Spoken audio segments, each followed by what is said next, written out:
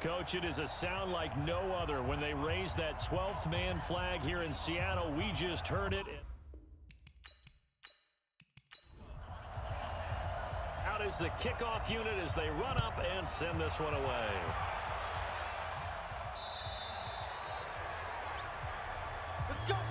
So out come the Seahawks now for their first possession. They're led onto the field by their quarterback, a man who's made quite the name for himself in the NFL, and that's Russell Wilson. And when I think of Russell Wilson, I think not just of the big plays that he's made, and those are considerable, but when they were made.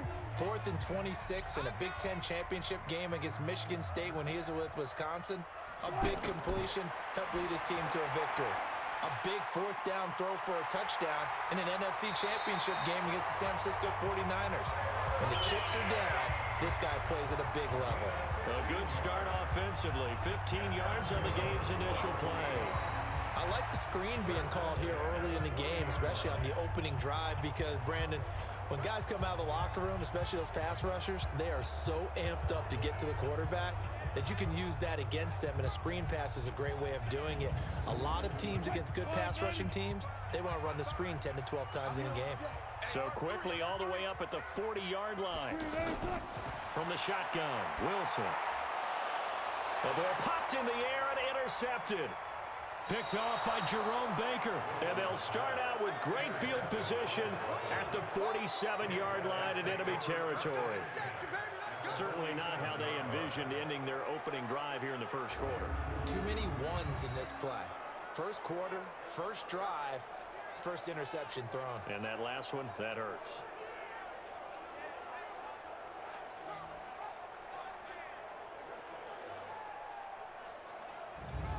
Out comes the Miami offensive unit now. They get set to take over. Down. 90 Wolf. Let's go, D.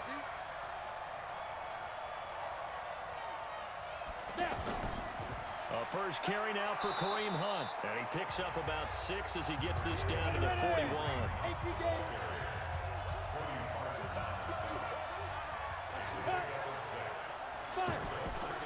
They run right side with Hunt. Looking for a cutback lane, but nothing there as he's met at the line of scrimmage. Shaquille Griffin in on the stop defensively. Looking to throw. Throwing into traffic there, and that's complete. It's a pickup of 6. Here we go. That throw's not going to get them a whole lot, but that really didn't matter, did it? They got what they needed on that throw. Picked up the first down, and I'm going cliche here. Game of inches, partner. Absolutely. Well, and you talked to me a lot about opening drives, how key those are to set the tone. You kept the drive alive. 3rd down conversion here is big. Ball up to the 35 now as they come up on 1st and 10. They'll look to throw. And it's a short one here, complete to the tight end. He's tackled a yard short of the marker. Good gain of 9 on 1st down. On play action, they'll throw. That is caught inside the 5.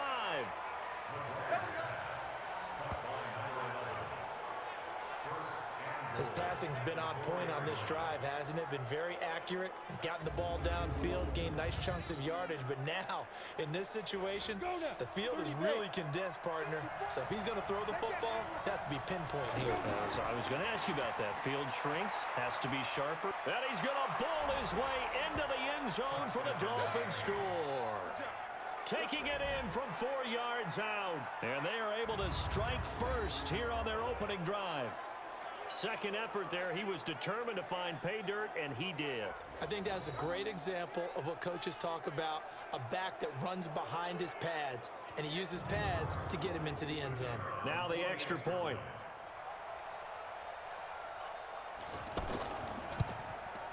And that makes it 7-0 Dolphins. So the drive there took 6 plays, and it results in a 4-yard touchdown run.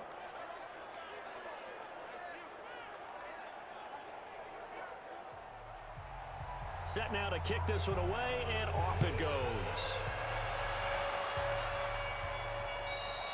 And they will not get a chance to return this one as it's through the end zone for a touchback. Seattle now ready to march onto the field. They had the interception last time. It led to the opening touchdown. So now 7-0 the score as they start 1st and 10. Wilson and the Seahawks take over now 1st and 10 at their own 25-yard line.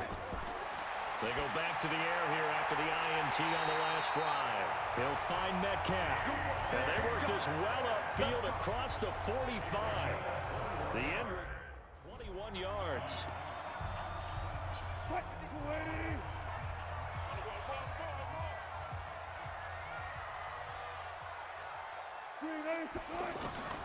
Out of the gun, here's Wilson. Over the middle, that's caught by Metcalf.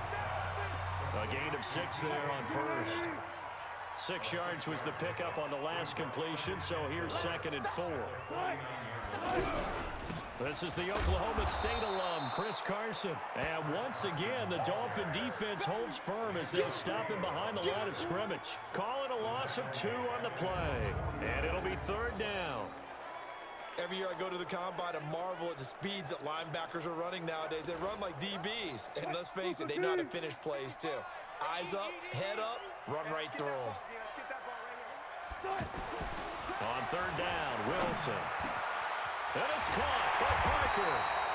And he's got another 1st down as he's brought down at the Dolphins' 26. And when you're playing a quarterback with some experience and some moxie, you enter the danger zone when you decide to blitz him, because if he's able to diagnose as he did on that play, he can hurt you downfield. He reads defenses so well, doesn't he? He really does, and the best part about that play for him, I don't think that was his primary target. I don't think so either. I think he had the read, figured out where the blitz was coming from, and went to a secondary target for a really nice game. Now, after the completion, we're going to get a timeout, an injured player. Let's hope it's not anything that'll keep him out of the opener. We'll be right back. They'll run on 1st down. Carson. And he will score. Touchdown, Seattle. A 12-yard touchdown run as his guys are on the board here in this 1st quarter. And they're able to run it in. It started with a battle in the trenches. They won there, and they got in for 6 points. And that's going to be a tough one for the defense to deal with. They've got to go to the bench now and figure. So all even at 7 now as they kick it away. This one taken just inside the 10. Solid return, pretty good field position. They'll start at the 32-yard line. The Dolphins getting set to go here. And for them, a touchdown their last go-around. Obviously, they'll be hoping to do that again. And when you start plotting for this drive, when you start thinking to yourself, okay, what are we going to do? You don't go away from what you did before because that worked, but you have to be prepared for wrinkles and counters because you know they'll make some adjustments. And he goes out of bounds just shy of the 45. Nice way to start the drive, a gain of 12 and a 1st down. A play-action fake. They'll look to throw. And able to find Allen Lazard. And they're well past midfield, just a yard or 2 shy of the 40. A Miami 1st down on the 14-yard pickup. As far as tight ends go, this guy's not a speed burner. And now a fumble. The ball's out. And they're going to set up shop at the 40-yard line. In our meetings this week, they kind of tipped us off. They wanted to play ultra-aggressive, forcing fumbles. They just did that right there. They took it to the next level, didn't they? You're exactly right, because everyone talks about being aggressive on defense and tackling well, but they were talking about getting after the football, making sure the ball was stripped out each and every time they lined up someone to get them on the ground. And the adjustment working early.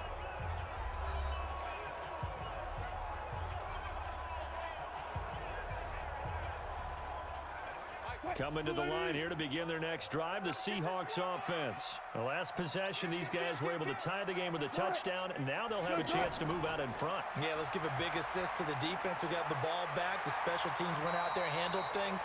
They've got it. They've got momentum. I know they're eager to get out there and put it on display. A nice run there, 9 yards, and it'll be 2nd down.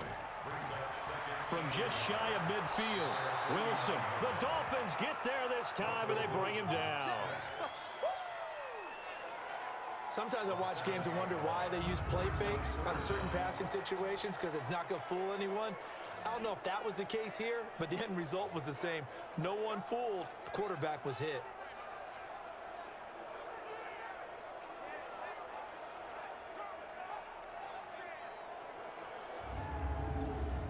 And on third down, a nickel formation here defensively. 25, check 25. From the gun, it's Wilson. And this is going to be caught. He won the fight for the football. His first catch, good for 14 there and a first down. Like so many tight ends nowadays, they have no problem at all putting him in the slot and letting him go to work, and that's a nice pitch and catch right there for a first down.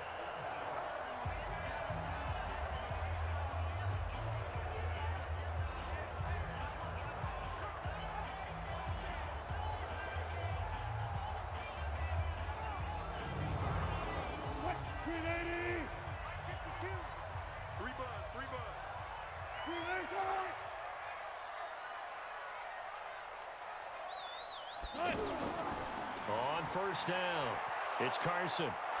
And he is swallowed up right at the line of scrimmage. No gain on the play. It'll be second down. And with this offense, what about DJ Fluker? Came out of Alabama, could play tackle, could play guard. He's so big, Brandon, I think he plays both at the same time. 55, rip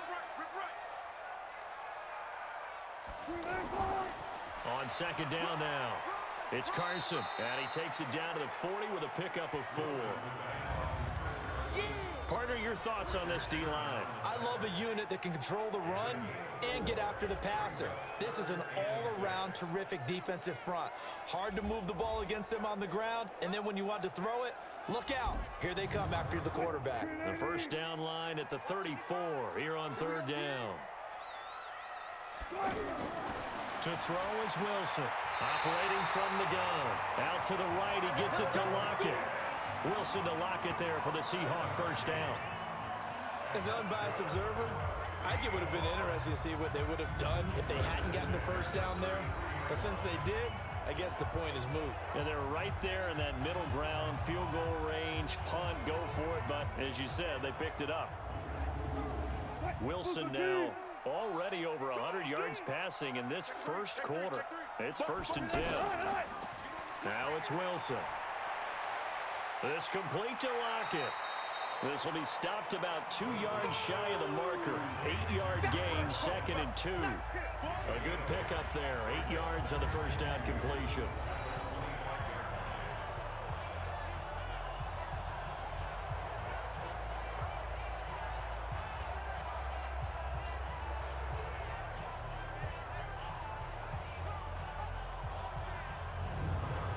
Facing a 2nd and 2 after that last catch, good for 8 yards. Off the play fake. Here's Wilson. Blitz coming, and down he goes. Now, we talk about players blitzing all the time. I often laugh and sometimes call it just straight-ahead pursuit. What a running start right back to the backfield for him. Yeah, it really didn't give anybody a chance to get up there and stop him. No, I mean, that's really, really difficult. You're asking a whole lot anyway, but when he gets that kind of a start and comes through clean, oftentimes the advantage definitely goes to the defensive player. Draw play. This is Carson. And he'll be brought down at the 28, and that is well short of the first. They'll get 6 there on the run, but it brings up 4th down. A quick burst there, and he nicely bit off a pretty decent gain.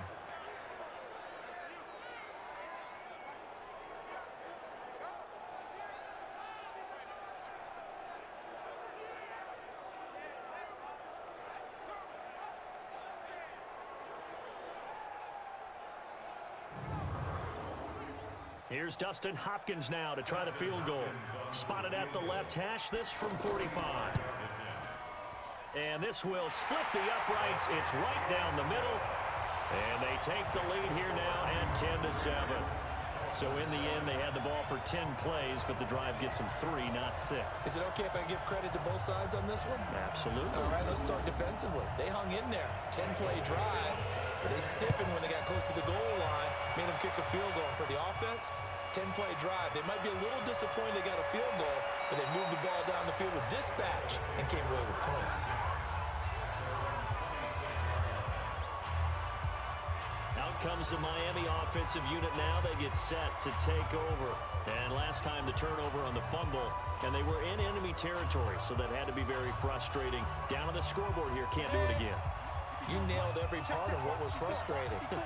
Down on the scoreboard, had a drive going, had pushed it past the 50-yard line, so they felt like they were in striking distance, and to come away with nothing, not a good feeling at all, to put it mildly. Now they can't afford to do that again. Yeah, now can they get that bad taste out of their mouth here?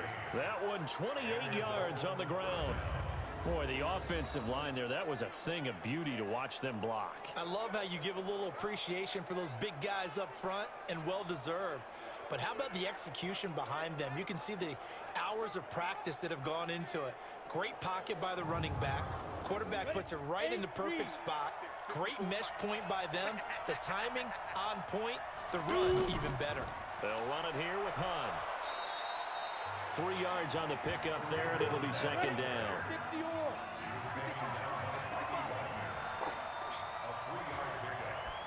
Here's a 2nd and 7. He rifles one that's intercepted. Trey Flowers picks it. And the return out shy of midfield to the 46-yard line. That was a really nice interception. I think it illustrates the differences between playing man and playing zone. When you're in man, all you're focused on is the receiver in front of you. But when you're in zone, you're allowed to read the quarterback's eyes and go to the ball. That's exactly what happened on that play.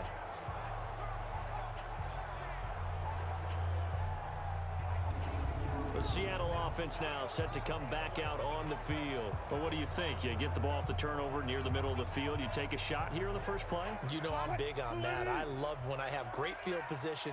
After a turnover, I feel like I might have them a little bit off balance. I prefer to take a shot, but a lot of coaches will tell you, you only do it if you trust the guy who's got the football in his hands. Meaning, if it's not there, he won't force it downfield and maybe turn into an interception. He'll go to the check down, go to a second option, and go ahead and take the play that's in front of him. Now a toss left side into the hands of his tight end. 15 yards on the play, first down. I like how they work the tight end on a nice little under route there. And if you're going to give him that much space, he's not going to catch the football. He's going to run away from you a little bit, and that's exactly what he just did there, picking up extra yardage.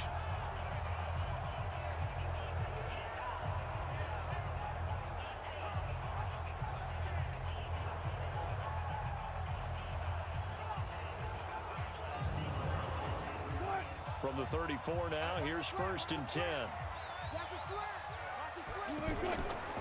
Wilson now. From the gun, he'll throw. Throw left side, complete. That's Carson. It'll be a gain of 4, and that'll bring up 2nd down. 4 yards on that last completion, so that sets up 2nd and 6. His throw caught. What about the 5? And they do get him down, but not before he's able to slip it inside the 5-yard line. That one good for 26 and a first down. A nice job there, Charles. They picked up the blitz, were able to complete the pass. That had the total feel of a quarterback in control. Red blitz, got him into the right protection scheme, so he doesn't get hit back there. He's got a chance to step up with supreme confidence and deliver it downfield for a nice completion. They come out with 1 back and 3 tight ends.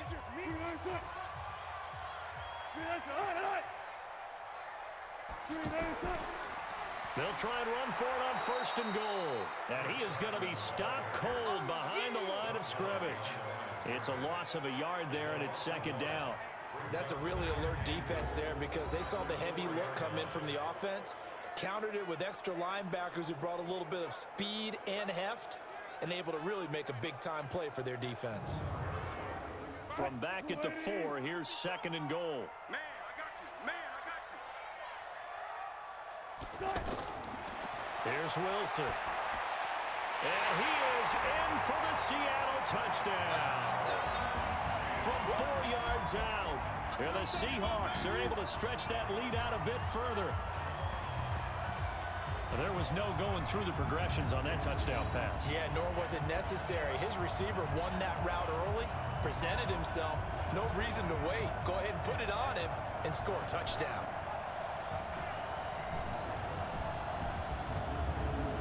Here's Hopkins now for the extra point.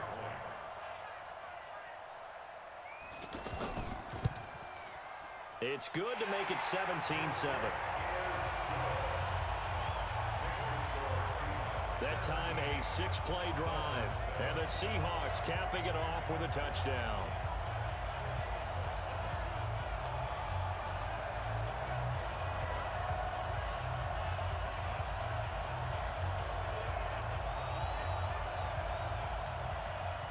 The kickoff unit is out on the field, and they will send this one away. This is fielded at the chalk of the 10. And he's up across the 25 and down at the 28-yard line. So now here come the Dolphins. And the interception last time on the opponent's side of the field, certainly not what they wanted. Put it mildly, that is so frustrating because that signifies there's a drive going on. You're in a good spot, great place to run some of your best offense. Instead, they turn the ball over. They turned the ball over last time. See if they can avoid doing it here. No gain on the play there. Second down.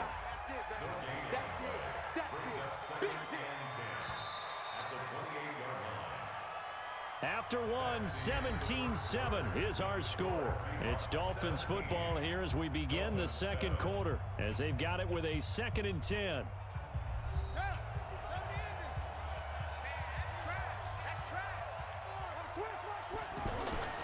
A first throw for the backup, Jackson.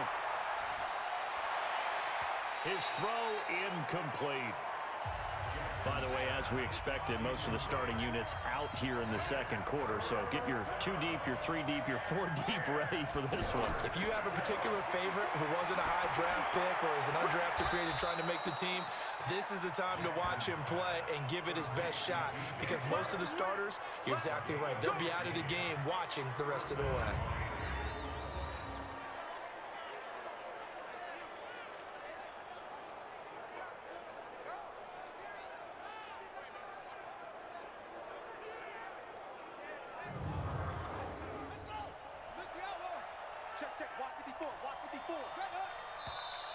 Now whistles and a flag, and I believe the Dolphin got going a little early. That's going to set him back 5 yards. The false start backs him up 5, 1st and 15.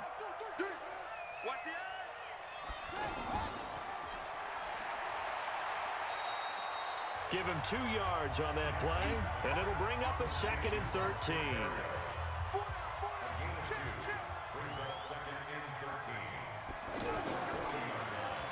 And he'll give it here to his running back. He'll take this from the 40 up to the 45 for a gain of 5.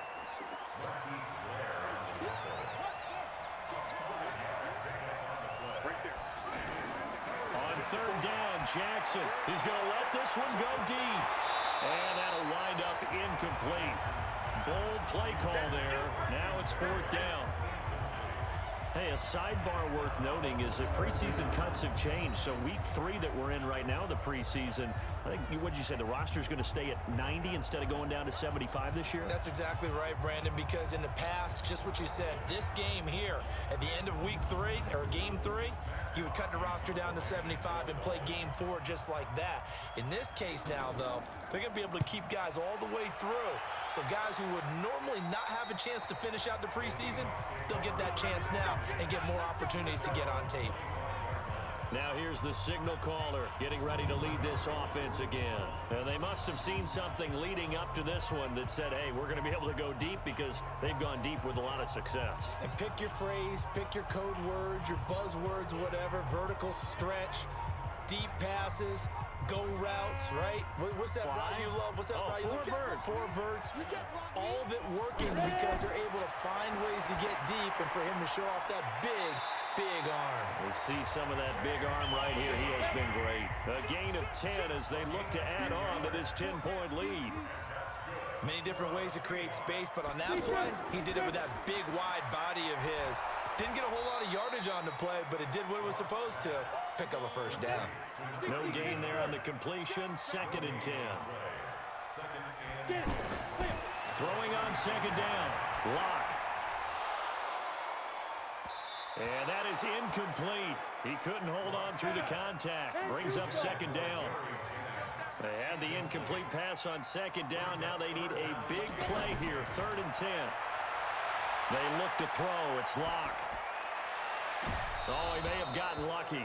Tried to dump it off underneath on the check down. Nearly picked. Instead, it's incomplete.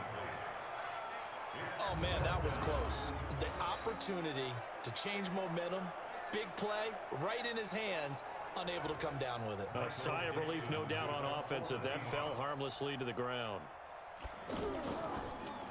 And he gets this away, and look at this. This is a good one.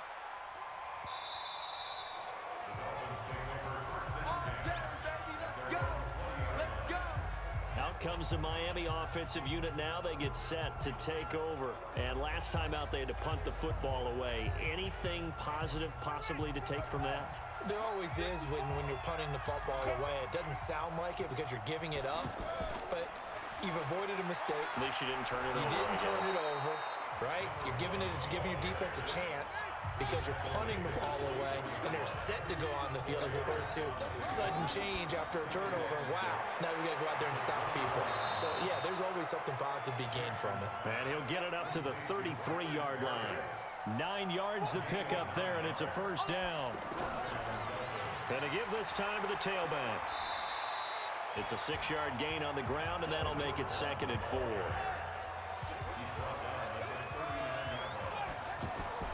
From the 39, Jackson. And his throw's going to be incomplete. DJ Chark, the intended target, and it's 3rd and 4. An incomplete pass on that last play, and that means they'll need to come up with something here on 3rd down. Jackson now. And this time he's got the hook up. It's complete. 12 yards there as they keep this drive rolling. It's another first down.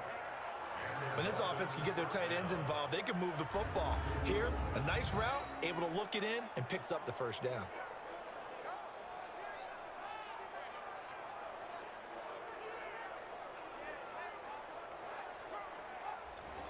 This quarterback now just 3 of 6 throwing it, but that last completion gets a first down. Now a fake on the give here as they try the run-pass option. 7 yards, the pickup on the pitch and catch.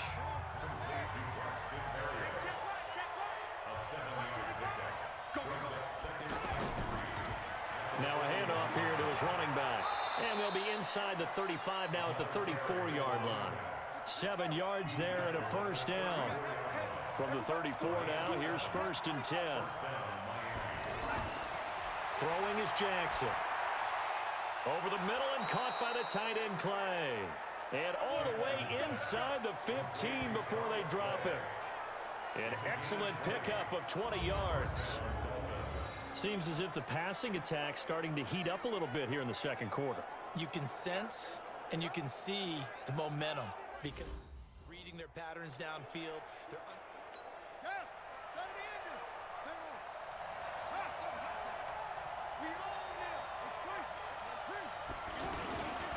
On first down, they'll run with Hunt. And this play gets blown up. They'll lose yardage. Back at the 17. It's a loss of 2 there, bringing up 2nd down.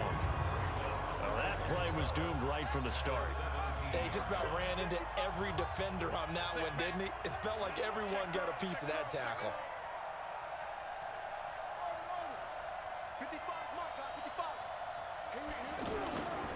On 2nd and 12, Jackson looking end zone, but it's incomplete.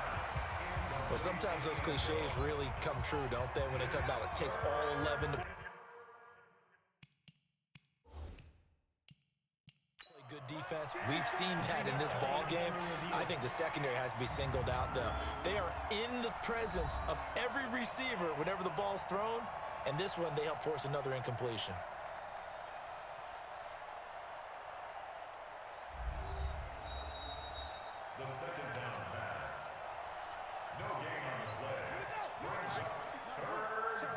Well, he challenged the play. It did not pay off.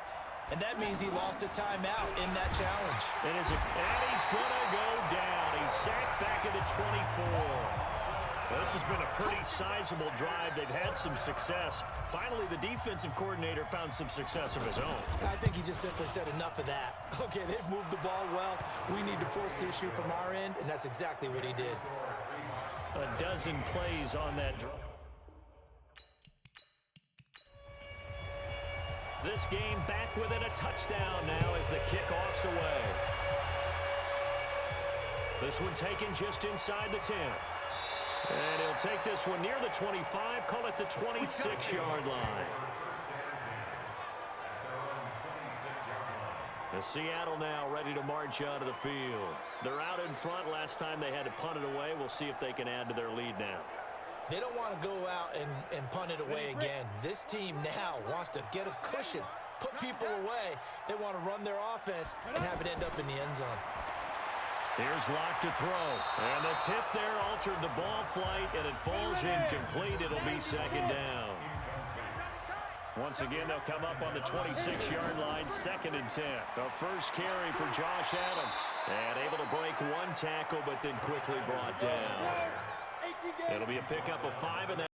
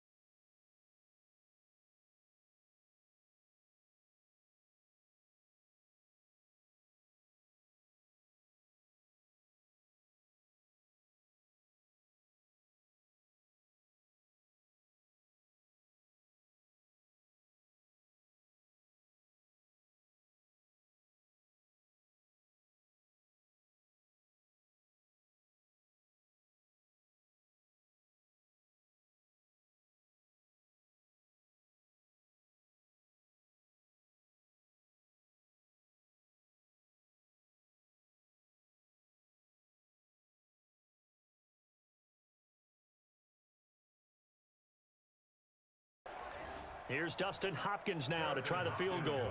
It's a 39-yard attempt, right hash. And they're not going to get to the line to run another play. So we will switch ends as the third quarter has come to a close. We'll return with more preseason football on EA Sports. One score down. Here we go. They're going to go for it here on fourth down. Locke going to go on fourth down. Open is Swain, the tight end. And down inside the 15, shy of the 10. A gutsy call. Turns out to be a good one, though. First down on a pickup of 11. Tell you what, he's been able to put the ball in some tight spots all game long. That throw, no different. Yeah, a lot of people call it gutsy type of a throw. I think he looks at it as, I can do it, so it's not that big of a deal to me, and I'm going to keep firing. This linebacking core, they've done a good job of keeping that running game in check, haven't they? They certainly have, and what they'll also do when this game is over is thank the guys up front, the big defensive line, because they've kept them clean, so to speak. Not letting blockers get to them, allowing them to run to the football and keep that running game bottled up. Again, here's Adams. And power running here down to the 6-yard line. 7 yards on the carry. Make it 3rd and 4 coming up. They look to throw. It's Locke. That's going to be caught at the 10-yard line. And this is going to result in losing yardage. They're driven back to the 8-yard line. It'll wind up being a loss of 2. And that's going to make it 4th down. Really good defensive effort. They were all over that little swing pass out to the right side before lost yardage. Terrific read, better execution, and done with a lot of enthusiasm, wasn't it? Absolutely. They saw it all the way, ran to the football, and caused a nice play for lost yardage. Locke to throw for it on 4th. And he will score. Touchdown, Seattle. From 8 yards out. And the Seahawks have once again taken the lead. Big 4th down conversion for the score, and the defense, that is a tough pill to swallow. Big time for them. How about them just deciding to go for it on 4th down? And, okay, forget the field goal, because that looked like an easy 3 points. Yeah, you might have had a defensive breakdown in there, but they pressed the issue and found a way to get it into the end zone. Give them big credit for that. Extra point good by Hopkins, and that gives them a 3-point lead. So that drive spans 13 plays, and it all culminates with a Seattle score.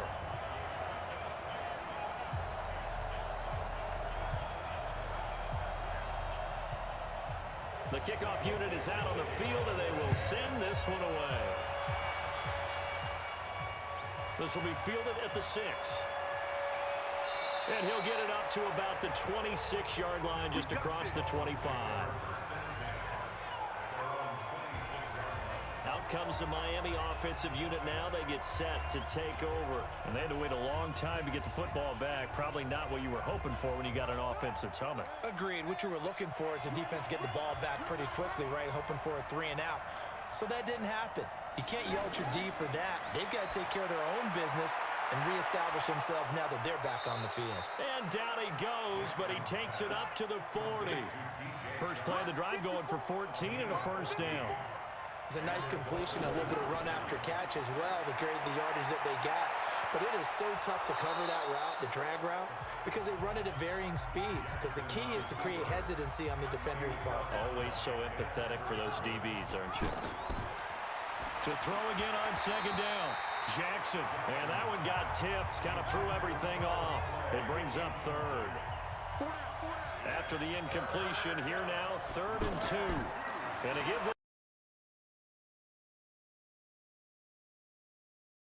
not quite to the 35. Give him 15 yards on that one, and the Dolphins have a first down. And that's the big fella's MO right there. Running through tackles, keeping the sticks moving forward. This defense, if you don't bring 11 guys to the ball to try and get him on the ground, he's going to keep making runs like that. I feel the press box shaking every time he touches the rock. Line of scrimmage, the 37 on 1st and 10. Come on.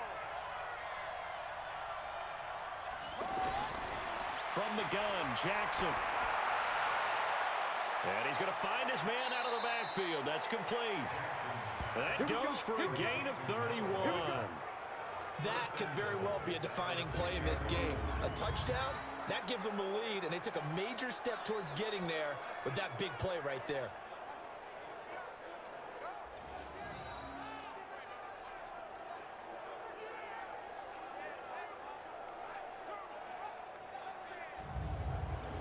Two big plays in succession. Not sure this D knows what hit him, but now they got to get ready. It's 1st and goal. Now a handoff here to his running back. And he's able to get it down to the 2-yard line. A pickup of 4 on 1st down. It'll be 2nd and goal. From the 2 now, 2nd and goal.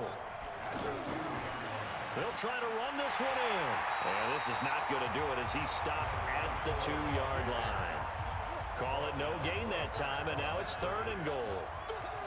2 straight shots on the ground. Now on 3rd, do you go to the air? I think the possibility exists, and if you're doing it, you're probably going play action since you ran it twice. But I often think that 2nd down is a time you go play action and throw the ball. I say commit to the run and think about it being 4-down territory.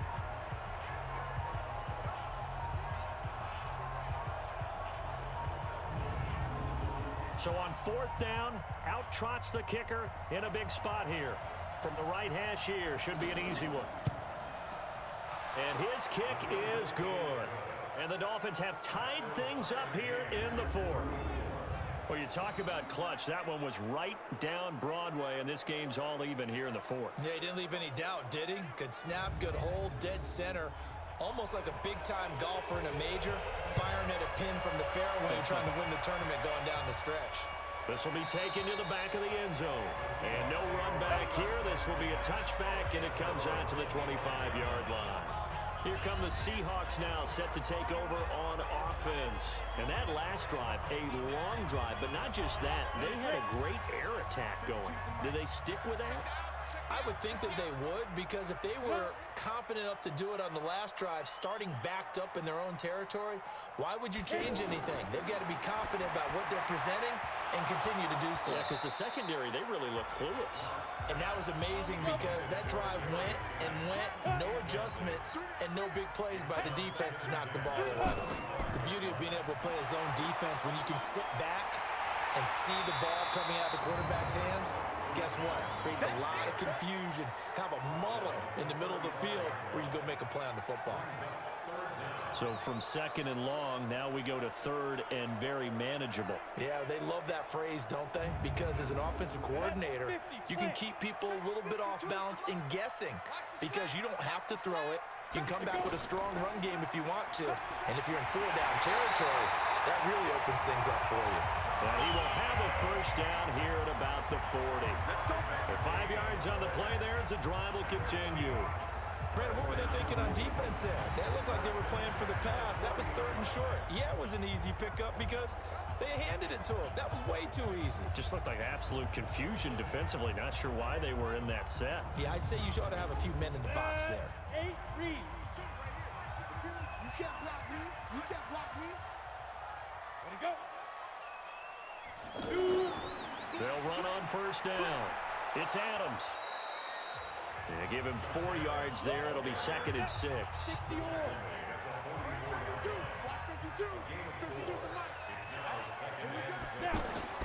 From the 44, Locke is going to hit his man out of the backfield, complete.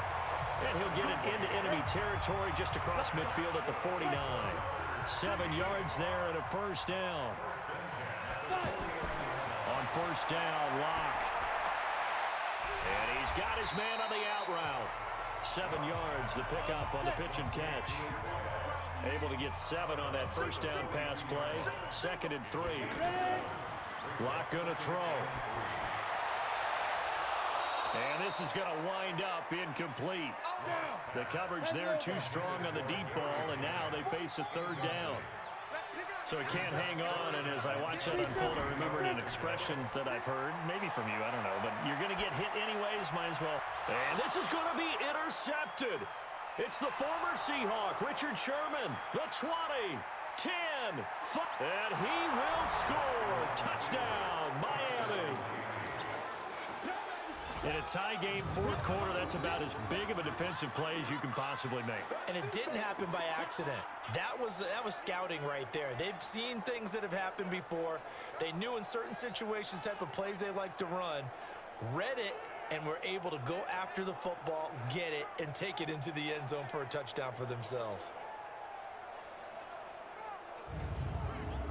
Extra point attempt to follow here.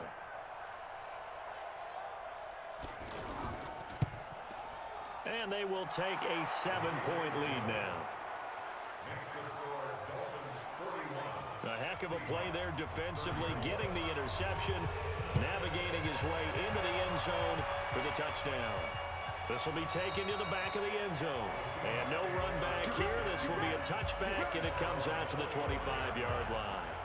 The Seattle now ready to march out of the field.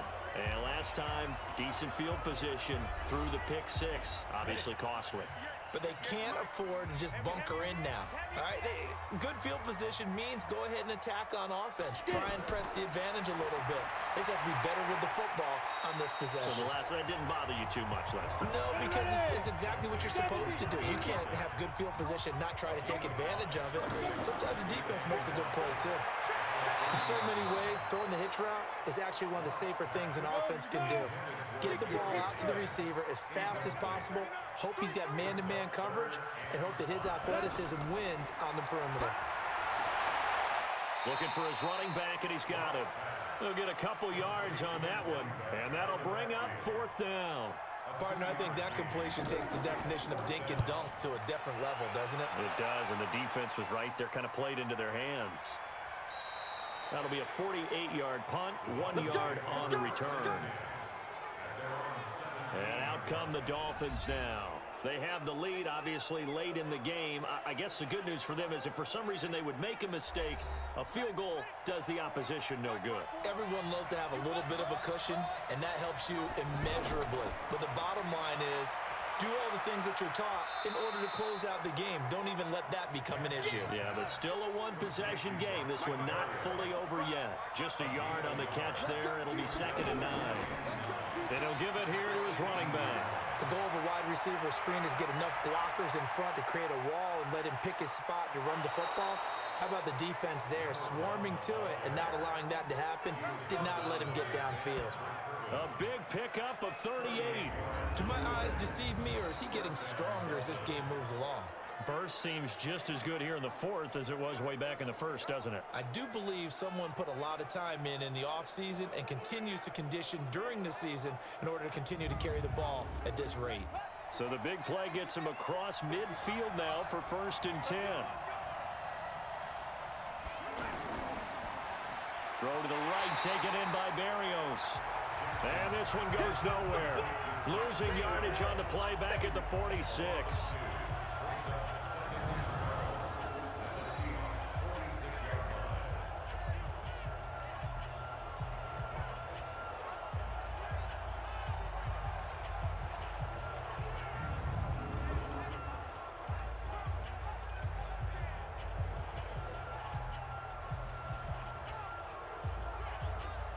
Under 4 to go now as the clock runs and they come up on 2nd down. Operating from the gun, Jackson. And he's going to have to eat this one as down he goes.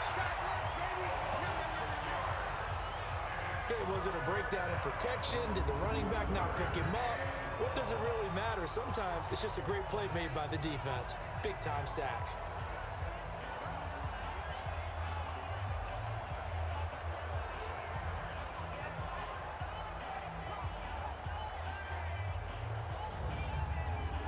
Possibly a turning point. Big play coming.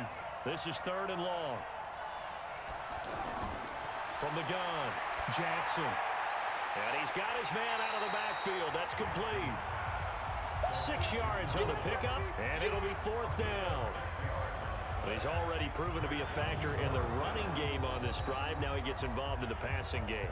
I think what we're seeing here is the modern version of workhorse in the NFL, being able to run it and catch it with equal proficiency. Here's Matt Hawk now as he's on to punt for Miami.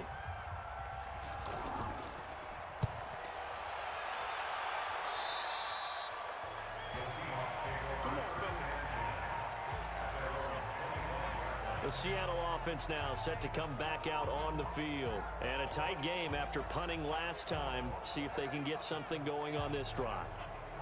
As they head to the field now, with the game this close, you've got to feel there's a sense of urgency for them going on offense right now. But they have to do it without letting panic creep in and affect their play.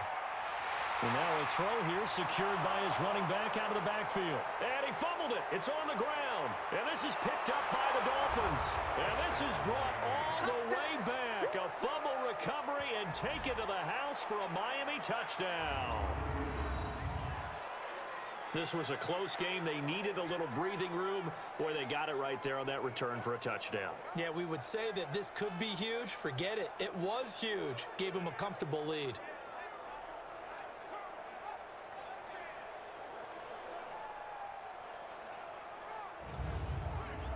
So they need to determine if that knee was down before the ball was coughed up. And they also wanted to make sure that the ball was possessed as they were going through, that the ball wasn't working its way free before the knee hit the ground.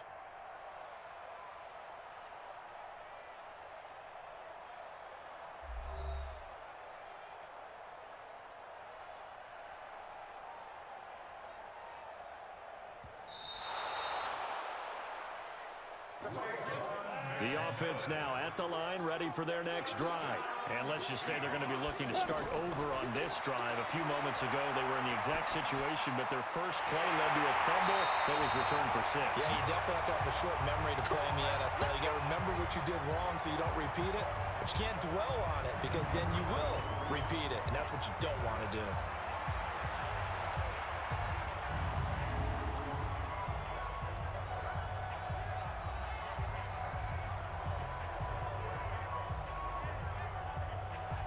So it's Seahawk football as we march toward a conclusion.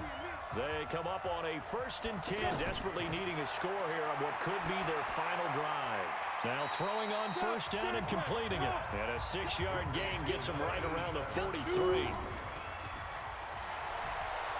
And he got blown up, losing yardage on the play back at the 44.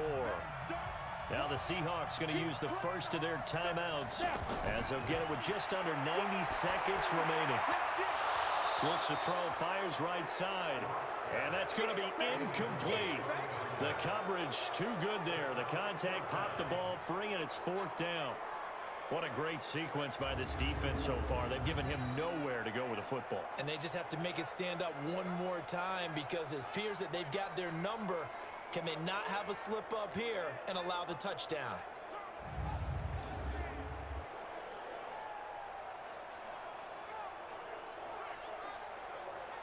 Down 7, and they've got to go for it here on 4th down. Single, slot.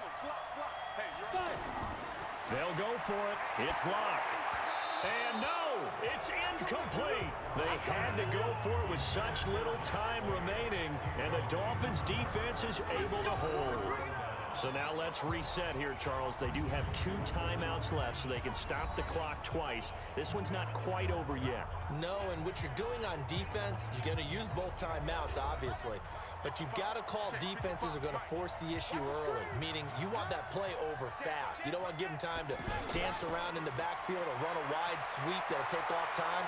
Blitz them, put pressure on them, make sure that play ends quickly so that you can go ahead and keep moving. Now the Seahawks call the second of their 3.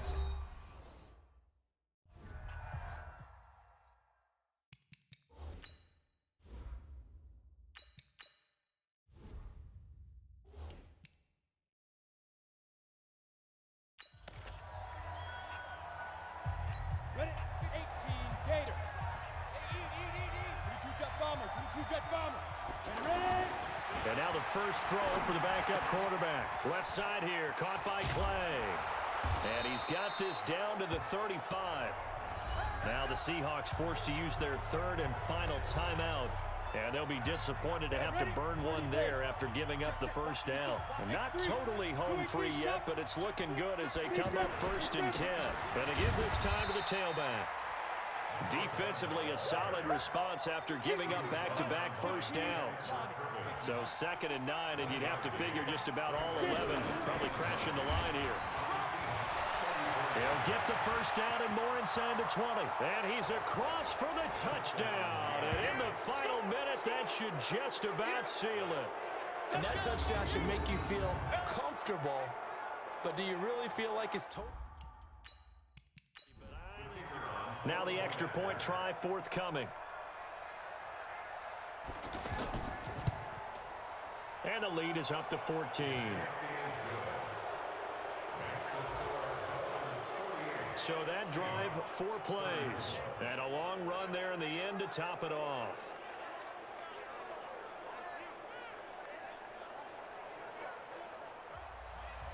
The kickoff team on the field now as they will send this one away. This one taken from the 7. And he'll take it past the 25 and up to the 28-yard line. So all eyes on this Seahawks offense. Down by 2 touchdowns, 36 seconds remaining. You can't say the preseason isn't interesting. This has been great as they come up 1st and 10. Man left, man left. We got 3, we got to go. Throwing on first down is Locke. He's going to let it fly. And that will be incomplete. Would have been a big hitter if they had connected. Instead, it's 2nd down. So now they'll come up on 2nd and 10, once again from the 28. Now he'll dump it underneath to his running back, complete. He'll be hit down at the 33, 5 yards on the play. Block now to throw. Throwing left side here, and it's complete. Let's go, baby. Let's go.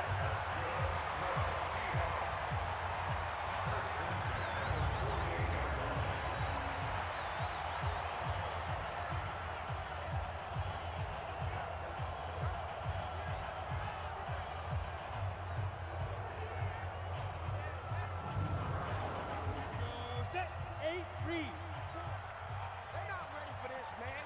They're not ready for this. They still playing soccer. Lock now on first down.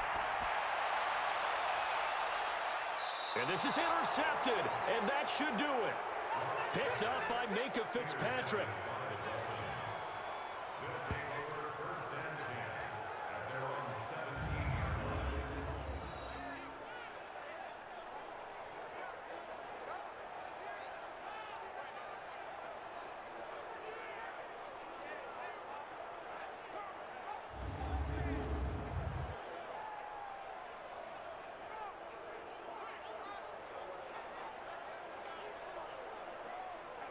The Dolphins at the line ready for their next drive. And they've got this one in hand. No timeouts remaining defensively, so this one should just be one kneel and then handshakes. Well, Charles, it's one thing to win. It's another thing to win and put up the amount of points that they did. Boy, were they clicking on offense. They can't help but feel great about themselves, can they? I mean, what a game to put up that number of points, continually feeling like they're moving the ball and things are working and clicking. They think that they can bottle this and carry it with them. And as an offensive coordinator, you just don't think you can do anything wrong. Whatever you call, run, pass, it's all going to work. That's called being in the zone. So that'll just about do it for Charles Davis. I'm Brandon Gaudin. You've been watching the NFL on EA Sports. For more, log on to easports.com. With that, we say good night from Seattle.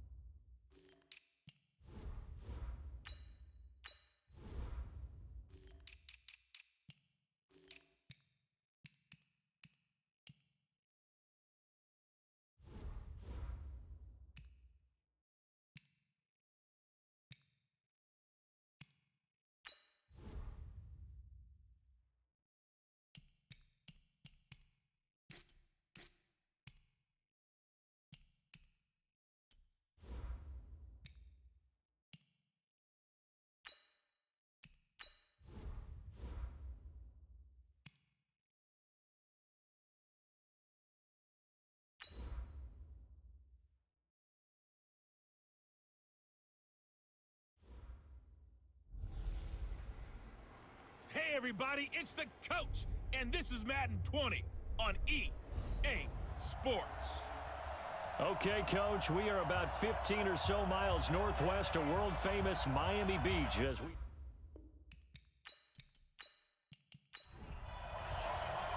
Out is the kickoff unit as they run up and send this one away. This fielded at the 2. And not a bad return here. He gets it out to the 25-yard line. So here come the Dolphins now as they get set to take over on offense. And a glance here at the man calling the plays under center, their 6'4" quarterback. It's pretty much become the norm when we see guys come out before a game and go through the route tree with their receivers. I thought it was exciting for us to see the exact same thing happen in practice. He's so meticulous, isn't he? He really is, and that told me it's not just a one-time-a-week thing. They work on it all the time, trying to hone that fine edge. They want to see if they can get in sync and stay in sync in this one.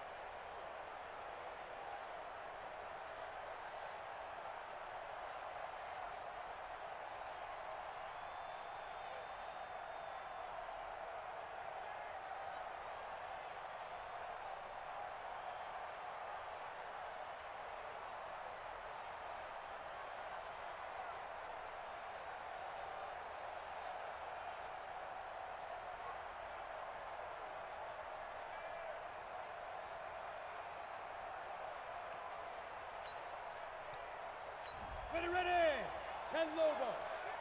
50. Stay with your man. Shift. Shoot. They'll run for the first time with Kareem Hunt, and he'll be upended at the 28-yard line. Just a 3-yard gain there. And the Buffet boys, the O-line, hopefully they're ready today. Listen, you got to feed them first. But if you do, you usually get a great product out on the field. And when they play well, the quarterback can't wait to feed them afterwards. Here's a 2nd and 7. It's a short one here, complete to his tight end. And down right around the 32-yard line, 4 yards on the pickup. 4 yards on the completion, and it sets up a 3rd down.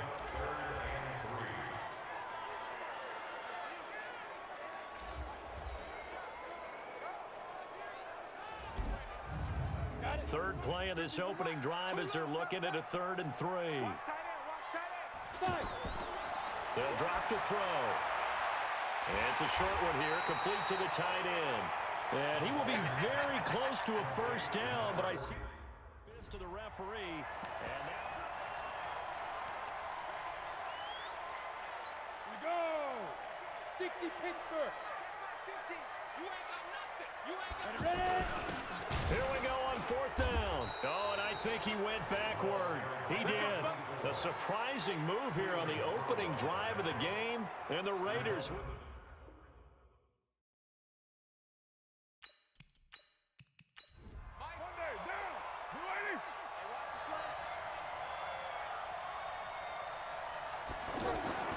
Throwing on 1st down is Carr. And they will not get the connection there. It's incomplete. Now Carr, after the incomplete pass, brings him up 2nd and 10. Throwing again. Carr. And the Dolphins rush gets home. Down he goes. All right, partner, I'm going to be Captain Obvious right here. Not the start you're looking for offensively, right? Incomplete pass, followed by a sack. And when he went down, it looked like that right ankle got turned, but thankfully he popped up okay, and they breathed a sigh of relief on that sideline.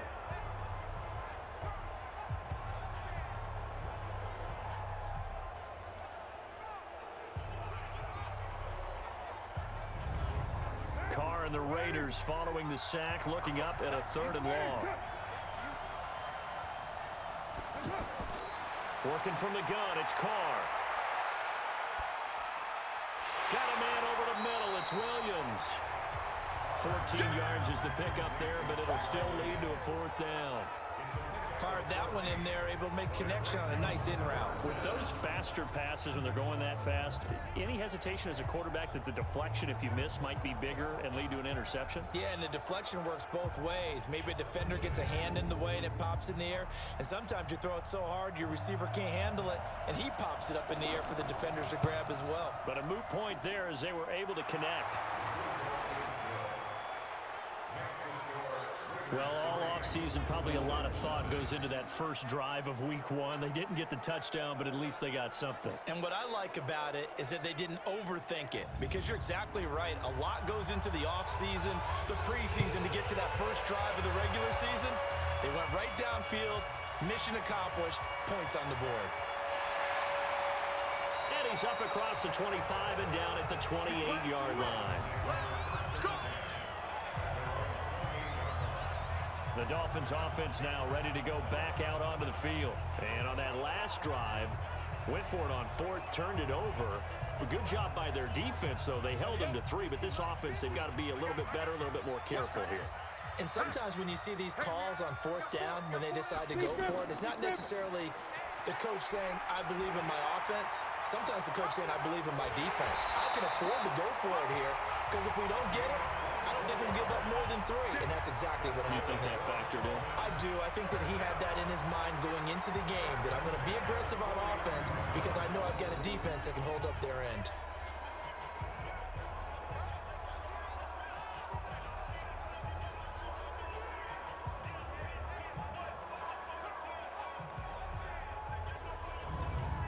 Go now.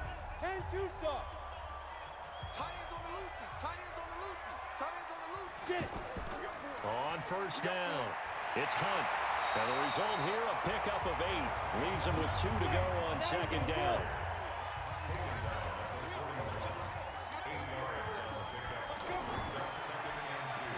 And he's stopped after a gain of 1. Not enough. Still a yard to go on third down.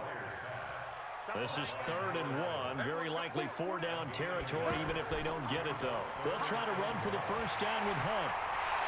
And he's able to get it to the 31, and that's enough for the first. Something to watch here in week 1 of the season, tackling. Because you and I both know that in the preseason, a lot of these guys don't play a whole lot. Plus, the intensity and the speed really ratchets up on opening week.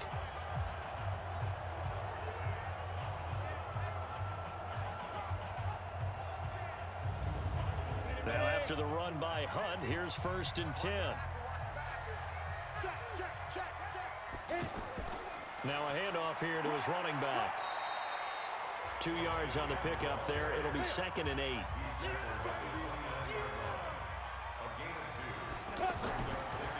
He'll look to throw. And this will be incomplete. Physical play on the football there, and it's 2nd down. They got to get it to the 21 here on 3rd down. Back to throw here. And the throw there going to be incomplete. So now 4th down looming. Remember, these guys went for it on their last drive, but it didn't work out. Now, even though it didn't work out, I would not be surprised at all if they went ahead and did it again. You miss 100% of the shots you don't take. Darn right.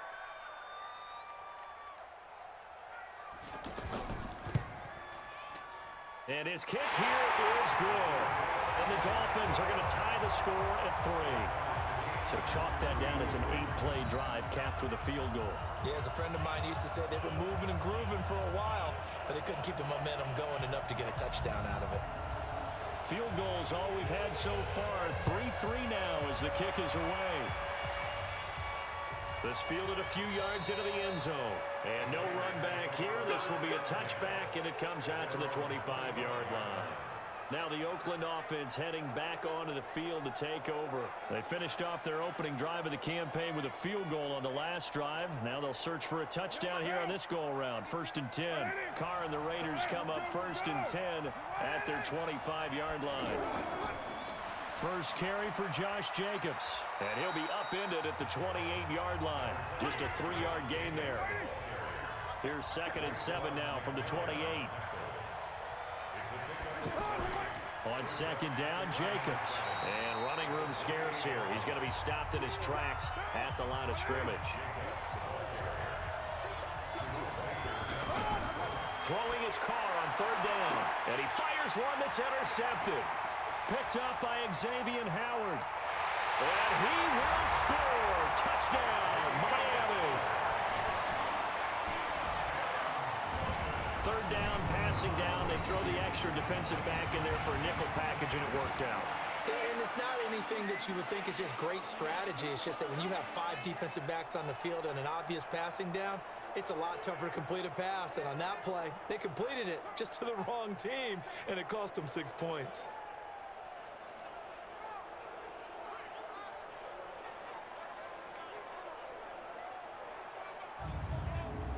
Point after here coming up.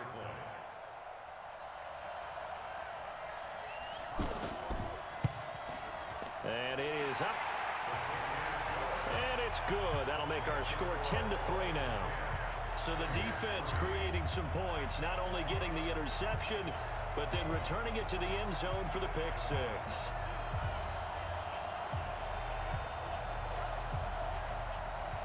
So they throw the pick 6. They'll get another shot at it now as this one's in the air. This is fielded a couple yards deep.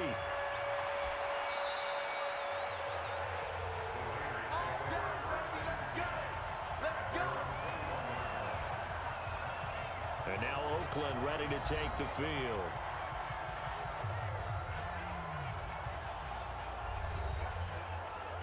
Carr and the Raiders come up 1st and 10 at their own 21.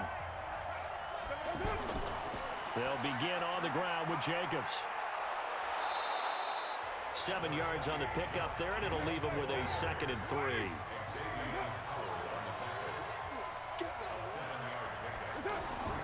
Throwing on 2nd and 3. Carr. He's got his target. It's the tight end, Tyler Higbee. And he'll have it past midfield almost to the 40 before being taken down. Good yardage after the catch. Is that play good for 30 and a first? That's a real nice job right there, working the middle of the field, working against those safeties. And you know, partner, if you get your hips turned the wrong way, big plays can result. And a big play resulted right there. So the big play gets him across midfield now for 1st and 10. Now Carr. He'll let this go for the end zone. And that is incomplete. Took a shot there on 1st down, but he couldn't reel it in. Now Carr, after the incomplete pass, brings him up 2nd and 10. Carr going to throw. Over the middle, he's got Tyrell Williams. And they're able to get this one past the 30 to the 25-yard line. You can see the time and effort and thought that they put into their passing game because it was evident right there. It looks like a simple pitch and catch, but you and I both know that they have planned for this and worked hard to make it happen.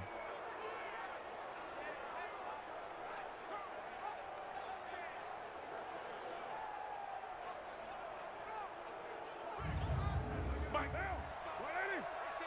55. Coming to you. Hatchet. Play action. Now it's Carr. He's got the 1st down inside the 10. And he'll take it into the end zone for a Raider touchdown. 25 yards for the touchdown. As they are an extra point away now from tying this football game. All the receivers in the league are plenty good enough. Otherwise, they wouldn't make it in the NFL.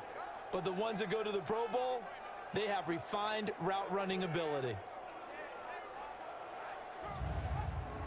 Now for the point after.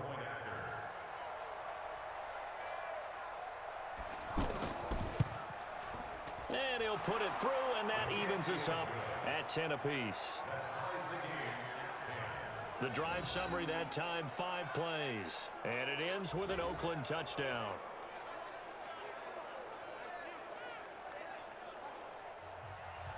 All level now at 10 apiece as the kick's away. This will be taken in at the 1. They'll bring it back to just about the 25, call it the 24-yard line. Out comes the Miami offensive unit now. They get set to take over. And after the field goal last time, we'll see what they can get here. At least they got points out of the last drive, Charles. I never met an offensive coach that didn't want to drive to end with a kick. Most of them wanted to end with a PAT, right? In this case, a field goal, they'll take it way better than the alternative, which is a punt. Yeah, but you met fan bases that wanted that. They weren't happy with that field goal. I haven't met a fan base yet that wants to drive to end with a kick, other than the extra point. That's it. 2nd and 4. Got a man right side. It's Sharp. And they'll get it up just short of the 45 at the 44. Give them 14 on that one and a 1st down. Now a play fake here on 1st down. Over the middle, Sharp's got it complete. And they'll get this well past midfield before being stopped just before the 35.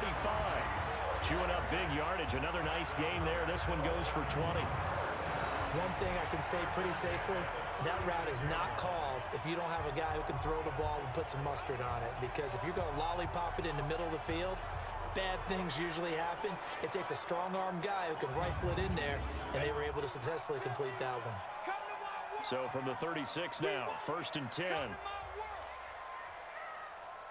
Ready? Here's Hunt. And he's going to be met at the line of scrimmage and taken down. Carl Joseph up from his safety spot to make the play. And when the defense wins and gives up no yardage on a running play, that's something they can build on and carry themselves forward throughout the game. The reception good for 7. It's 3rd down.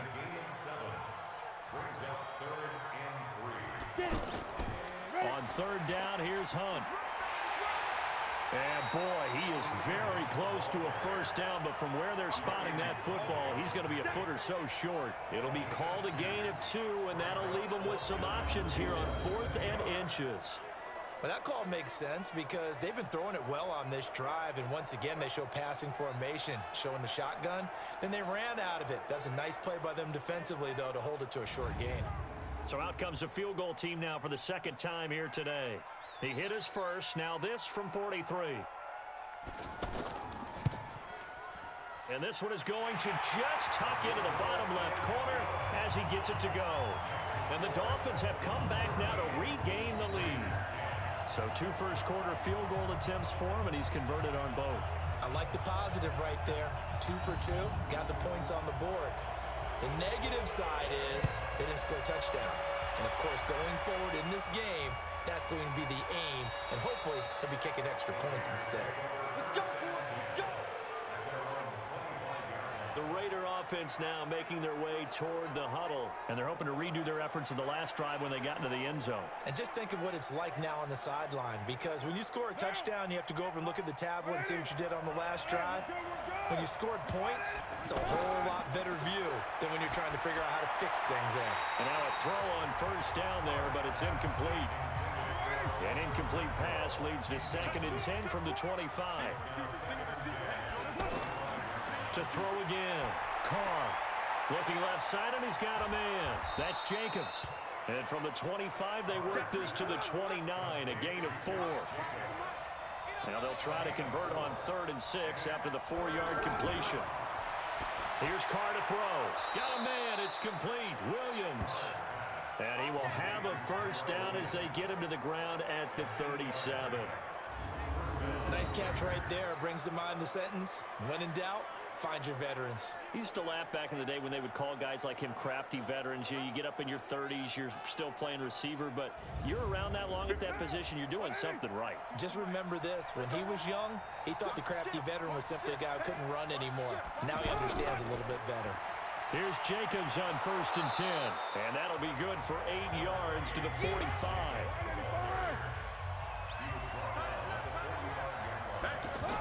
On 2nd down, it's Jacobs, and he'll only get a yard to bring up 3rd and 1.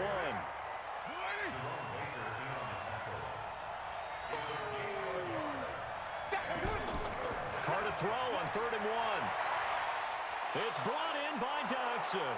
And he will have the first down as he's brought down up near midfield. A little football 101 there. You just see the receiver try to run down the defender, meaning he goes right at him and really trying to move him a little bit towards the center of the field so he can put his foot in the ground and break to the out, to the sideline, and make a catch.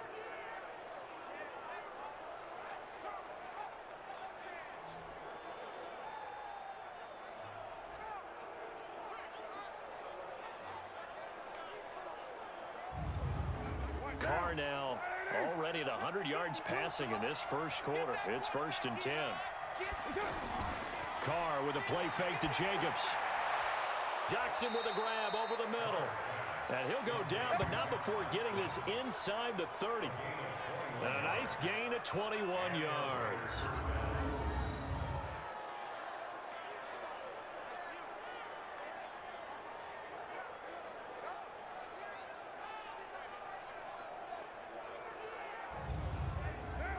So now 1st and 10 as they've crossed into Miami territory as they're down to the 29-yard line. It's caught on the right side, Williams. And he'll be brought down inside the 20 at the 19. A good gain again. That's now 31 yards combined on those last 2 plays. We are in for a good one as we're through one on EA Sports. So not quite a first down just yet as they come up on 2nd and less than a yard. Throw right side, complete to Williams. And he'll take it down here just shy of the 15 at the 16-yard line. 4 yards the pickup, first down. On play action, it's Carr. To the end zone, but it's incomplete. Coverage was excellent downfield. I think he was more throwing that football away than anything else. Yeah, absolutely, because everywhere he looked, they were covered. Sometimes it's better to... And he'll take it into the end zone for a Raider touchdown. A 16-yard touchdown run. And once again, the Raiders are back out in front. And there, the counter play proves successful for the touchdown. What typically makes a counter play in general successful, Charles? But what you're trying to do, Brandon, is to get the team moving in one direction, meaning the defense. Get them going in one direction and then wall them off with your blocking and bring it back in the other direction. That way, you don't actually have to punish them with your blocking. You just position them. And if you have any kind of a good back, he'll take full advantage of it and gain good yardage. Extra point right down the middle. And the decision to just kick the extra point winds up successful. Set now to kick this one away, and off it goes. Fielded about a yard deep. And he'll get across the 20 before he's brought down at about the 23-yard line.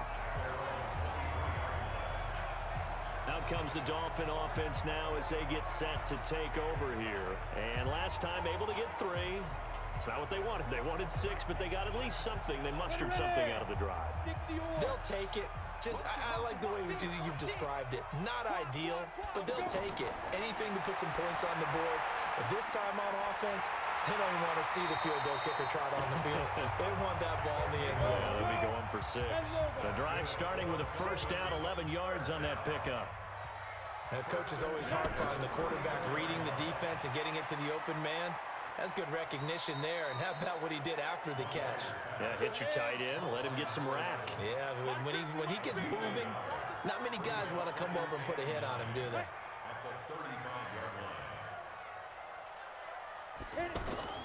They'll run with Hunt on second down. And brought down, but not before reaching the 45-yard line. It's a first down on a gain of 10. You said it earlier in the quarter when we saw a broken tackle then that we might see some missed tackles here early on in week 1, and that's another one right there. Yeah, not a surprise at all. It will even out as the season extends because everyone will get used to the play speed. But right now, here in the early season, the advantage definitely goes to the offense. Now whistles and a flag, and I believe a Dolphin got going a little early. And that'll set him back 5. A false start backs him up 5. First and 15.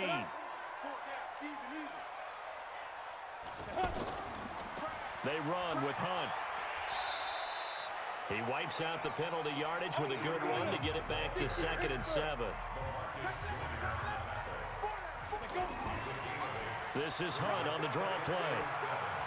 And this will be taken across midfield and into Raider territory.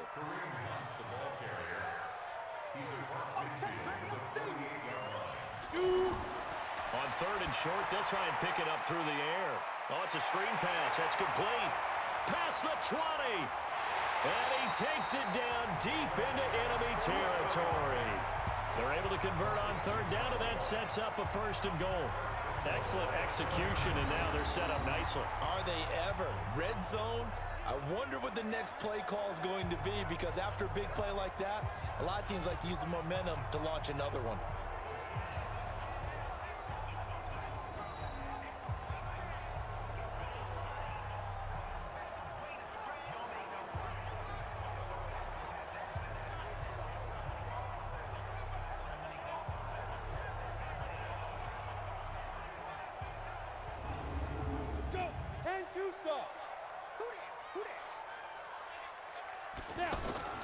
They'll try and run for it on 1st and goal. And he'll get this one back to the 5-yard line, but no further than that. No gain on the play that time, and it sets up 2nd and goal. And he'll give it here to his running back. And he's dropped just before the line to gain. 4-yard pickup leaves him with 3rd and 1.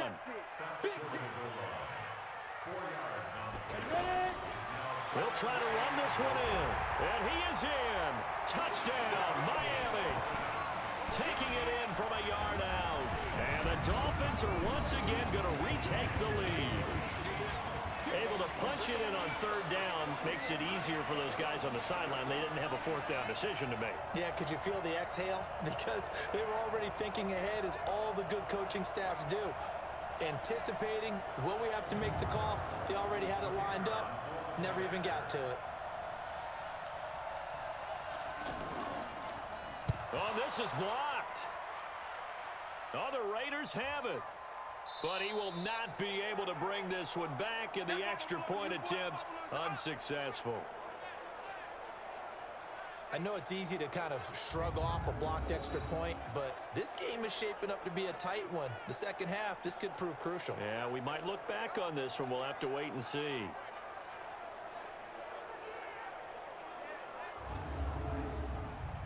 So after the block PAT, they're ready to kick this one off. This is taken at the 3. And he'll take this across the 25, couple extra yards up to the 27-yard line.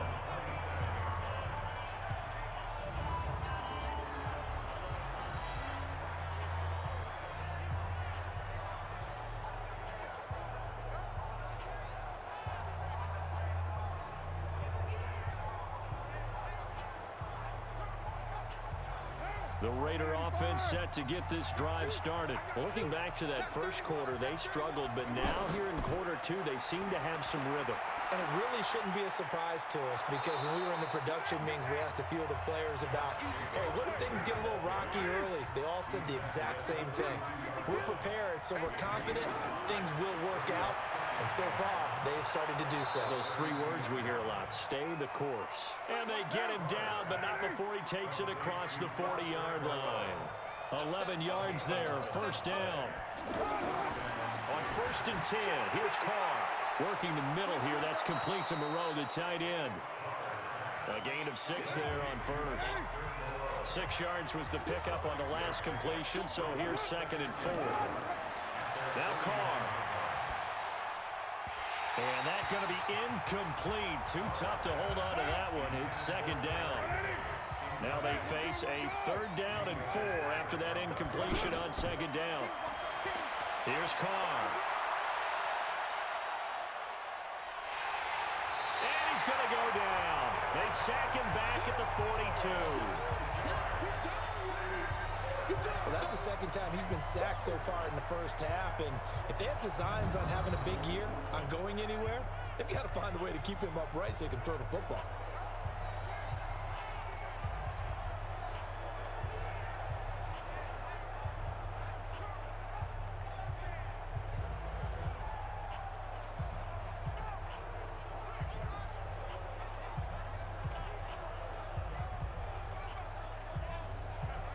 Here's the Raiders punter now, as he's on to punt for the first time this afternoon.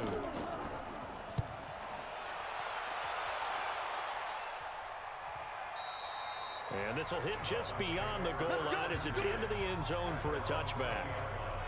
There again is the running back as he trots onto the field. A good job in the passing game, decent job in the running game, but really they've been more effective through the air. We'll see if that shifts at all as this goes on.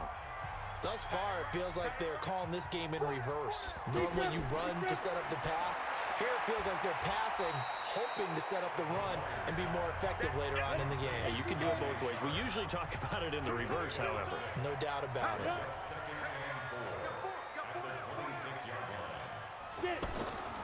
On 2nd down now, it's Hunt, and he's brought down, getting this one up to about the 35. It's a first down on a gain of 10. Now, this is an example of breaking down a defense, because on a lot of these runs, he's getting past the point of attack, and guess what he's doing? Forcing the secondary guys to have to make a lot of tackles. Ball up to the 35 now as they come up on 1st and 10.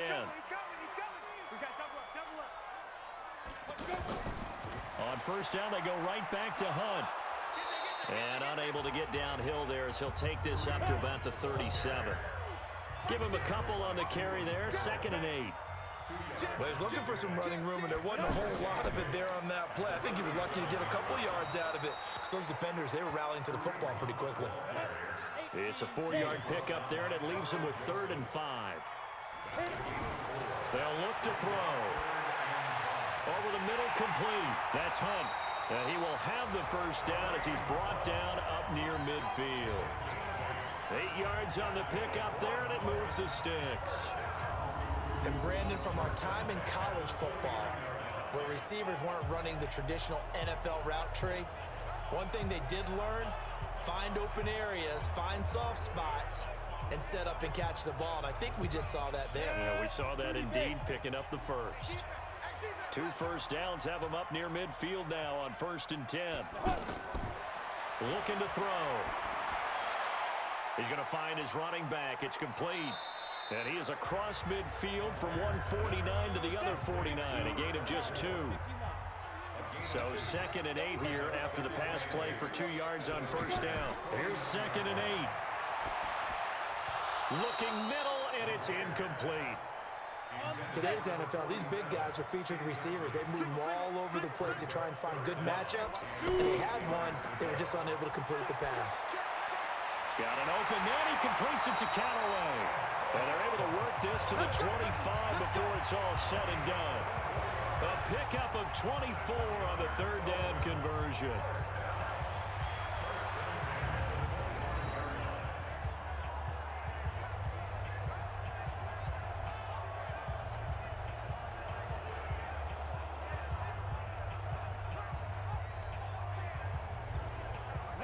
This quarterback now 12 of 15 throwing the ball, 80% so far, and it's 1st and 10.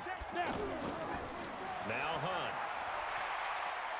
They get him to the ground right on the cusp of the red zone after a pickup of 5 or 6.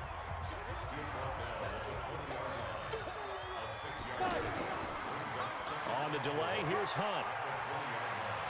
And he's brought down just outside of the 10 at the 11.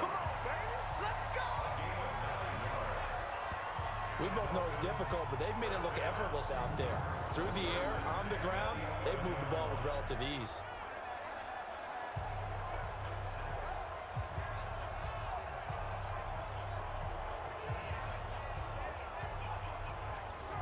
Ready. 8, read. I got you, boy. I got you, boy. Ready, go. Ready. The football, and the Raiders pick it up, and a big turnover there as his guys will get the football back. We have seen this before, and we know coaches preach about this and work on it all the time. Catch the ball. You know there's going to be some traffic somewhere. They've got to put it away and secure it as they try and get downfield. A look at the running back, the man out of the backfield as he gears up to go again. He's been good. They've utilized him well, but they're losing here in the 2nd quarter. What might they change offensively? I think that what you try and do is expand how you get the ball to him a little bit.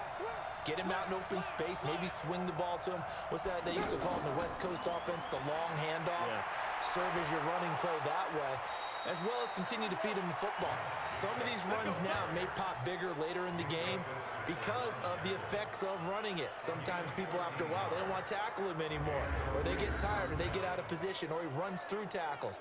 Continue to feed him the ball. He's having that kind of game. Yeah, might they get him the ball in some space in some different ways here. So a little breathing room now. 1st and 10 at the 17.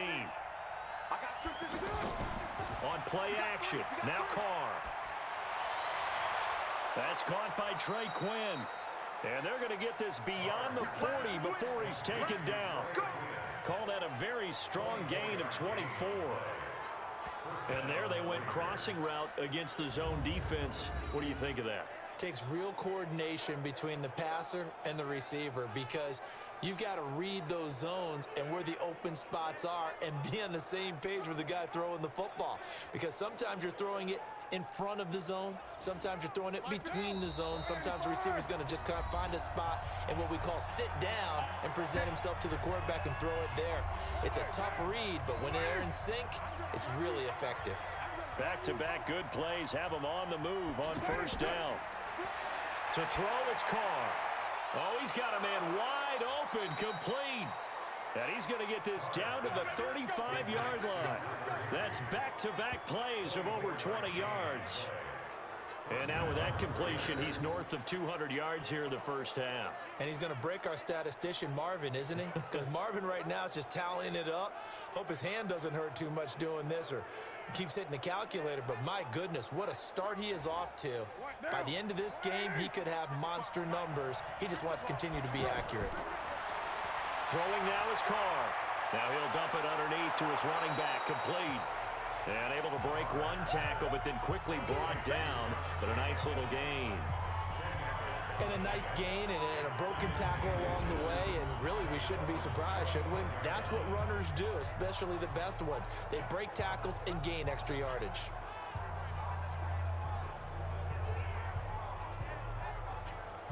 Still a few inches short of a first down as they come up now on second down. Again, it's Carr. Got a man over the middle. It's Williams. And they'll bring him down at the 18-yard line. 7 yards there and a first down. Carr.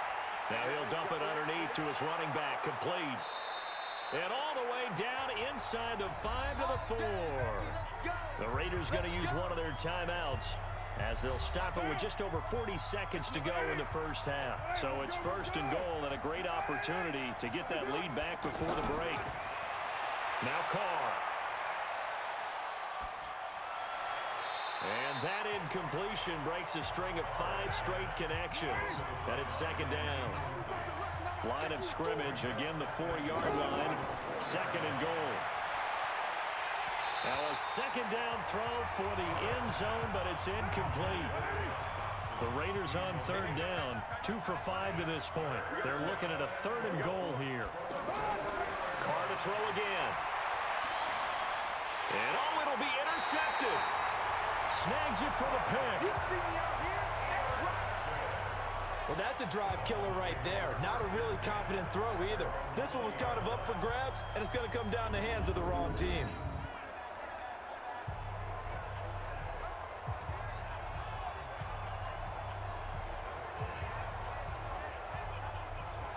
Comes the Miami offensive unit now. They get set to take over. You've got less than 30 seconds left here in the half. You're well on your own side of the field. What are we doing here, Coach Davis? Well, I'm trying something on first down, and it's something that's safe. It's something that's been done many times before.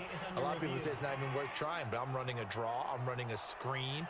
I'm seeing if something pops. And if it does, that can alter my strategy and potentially get me some points. And if it doesn't work, well, then you just run the clock out and go to the locker room. The offense back out there at the line, ready for their next drive. And the ball backed way up, so thinking with this amount of time on the clock, probably just sit on it, and we'll see these two teams go to the lockers. Yeah, I don't think you want to overthink it in this situation. Either side of the ball, just go ahead and finish up the half and get on out and talk about it. Here's a 2nd and 5 now from the 25. They'll keep it on the ground again here. And he'll get it up near the 35, right at the 34 here. So we've reached halftime here on opening weekend as we send you up to Orlando to check in with Jonathan Coachman at our EA Sports Halftime Report. All right, Brandon, thanks very much. And welcome back to football, everybody. We've got a full slate of 16 games here to start the new season. So let's take our first trip around the NFL. We'll begin up north at MetLife Stadium over in New Jersey. And it's the Giants who are out in front in the second quarter. 2 touchdown passes there for Teddy Ballgame. From there, we'll head to Cleveland to check on the Browns at home at First Energy Stadium. And for the moment, they find themselves trailing the visiting Cincinnati Bengals.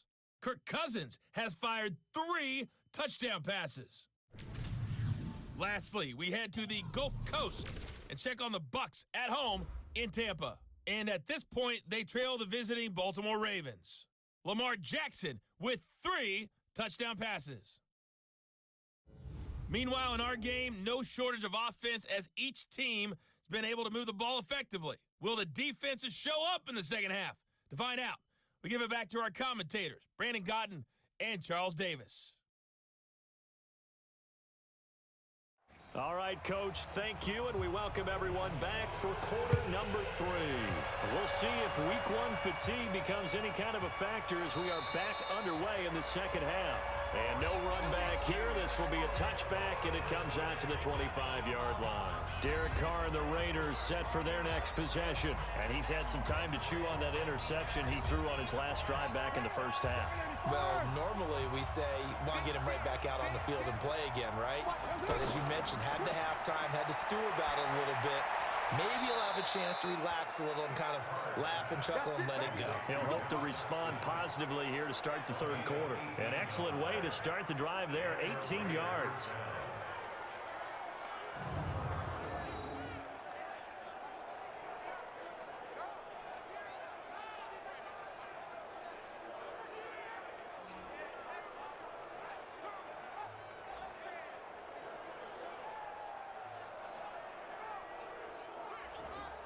One play has him up past the 40 already, and another 1st and 10.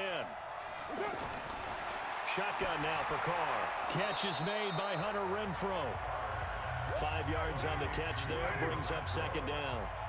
2nd and 5 after the 5-yard completion on 1st down.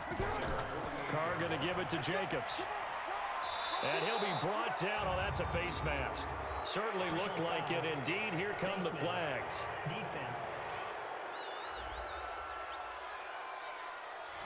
So that flag will cost him 15. And it doesn't matter anymore how you get the face mask. Any part of it, that's going to be 15 yards. And now it's 1st and 10. A big mistake, especially when you factor in the personal foul yardage. Working from the gun, it's Carr. And this will be a gain of 5 as he gets it to the 30.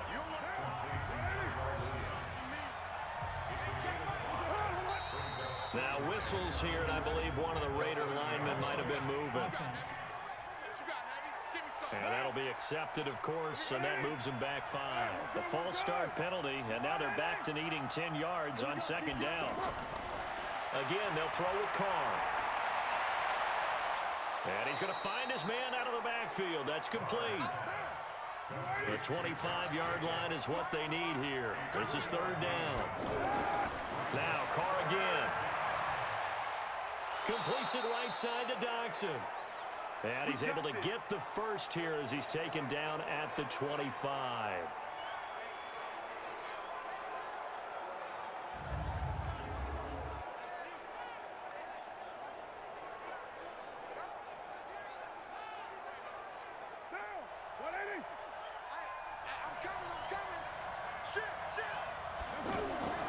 They fake the handoff. Now Carr. They'll tussle for it, and this is going to be caught. A good pick up there of 20 yards. Partner, this is one of the best routes anyone can have in their offensive playbook. Tough to defend because you think it's a go route, and then he breaks it back on the comeback. There's one other thing you need as well. A well-thrown ball. Exactly right. You have a guy who has some precision in throwing the football because of the timing of the route.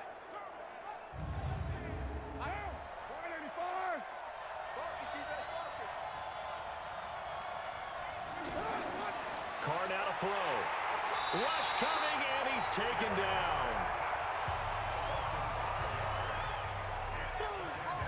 One thing that I liked about this guy during the draft process was his motor. Of course, I loved his skills, but he plays hard on every down. And that motor on full display there as he gets his first NFL sack.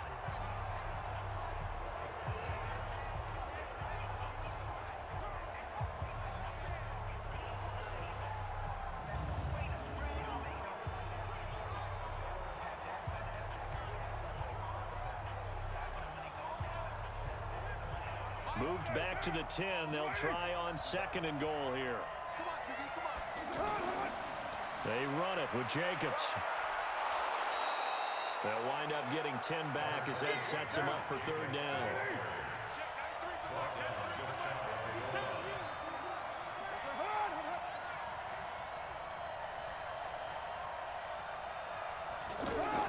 Carr now on 3rd and goal. The quick slant caught. The completion there winds up a wash, and it'll bring up 4th down. They dialed up the blitz on 3rd down, and your worry as a defense that they can hit you with a big play in that situation. Instead, the blitz pays off, able to rally to the football and make the play.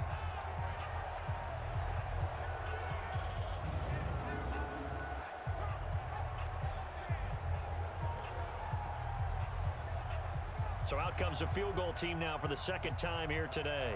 From the right hash at a bit of a tight angle. And this one is right through. And with that, they move ahead by a point here in this third quarter.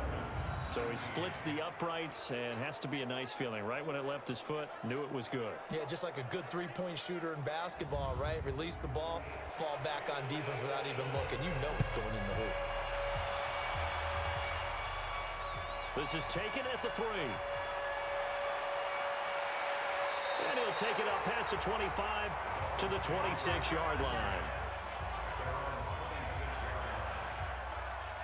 So here are the Dolphins now. They get ready for their first possession of the second half. They're down in this game. A chance for the offense, though, to put something on the board, get some momentum here in half 2. Try and get things kick-started for them. And you know at the half, they discussed how they were going to get that done. This is where scripting comes into play a lot of the time. How many plays do you script coming out of the second? Most of the time in the first half, you're scripting 12 to 16. I think in the second half, you're really scripting more like 8 to 10. Kind of a starter or an opener, whatever terminology they use, just something to get you off to a quick start. And he'll be taken down, but not before he gets into enemy territory. 19 yards to pick up there. Move the chains. Of course, the catch was nice, but how about what happened after? Able to stay on his feet and gain all that additional yardage. So many of these slot guys, I think, have running back in their background. This quarterback now 13 of 16 throwing the football. It's 1st and 10. And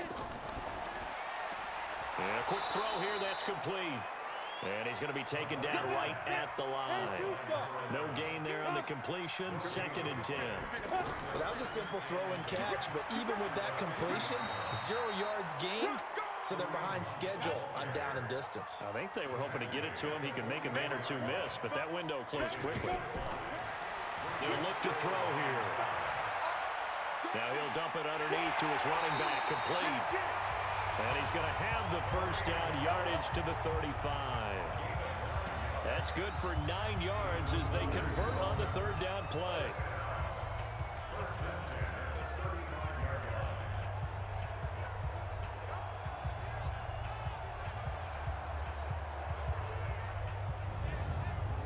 Ball up to the 35 now as they come up on 1st and 10. Hey, 4 down. Out of the gun, they run it with Hunt. And for one of the few times here today, this run's not going to go anywhere.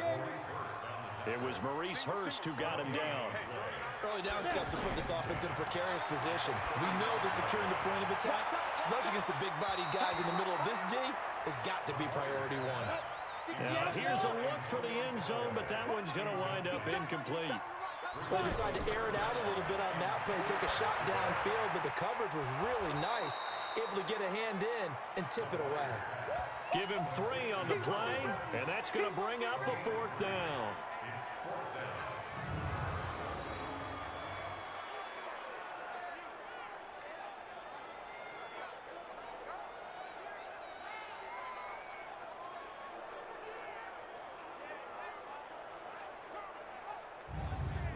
So now here comes the field goal team for the 3rd time today. From the right hash, this from 48. And this one is right down the middle. And the Dolphins have come back now to regain the lead. It's his 3rd field goal now with a ball game, and they've needed his leg. This last one gives him the lead. It's been a back-and-forth kind of a game, hasn't it? Now you got to tell your defense, guys, need you to make this stand up because we got the momentum going in the right direction, but we need you to make sure we carry it home. This fielded a few yards into the end zone. And no run back here. This will be a touchback, and it comes out to the 25-yard line. Getting set to go again as we look at the back, heading onto the field again. He's had a good performance, moved the ball effectively on the ground. Of course, he has the 1 touchdown. And when you're able to move it as effectively as you've described, that leads to finding a way into the end zone, and now he's just trying to do it for a second time. And, of course, under a heavy rush, and down he goes. How about that? One of the so-called little guys putting the pressure on. That was the strong safety. When I was in college, we often called that a lightning blitz.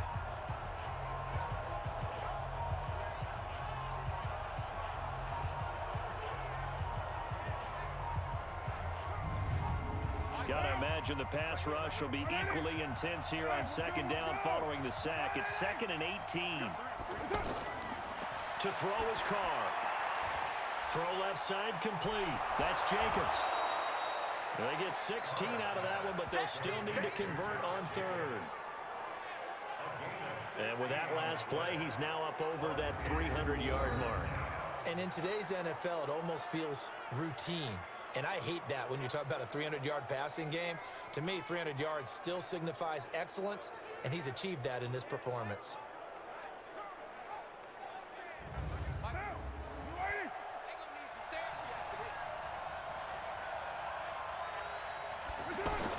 Carr looking to throw on 3rd and 2. He's got a man. It's Williams. And he goes out right around the 39. He's up to 70 yards receiving now as that last catch gets him a first down. Well, that's what you're looking for when you're wanting to throw the ball downfield. You want one of those guys who can play out on the perimeter, can play out wide, who can not only get open, but when they're covered, can uncover themselves downfield and create catches. So from the 39 now, they'll come up on a 1st and 10. Carr defers to Jacobs on the draw. And able to get a couple as he's across the 40 to the 41.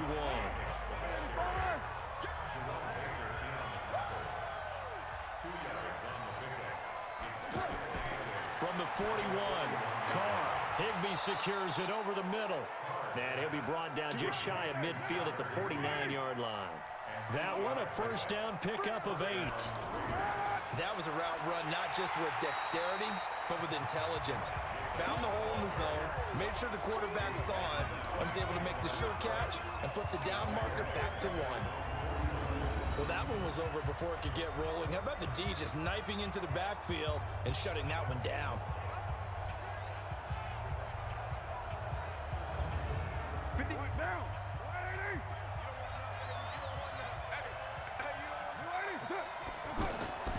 They'll stay on the ground with Jacobs. The second down play, not much better than the first, just a gain of 1 there. Here comes the 7th play now of this drive as this is 3rd and 10. From the gun, it's Carr. He's got his man, it's Williams. And he's got another first down as he's brought down at the Dolphins' 34-yard line. He's such a good route runner. Shows it there on 3rd down. Very proficient and a good pass. And you know what I've observed over the years in the NFL?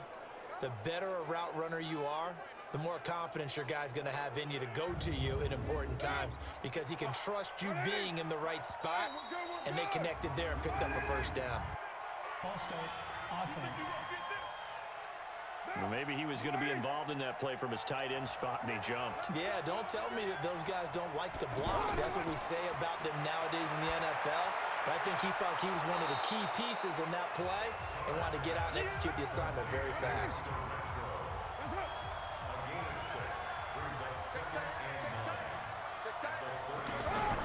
Looking to throw again on 2nd down. Carr. And he floats one there, incomplete. Well, the intended receiver that time was Josh Jacobs, but now it'll be 3rd down. After an incomplete pass on 2nd down, that'll leave him trying to convert on 3rd and 9.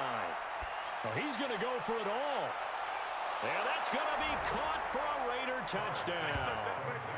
Hunter Renfrow, 33 yards, as his guys are able to regain the lead. They went empty backfield, all their weapons out wide, so there really was no secret here to what they were going to do. No secret, but they still had to execute it, and they still had to protect the guy throwing the ball because oftentimes when you empty the backfield, people bring pressure at you. They managed to hold in there and successfully complete the touchdown pass. The extra point splits the uprights, and the decision to just kick the extra point winds up successful. So that one a long 11-play drive. And it winds up in 6 points for the Raiders.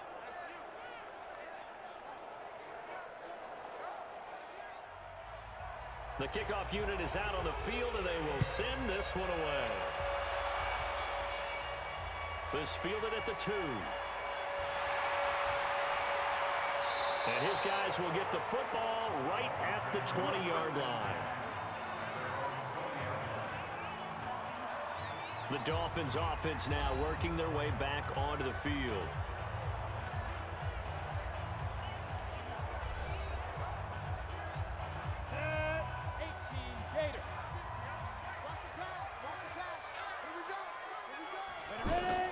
To begin the drive, here's a handoff to Hunt. And he'll be brought down somewhat awkwardly here, and a late flag as well. I think this one's going to be a face mask. Officials so cognizant of that call nowadays, but that one looked pretty easy. Yeah, you're right. They took out of their hands having to wonder whether it's a 5-yard or a 15-yard inadvertent or not. Now, it's a lot easier. You see it, you call it. First down Miami as they get set to start the drive.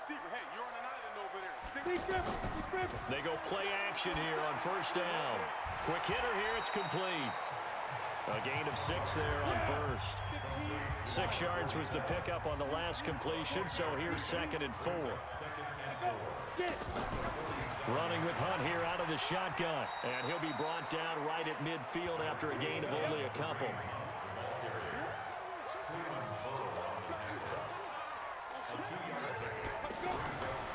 They'll run again with Hunt. And brought down, but not before he was able to break the tackle, and the extra effort moves the sticks. Give him 7 yards on the play as they do pick up the 3rd down conversion. We use the word relentless a lot with guys who are aggressive on the field. In this case, it really fits, doesn't it? How about his ability to break tackles and his feet never stop moving? Ready. 50. Ricky. Check 24. Check 24. On first down, they'll run with Hunt, and he's going to get stopped up quickly. Give him a yard down to the 43.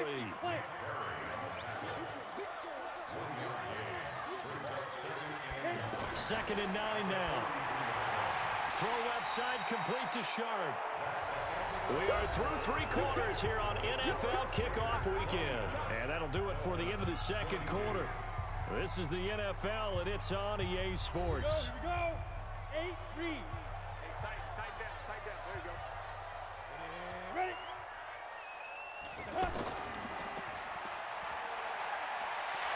And brought down, but not before they're inside the 25. 12 yards there as they keep this drive rolling. It's another first down.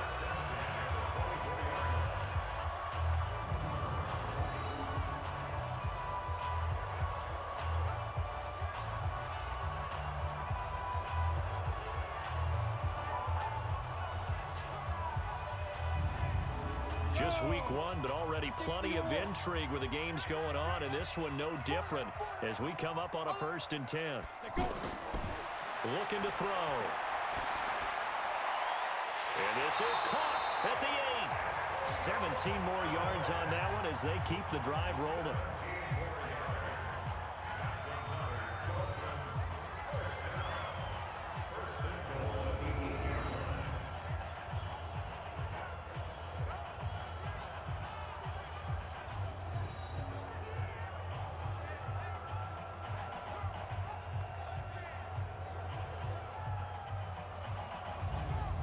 Only way to get the lead here, of course, with a touchdown, and that's what they're gunning for on 1st and goal. Now a shotgun snap as they'll look to throw. Looking end zone, but it's incomplete.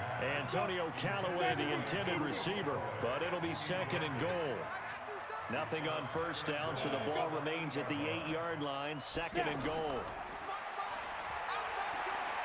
And he will take it in for a Dolphins touchdown.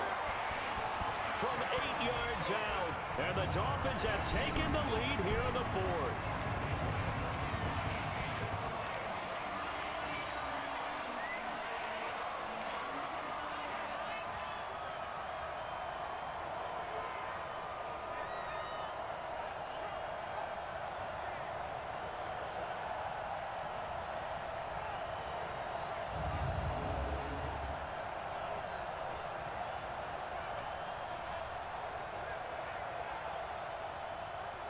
Here we go now as we get set for a big 2-point conversion.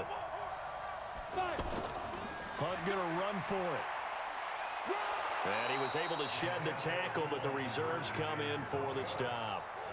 I think we can figure out why they went for 2 there, right? Up 1, you want to make it a field goal difference if at all possible. They didn't get it.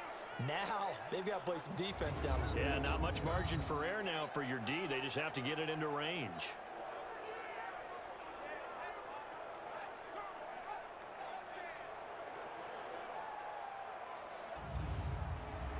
The kickoff team on the field now as they will send this one away. This will be taken in at the 1. And not a bad return here. He gets it out to the 25-yard line. Now the Oakland offense heading back onto the field to take over. And that recipe on their last drive that resulted in a touchdown looked pretty good. So they'll be hoping to do that once more. And it takes me back to when we sat with the offensive coordinator and the head coach. They felt pretty good about their game plan and thought there were some holes in the defense, and they exploited them the last time out. Let's see if they can come back and put together a similar drive. And we'll see if they can do just that. And they'll get it all the way up about 5 yards shy of midfield. A good pickup there, 21 yards.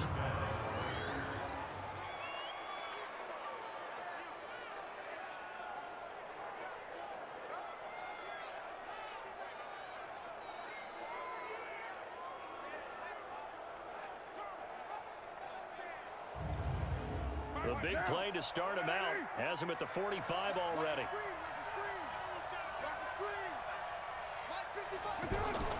Carr with a play fake to Jacobs. Nowhere to escape, and he goes down. Brandon, I think you understand the type of afternoon this offensive line is having. It is a long one for them. Long for you to spend it with me. Long for them trying to block those guys. They've given up a whole lot of sacks, and the speed and quickness of that defensive line is eating them alive.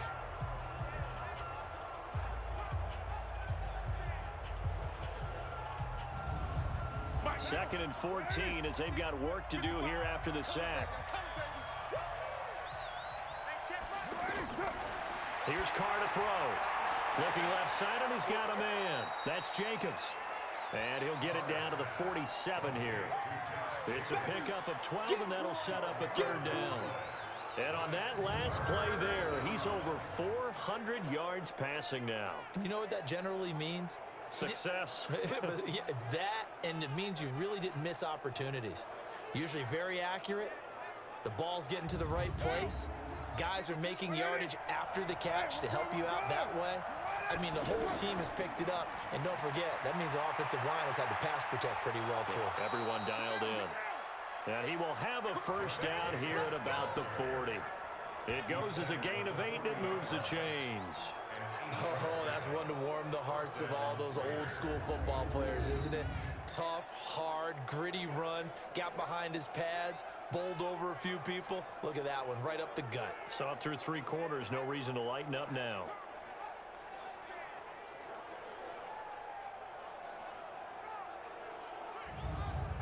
Some good games going on in the early window.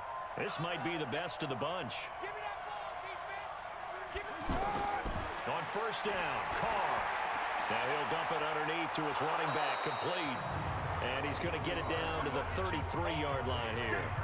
It's a gain of 7, and that'll make it second down.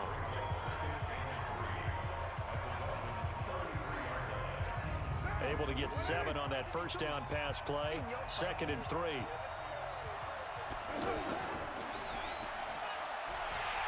And he will lose yardage back to the 34-yard line. Officially, it will go as a 1-yard loss, and that's going to lead to a third down.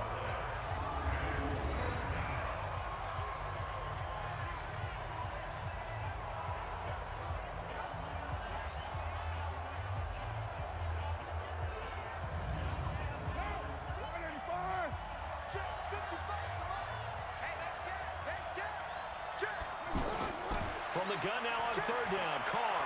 He's going to let this go for the end zone. And that will be incomplete. Well, they weren't scared to let it fly, but it falls to the ground and brings up fourth down.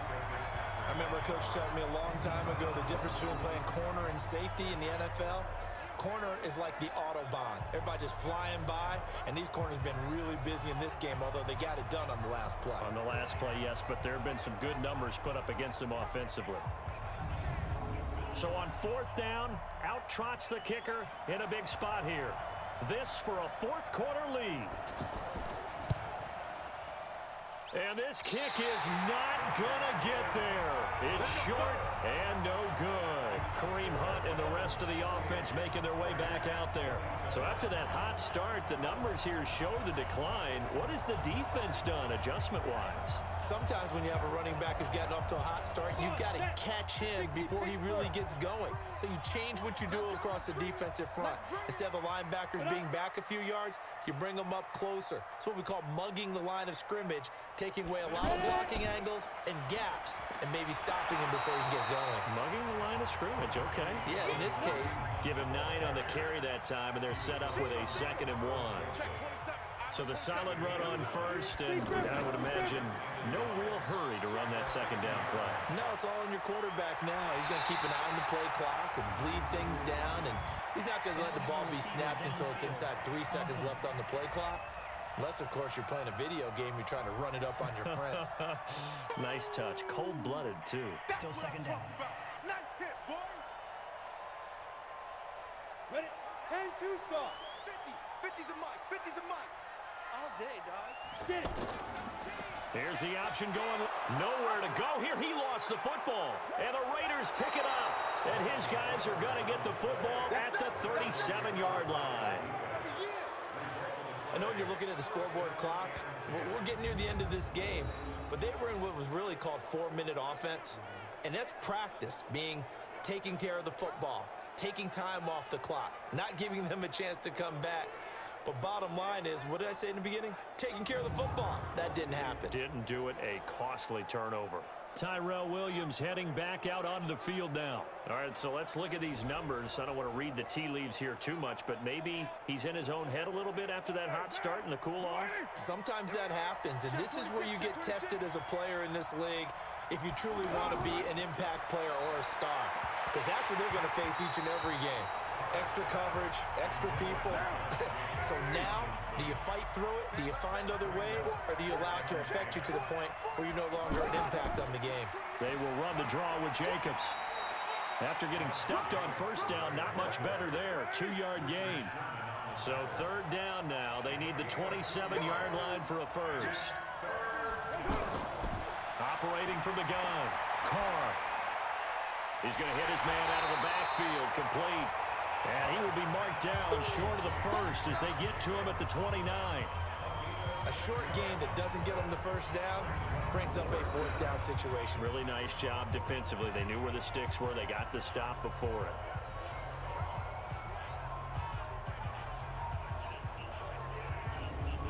So on 4th down, out trots the kicker in a big spot here.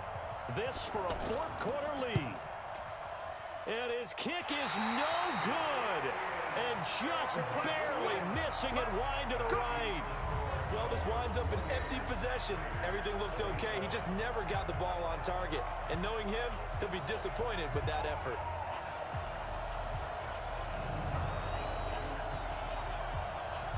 And the Dolphins getting set to go here. And last drive, obviously not what you're looking for. You've got the lead. You got to protect the football. So in other words, someone got lucky because they've been moving the ball really well and wearing them down. In this case, though, giving up the football doesn't make them very happy. They can't wait to get back out there and atone for it. Yeah, try to atone for it here on this drive. A bit of an opening there on the first down run as they get this forward for about 6 yards. He'll get a nice chunk there on the first down run, and it's 2nd and 4. 2nd and 4.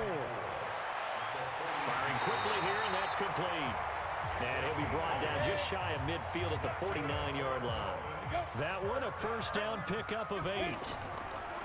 Now a play fake here on first down. And his throw here is going to be incomplete. So now 2nd and 10 after the incompletion on first down. They'll try and run some clock here as they keep it on the ground. And this will be taken across midfield and into Raider territory. Brought down that time by Christian Kirksey. On 3rd down, he'll drop to throw. And that will be incomplete.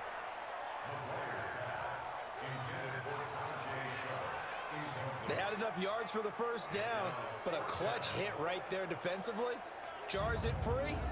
No first down.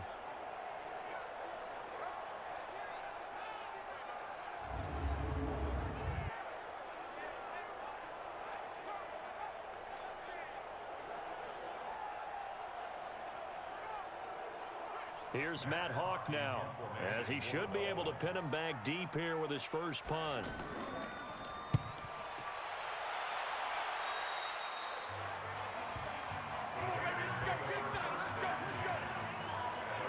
The Raiders offense now, they trot back out, and I hate to point to that missed field goal from their last drive, but you look at the scoreboard, they would be in the lead if they had that 3.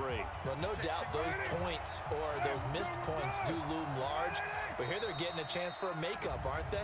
Almost like my time in school, I was always begging my teachers for a makeup exam. Here's their opportunity now to put those points on the board. And every point becoming more vital here in the second half. Now Carr. Over the middle, he's got Tyrell Williams. And they nearly get this all the way to midfield. Mark him down at the 49. That one goes for 24 yards. And now he's closing in on 450 yards passing.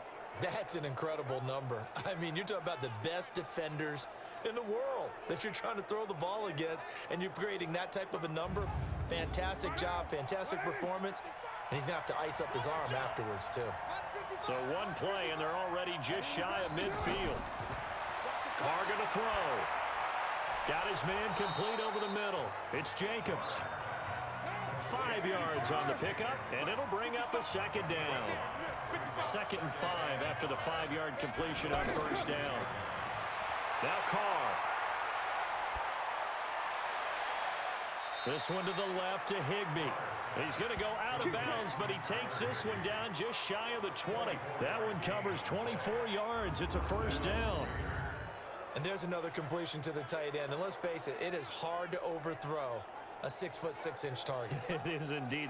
Quarterbacks like their speed guys. They like that huge 6'6" target that they've got in him. They really do, and it reminds me of what one great tight end told me once.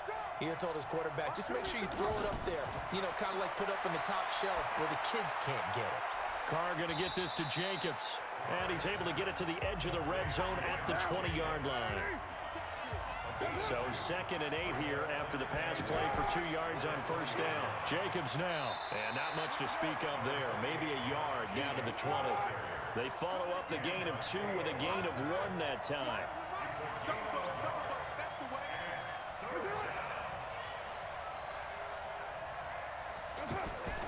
Throwing his Carr on 3rd down. He'll go over the middle to Reed, complete. And they work this near the 5. He'll be stopped at the 6. First catch of the new season for him, and he picks up the first. And these numbers on our monitor are getting hard to believe. He's closing in now right on the doorstep of 500 yards passing. I'm glad that you watched the monitor and said it first, because I had trouble absorbing that. That's big time right there, right? That means everything just about has gone right for them and his squad in this game. Let's see if they can keep it up. And the question now, how do they want to work the clock here on 1st and goal? A field goal would give them the late lead. To throw, it's Carr. That's going to be caught by Williams for a Raiders touchdown. 3rd touchdown pass now for Derek Carr. And the Raiders have moved out in front here in the 4th quarter. They went 5 wide in that offensive set, and racing going 3 wide's a big deal. To go 5, how about the way that they finish things off? Did you just fit a race car reference into the game? Zoom, zoom. How about the way that you play? When you go 5 wide, that means you're going fast now. Zoom, zoom indeed. Carr, and this one's caught. And their 4th quarter lead grows by a couple more. And around the goal line, especially on 2-point tries, sometimes the QB's best friend is that big target, the tight end. I love how you described it, because you know he's going to have some length and some catch radius, as well as a big body to keep people away from the football. Out is the kickoff unit as they run up and send this one away. This is fielded at the goal line. And a good return as he'll be stopped just shy of the 30-yard line. Out comes the Miami offensive unit now. They get set to take over. They punted last time they had it. What steps, Charles, you think they have to take to make sure they don't do that again? Well, let's just go to the football 101, the trade expression 101. Win first down. Make 5, 6, 7 yards on first down and make it a 2nd and 3, 2nd and manageable. Keep accumulating first downs that way. Keep moving the football. You don't want to get behind the sticks because then the defense has the advantage. That first down completion only netted him 3. 2nd and 7. Here's a 2nd and 7. It's a short one here, complete to his tight end. And getting this just shy of midfield, they'll spot it at the 49. 17 yards on the catch and run. It's a first down.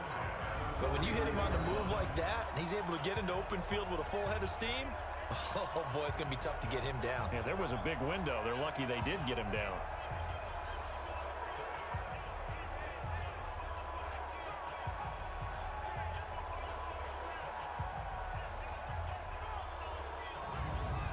The drive continues as they search for a tying touchdown. Here's 1st and 10. Back to throw. And he rifles one incomplete. An incomplete pass on first down. That leads to a 2nd and 10. 2nd and 10. And Callaway taking it in left side. And he's going to have another first down as the tackle comes at the Raiders' 34-yard line. Now that was pretty. They executed that curl route versus zone coverage, and that changes things a little bit because against man, it's often a tight curl, a sharply run route. Against zone, you're just looking for that open spot, that dead area, so you may curl it a little bit wider just to get to that place. And usually a tight window. He fired a bullet in there for the completion. He'll drop to throw. And a quick throw here, that's complete. 7 yards, the pickup on the pitch and catch. Able to get 7 on that first down pass play. 2nd and 3.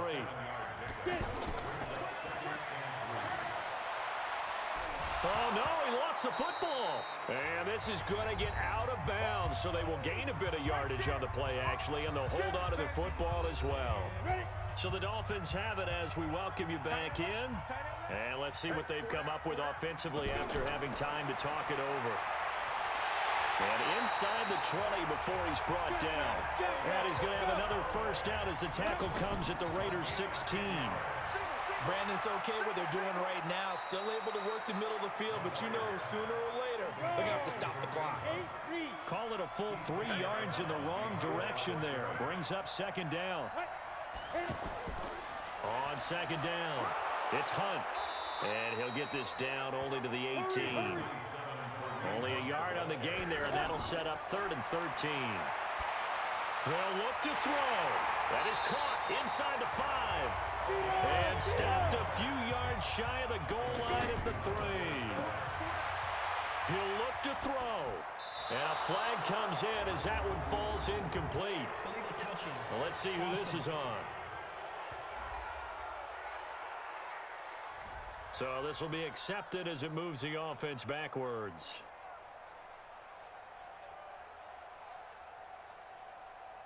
They'll go again from the 3 here on 2nd and goal. Back to throw. That is caught at the 7-yard line. And he'll take this into the end zone for a Dolphins touchdown. A great effort there in the final minute as they can now even this game here in the 4th quarter with an extra point. CD, it seemed like they were so focused on the guys out wide, they forgot about him out of the backfield. That's a really good point because you've got to communicate, and oftentimes when you start counting receivers, that's exactly what you do. You start from the widest receiver, work your way inside.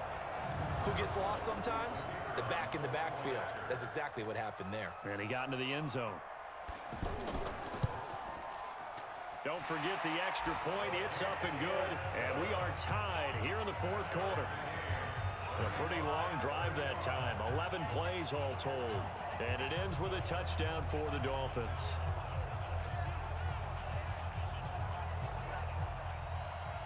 So here comes the kickoff now, all even here in this 4th quarter. This will be taken in at the 1.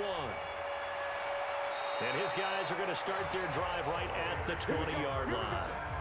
Here we go. And now Oakland ready to take the field. They've got work to do, but they do still have a bit of time here. And they've got to feel comfortable with that, but they have all their play sequences called. they get out of bounds, that allows them to huddle and call another play. But if they don't, it's hurry up to the line of scrimmage and either spike it and stop the clock or continue to move it downfield in order to try and get in range and win this game. See if they can do just that. Now Carr. Trying to lay one up deep. He's got a man complete. The Raiders going to use one of their timeouts as they'll stop it with 17 seconds to go in the game. To throw is Carr. And that one is incomplete. It stops the clock now with 15 seconds remaining. Now Carr, after the incomplete pass, brings him up 2nd and 10. Now Carr. That's caught left side. It's Higbee, the tight end. And we've got a timeout. 9 seconds remaining. A field goal from this spot likely out of the question. They've got to get closer here on 3rd down. Here's Carr. Throw left side, taken in by Renfro. And now with 4 seconds left, we get a timeout call. So this is certainly a tough test here in the early career of the rookie kicker. And now with 4 seconds left, we get a timeout call. So this is certainly a tough test here in the early career of the rookie kicker. This from long, very long range. And this kick is not going to be close. It's well short, well right to boot. And here in overtime, if the team that receives the ball scores a touchdown, it's over. If they don't, we can still have some more football. That's exactly right. If they go down and kick a field goal, the other team gets a possession to either match it or score a touchdown to win the ball game. If both teams kick field goals, the next team to score wins. But if the receiving team throws a pick six or fumbles the ball and it gets picked up by the defense and they score, the game is over at that point. So a tie ball game here as the kick's away. This will be fielded at the 6. Then he'll take this across the 25, a couple extra yards, up to the 27-yard line. So now here come the Dolphins. They control their own destiny here. They have the football in overtime. Obviously, a touchdown would win it. And I think teams around the league are still adjusting to the idea of going downfield, scoring a touchdown wins the game, because they were used to just going downfield and trying to get in field goal range to win a game. Still having to make that transition. Let's face it now, the ones who are doing it best know they need to go down, attack, put the ball in the end zone, and not leave it up to a field goal and give the other team a chance. Yeah, as we said, they control their own destiny now. So they come out throwing in the extra session and get a nice hookup right away. Tells you a lot about what a coach feels about his team, doesn't it? That type of a play in overtime. So many people in this situation play not to lose instead of playing to win. That throw there tells you exactly what they're trying to get done. So one play, and they're already just shy of midfield. They'll run it here with Hunt. And they're going to stop him right at the line of scrimmage. Just no cutback lane to be found whatsoever. 2nd and 10.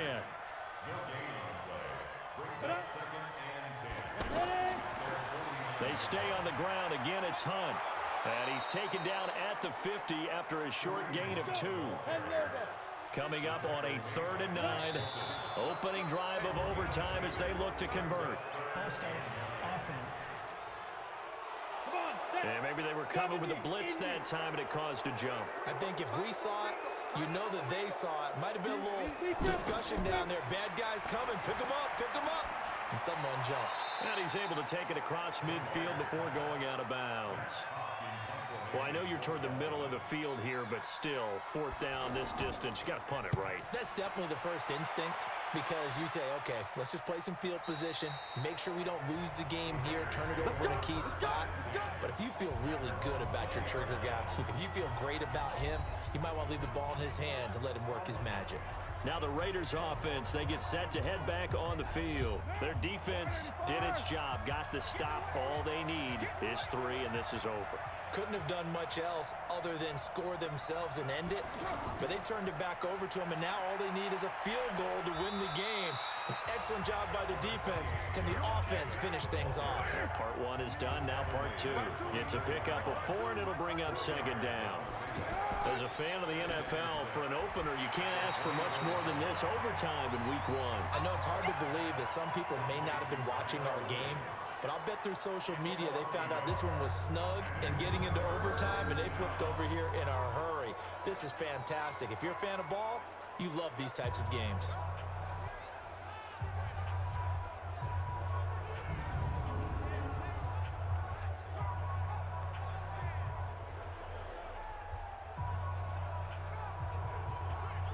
Now, 180. Watch the screen, watch the screen. Watch the screen. To throw on third down. Carr. He's going to sling this deep downfield. And that'll be incomplete. Well, they took their shot all right, but it comes up empty. And it's fourth down. A lot of contact there, but there was no way it appeared that he was going to get a flag on that one. Looking for it, but he wasn't going to get it. And as an ex-defensive back, you love it when they let you play and jostle downfield.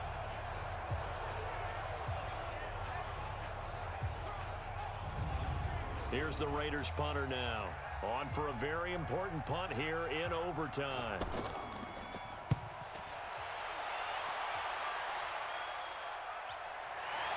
Fielded at about the 28. Give him 11 yards that time on the return. And it'll be Dolphin football. The Dolphins offense now heads back on the field and hoping to do better than they did their last possession when they punted the football. Appeal to the vanity of your offensive line. Tell them that they control your fate.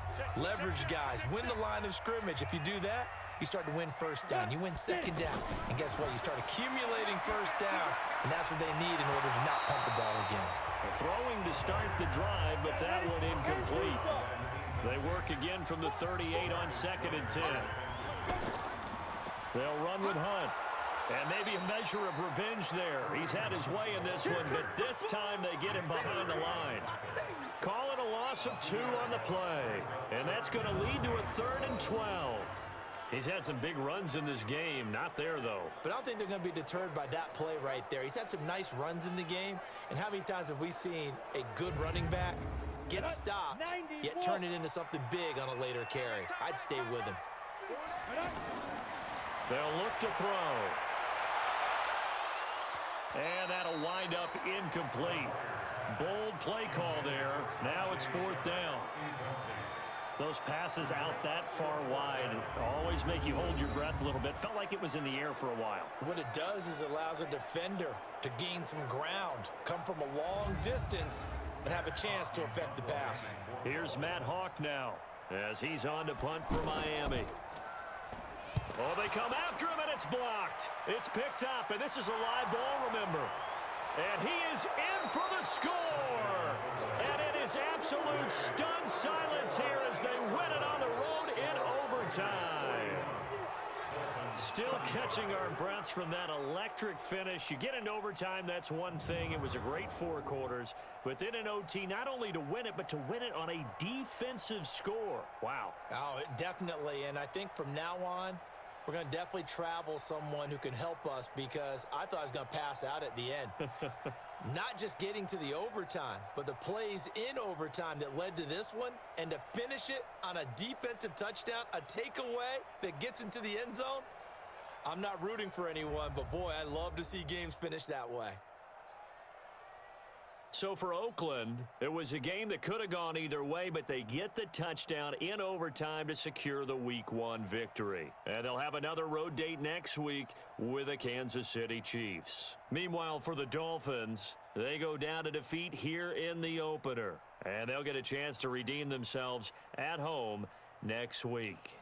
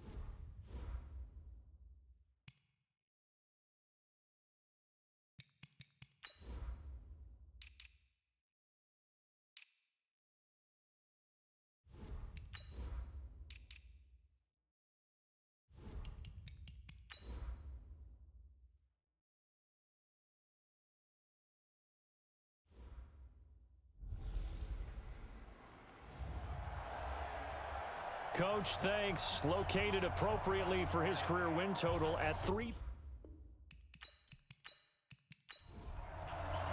The children will groan. It's the final weekend of summer, but we've got the NFL, and we're underway on EA Sports. That's fielded in the end zone. And no run back here. This will be a touchback, and it comes out to the 25-yard line. So now here comes the Jet offense as they get ready to take over. Under center will be the Southern California native standing at 6'4", Sam Darnold.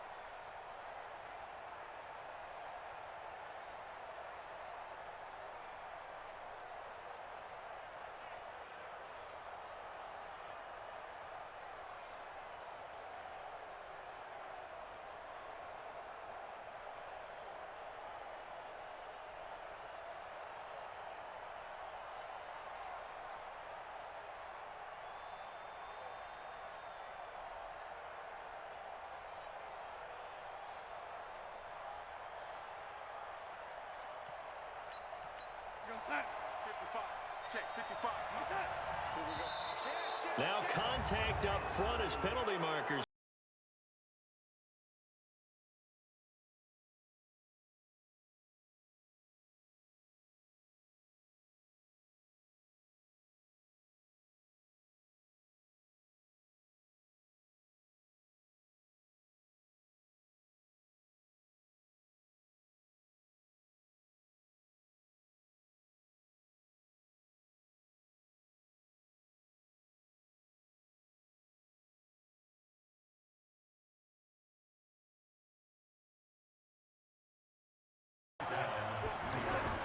On first down, it's Darnold. On the catch, it's Crowder. A good pickup there. 8 yards on the first down completion. Facing a 2nd and 2 after that last catch, good for 8 yards. Now the first carry for Le'Veon Bell. And he'll get it into enemy territory just across midfield at the 49. They'll get 3 as the drive continues. It's a first down. The numbers for Bell on the ground in the game last week. 18 carries for an even 100 yards. But they set a nice tone in week 1. He's among the leading rushers in the league. I think that they continue to feed him the football and continue to establish the running game so they can get the play action and throw the ball deep later on. A gain of 3 last play. This time they double it and pick up 6. All right, Brandon, I know we're in the early going here, but those kind of runs, they're going to open up a world of opportunities for this offense going forward.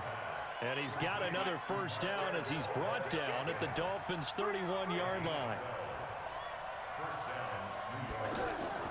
Now a first down carry by Bell. And he'll get about 3 as he's brought down to the 28. And we take a look now at the New York offense. I don't know about you, but I love a good undrafted free agent success story. So let's take a look at Robbie Anderson, wide receiver, because in 2017, 63 catches, 941 yards, and a strong candidate for the Pro Bowl. Didn't quite get there, but was knocking on the door. How about that for an undrafted free agent?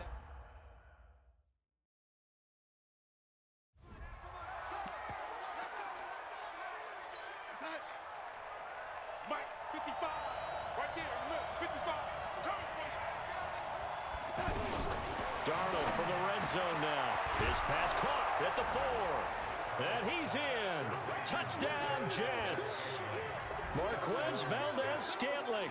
His first touchdown of the new season. And the Jets take the ball down the field and score on their opening drive. It's never any fun, Brandon, when you're the defensive team and the first drive of the game, you give up a touchdown. The key is not to get down. Make those adjustments and come back for your next series with the intent of shutting them down. So that drive in total 8 plays. And it's finished off by a New York Jets touchdown. And he'll take this across the 25, a couple extra yards, up to the 27-yard line. It's going to be a long day. It's going to be a long day. They'll come out throwing here to start the drive. Quick hitter here, it's complete. And he's taken down, but able to slip across the 35. These are his numbers from last week's contest. 7 catches, 64 yards. And most teams mark down big plays as ones that gain 10 yards or more. He certainly has big playability, and we just saw it on display. 17 yards for the Dolphins there as they've got themselves a first down. Well, no slow start here. A couple nice chunk plays back-to-back. I love the momentum that they're showing here early because they did it both ways, right? Threw the ball on first down for a nice chunk of yardage. Came right back and ran the ball. Looks like they got the defense set back on their heels. Let's see if they can keep this moving. A little bit of space there for the first down run as that's going to get them about 5 yards. 5 yards is the tally on first down. That brings up 2nd and 5. 2nd and 5. Firing quickly here, and that's complete. And that's going to be another first down as the tackle made at the Jets' 30.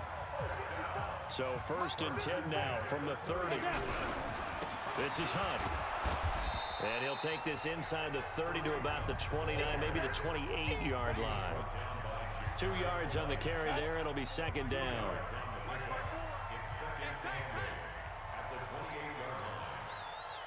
Here's 2nd and 8. And he will find his man on the outside. And he'll go down right on the edge of the red zone following a pickup of about 7 or 8.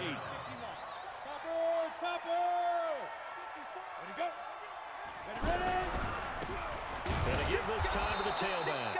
And he won't be close to a first down as he runs into a wall right around the line of scrimmage.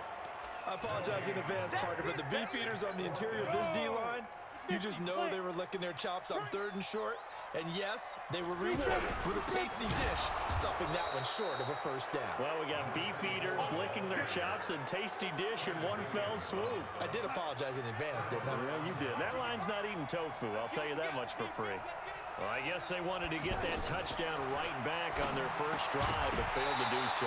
And what they have to be careful of is pushing so hard to stay right there, to stay even with their opponent, that they gas themselves out. You know, it's almost like horse racing. Sometimes you don't want to take your horse right to the front and let them do all the work and then someone catch them at the end and pass them up. You want to make sure you moderate what you're doing along the way and then go for the big finish. Another throw on 2nd down, and this one incomplete as well. Now a draw play. This is Bell.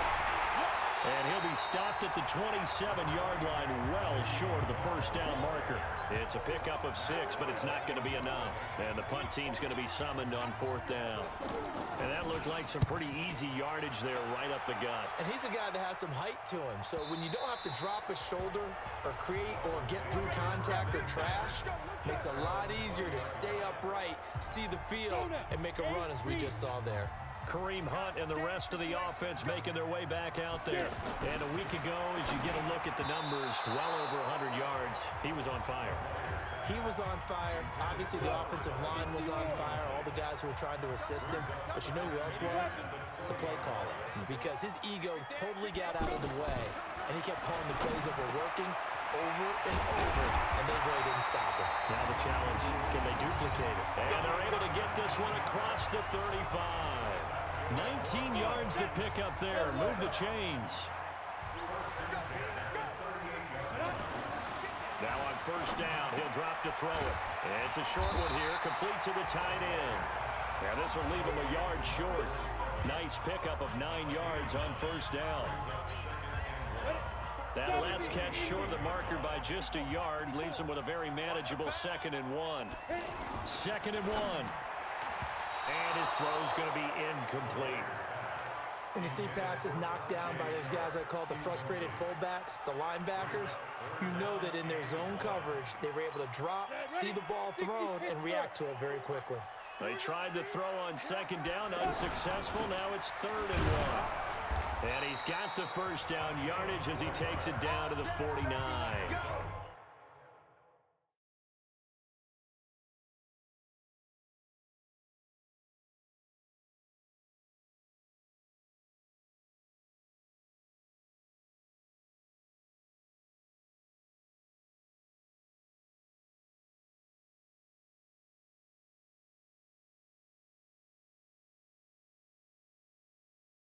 It's a gain of 4 there, and it gives him a new set of downs.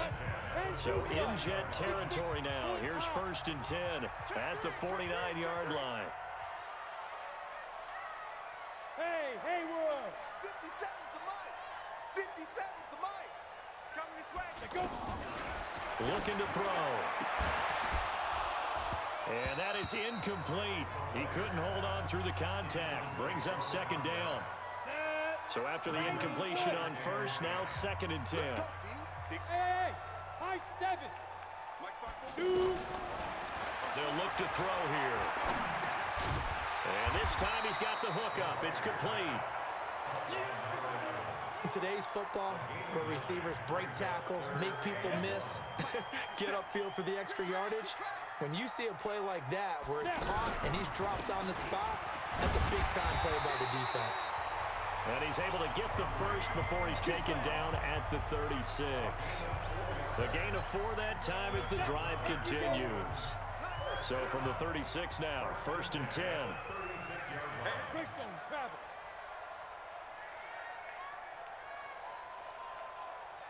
Buzz! 7's the mic. Watch the Five. He'll look to throw. Blitz coming, and down he goes. Ja'Kai Polite coming in hard there on the blitz, and he gets him 7 yards behind the line of scrimmage.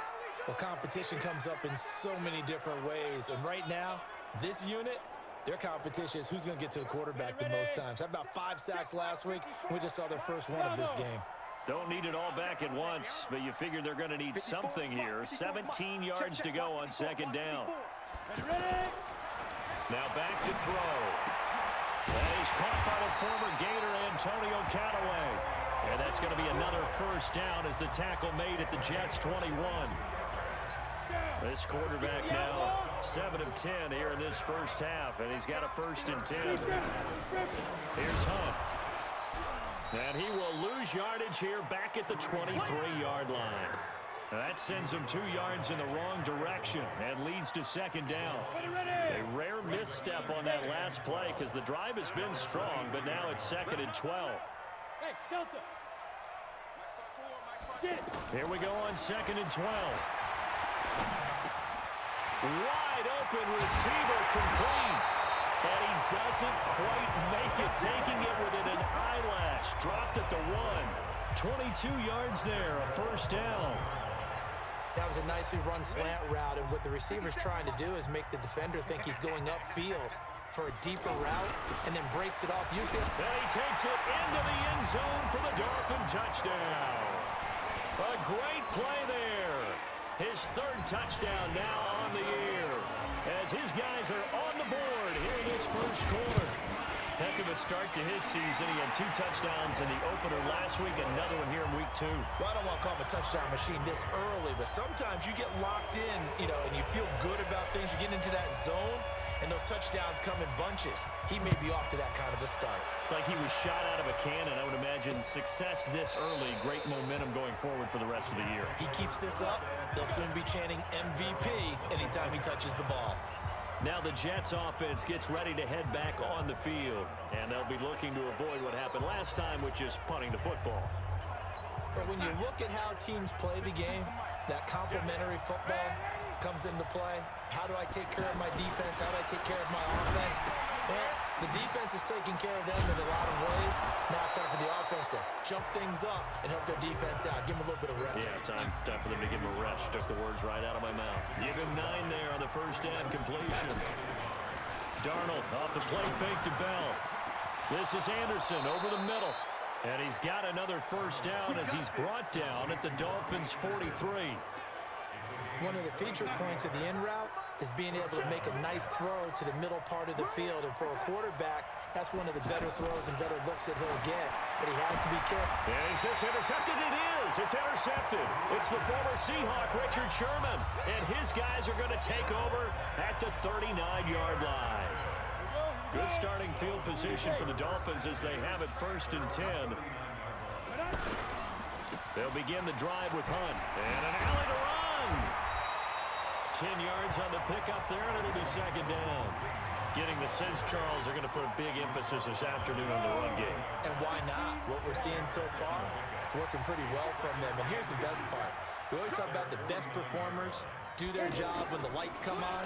I think he likes natural light best. Eluding the pressure right. And taking it across midfield and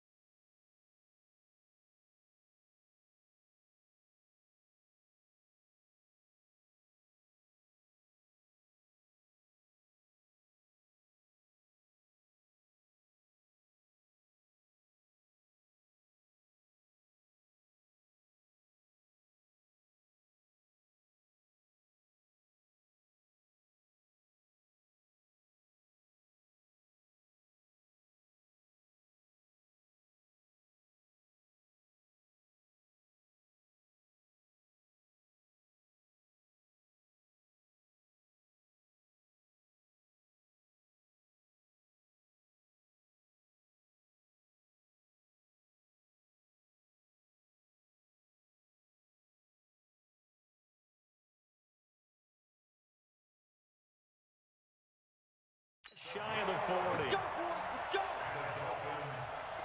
Man, defensively, that hurts. They got him out of his rhythm. They had him hemmed in, but somehow he was able to tuck it away and get away for a gain. They'll run on first down. Hunt. Jordan Jenkins there on the tackle.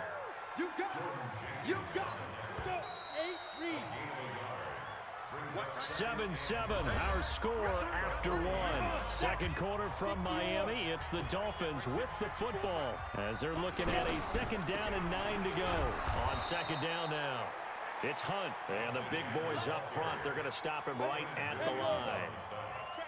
No gain on the play there, so that doesn't help. Now they're looking up at a 3rd and 9 situation. They'll set up to throw. Oh, he's got a man wide open, complete. And that's going to be another first down as the tackle made at the Jets' 23. Ready? 70. Indy. Now. On first down, he'll drop to throw. And this will be incomplete. Physical play on the football there, and it's second down. You get a tight end like this, and you know he's used to dishing out punishment, but here, he's one that has to absorb the contact, and as a result, unable to hold on to the football. Back to throw now on 2nd and 10. And all this is taken in one-handed. What a catch. It's got to... 60 Pittsburgh. Hey, keep it up. Keep it up. Ready? He'll look to throw. He's got it. Touchdown, Dolphins. A 15-yard touchdown grab. And the Dolphins have taken the lead. That's almost just not right. You cover everybody, but those tight ends, they can be awfully reliable. Very reliable. The defense just has to hate those guys. This drives them crazy because oftentimes you can't match up with them. They have you either with size, speed, or maybe even just strength.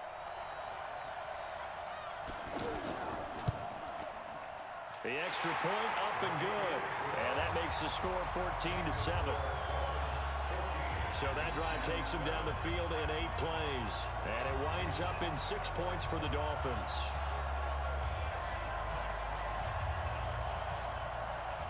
Set now to kick this one away, and off it goes.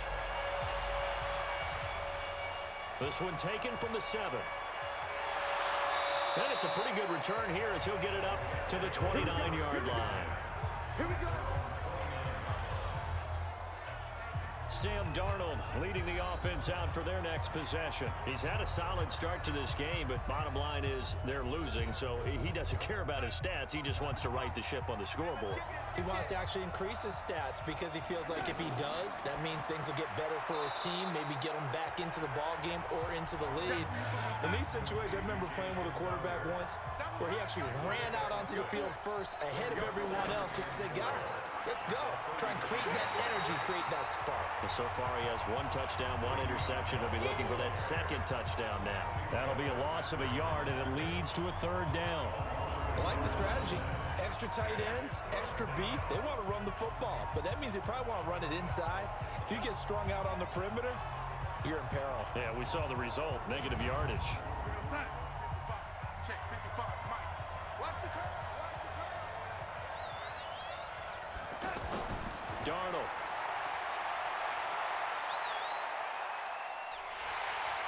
Flush to his right. So no sack. He gets back to the line of scrimmage, but up a 4th down.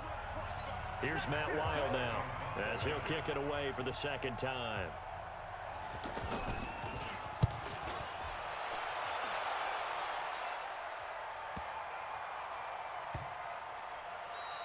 And that'll hit at the 5 and go into the end zone for a touchback. Now we get a peek at the captain of this offense heading back out there. He's played a pretty clean first half, a touchdown, no interceptions. Frankly, that's what they expect out of him. They want to see the ball thrown and thrown well, and he's able to do that and put it in the end zone. They'd love to see more of that before this game finishes. But right now, he's got his team in a good spot. A good spot, maybe looking for touchdown pass number 2 here in the 2nd quarter. On first down, Hunt. It's a 7-yard carry to set them up with a 2nd and 3.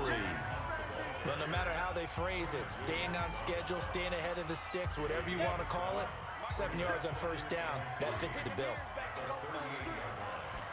2nd and 3. Oh, there's that man again. It's complete. And he'll get up to the 43-yard line. A gain of 5, good enough for the first down. This quarterback now 13 out of 17 throwing the ball. He's got a first down. They'll drop to throw. Wide open receiver complete. Well, he'll go down, but not before getting this inside the 30. 28 yards the gain there on the catch and run. This quarterback now closing in on a 200-yard first half through the air. It's 1st and 10. On the counter, Hunt. And inside the 20 before he's brought down. Back-to-back nice plays, 12 yards that time and a first down.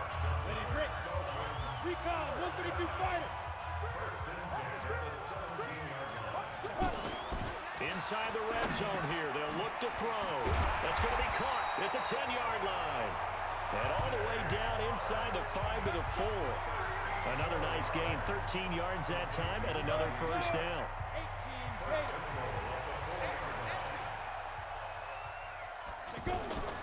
Now they'll throw here out of the gun. And he will take it in for a Dolphins touchdown. From 4 yards out. And the Dolphins are able to extend that advantage. An excellent, long, sustained offensive drive. And now they can look across the field and see a defense that looks a little bit beaten down.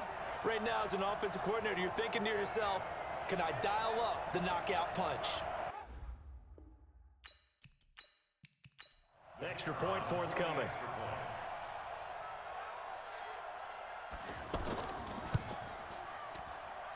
It's good, and it is.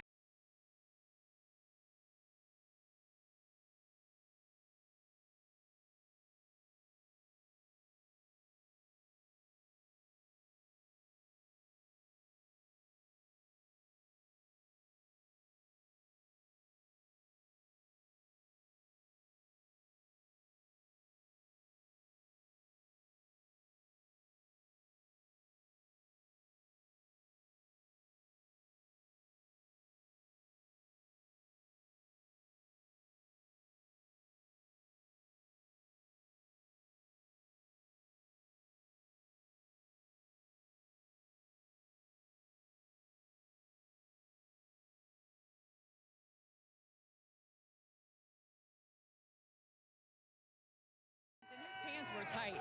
He was afraid they were going to rip. The TV newbie's crushing it in the stands, and now the other TV newbie up here, which, by the way, the broadcasting thing is working for you. All right? So here's another test for you. You have to do an on-camera lead-in to your interview, okay? You sat down with Tua Tagovailoa, so look into the camera and lead into your interview. Good luck. I got this. So, in 2 years' time with the... This camera. Okay, thanks, Chris. So in 2 years' time, That's the right 2 one. years' time with Tua, I went from being the mentor to the groupie begging for access. Now, he was kind enough to allow me to be in his presence when I caught up with him yesterday. It's the Tua No Excuses Tour. You've seen both sides of Tua. What are we doing with Tua Tagovailoa? Like, stop. If he gets knocked down, he's probably out of the game. Tua looks hurt taking up the field. Holding his rib. His pants are cracked. He got popped. You roll the dice on Tua Tagovailoa and it blows up in your face. Good luck saving your job when you have to explain why you took him. What's up, boss? Good to see you, bro. This is pretty cool. I would say from my rookie year, couldn't see this coming. Yeah, this is really weird for me. I did not see this coming. Yeah. Pink sands on the horizon, my future bright eyelids. Let's go through a little bit of your rookie year from your perspective. Did you have anybody when you were young to learn from? Please say me, please say me, please say me. Yeah, Ryan Fitzpatrick, for sure. That's awesome. You know, how things happen where I got put in and, you know, how the news broke that way. That was a little unique of a situation for me too.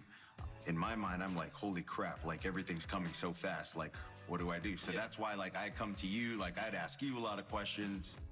But yeah, that was a little different for me too. All right, 4 o'clock hour here. We'll talk some more Dolphins in a moment. Looking back at it now, the reps that you got, the experience that you got then, it's been fun for me to watch the progression to then this year. I think there is a legitimate national interest in the Miami Dolphins, Tua Tagovailoa, and Mike McDaniel. Burrow.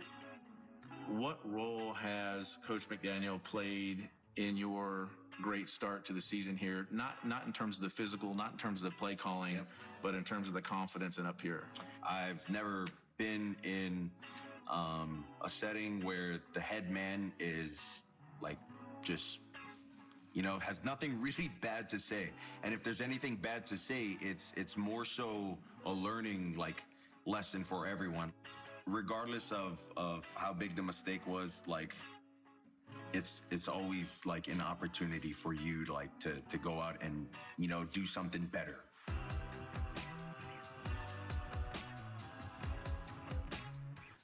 Talk to me about your boy Waddle, which is maybe the coolest celebration going in the NFL right now, and Tyreek and the confidence that gives you as a quarterback. Yeah, I mean, they give any quarterback the confidence, that I have right now.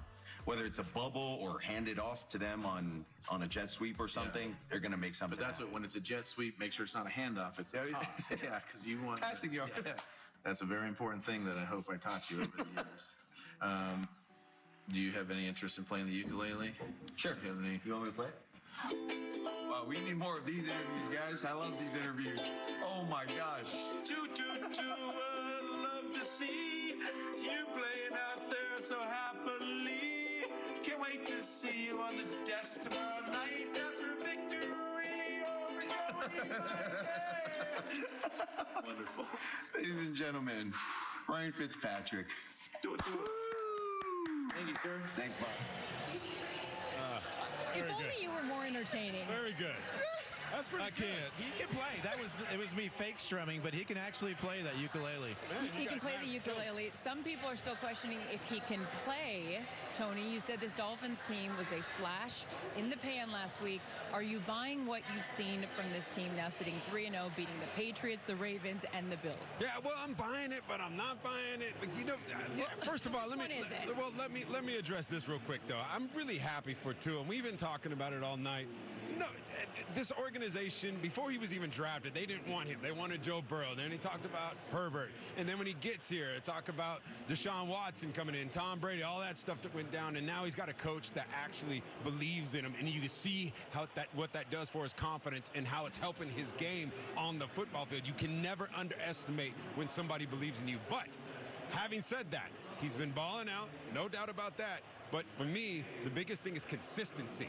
Can he keep doing it? I haven't seen that yet, and I'm anxious to see how he's able to do that because the hallmark of greatness is consistency. What do you need to see? He's 9-1 in his last 10 starts. What do you need to see specifically? I need to see that game that he had against the Ravens where he went out there, blew it up, 6 touchdowns, had 460-something yards. Can he do that again? Because that's what the great ones do now.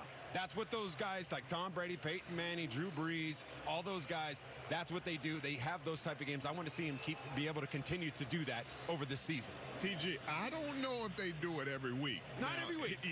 You saw it. He did it.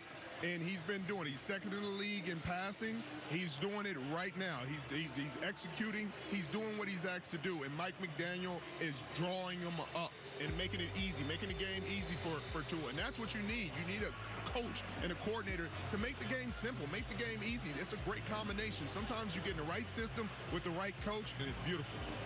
Yeah, I think you look at it, too. I was in a similar situation in 2017 when I joined the Rams. Jared Goff had not had really much success early in his career, his first year.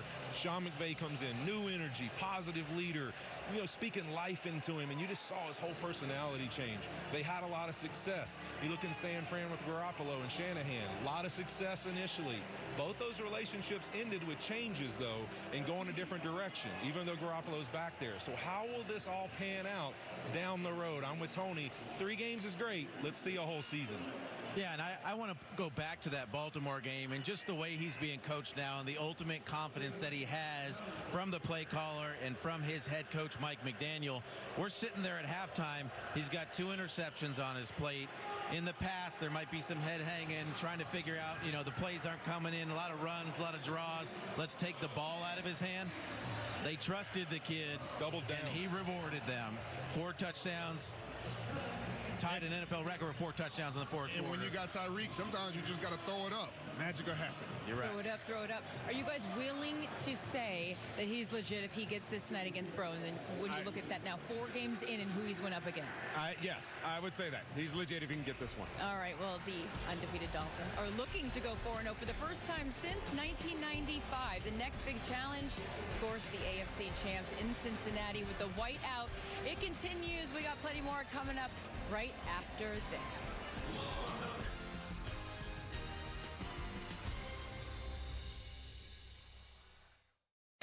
Vim presents Pure Boost, our most ambitious formulas to date that safely tackle tough dirt using naturally derived cleaning ingredients that leave nothing behind.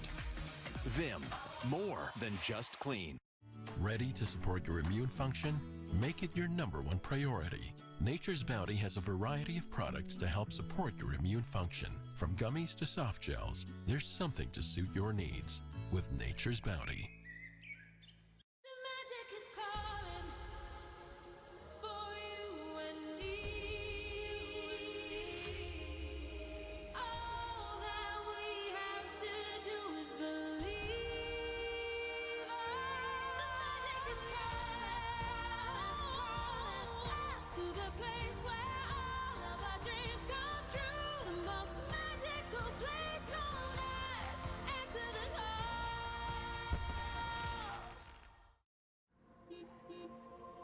Sibling against sibling, brother against brother.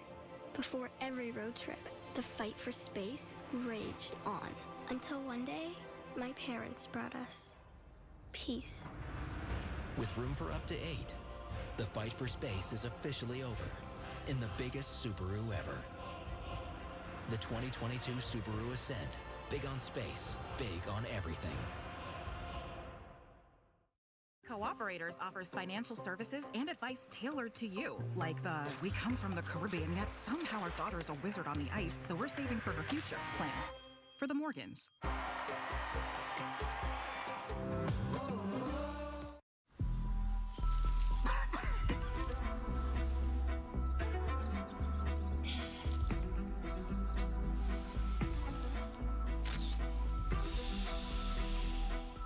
Pulse.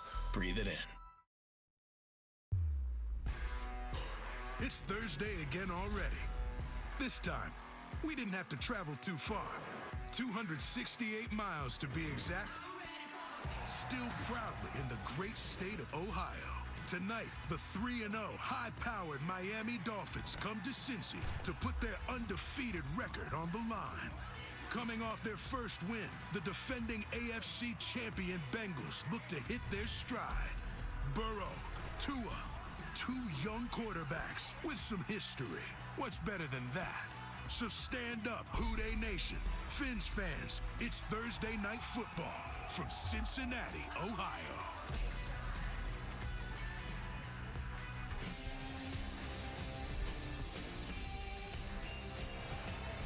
Welcome to Thursday Night Football, presented by Audible. 3 years after losing to Joe Burrow on that historic night in college football, Tua Tagovailoa leads the Dolphins into Cincinnati looking for their first 4-0 start since the Dan Marino era. Meanwhile, Burrow got the Bengals back on track with a win Sunday. Tonight, he hopes to continue that against the AFC's last unbeaten team. It's a whiteout, ladies and gentlemen, in Cincinnati. The Dolphins are undefeated, and the Bengals are fired up. And this building is a rocking. You couldn't ask for a better way to start Week 4 on Prime Video. Tonight, we're giving you more ways than ever to experience Tua and Burrow. Of course, you've got Al and Kirk on the main feed. You can also watch the game in Spanish, or you can fully immerse yourself in the future of football with Prime Vision with Next Gen Stats. That's where you'll get that live all 22 feet along with player tracking, formations, fourth down decision guides, and more. Perfect for a football junkie or anyone who wants to dive deeper into tonight's game. Sherm is a huge fan of that. It's all just one click away. Welcome, everybody, to Thursday Night Football on Prime Video. I am Carissa Thompson. We're back. Richard Sherman, Ryan Fitzpatrick, Tony Gonzalez. What a game we have here. Miami's won 11 of their last 12 games, and the Bengals, of course, are the reigning AFC champs. So, Tony, I want you to fill in the blank for me, buddy.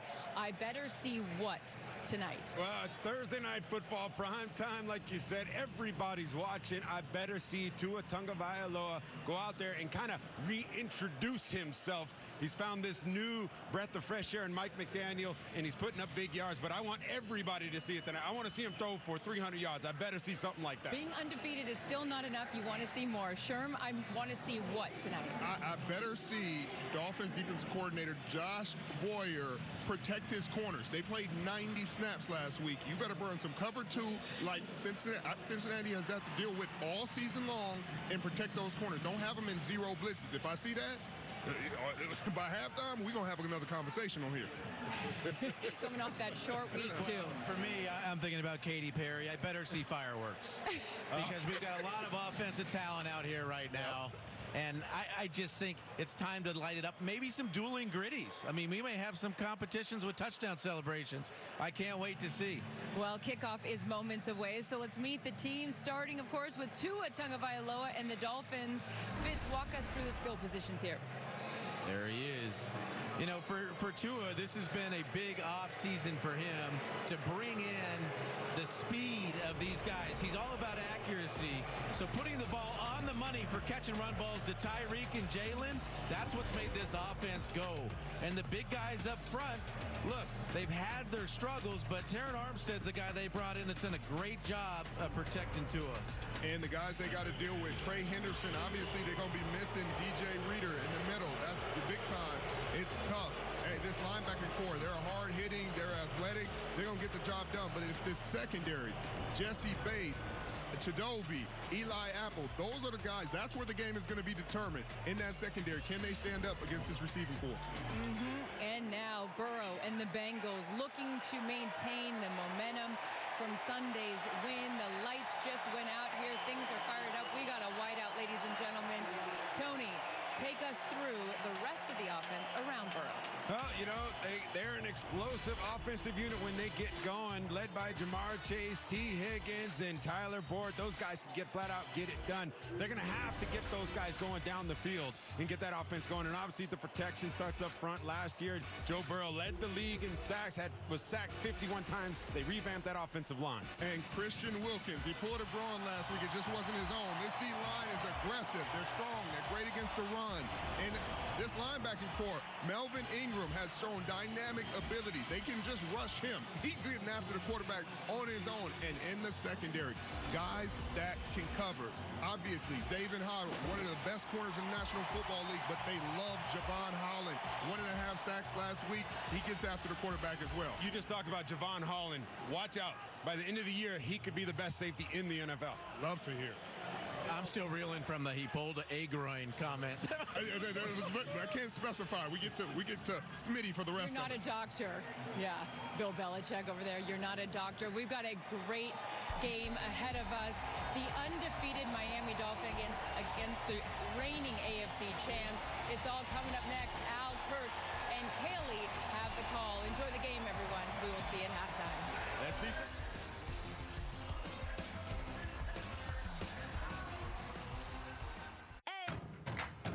With 0% sulfates, 0% parabens, and 0% dyes, Nutresame Pro Pure Collection for style without compromise.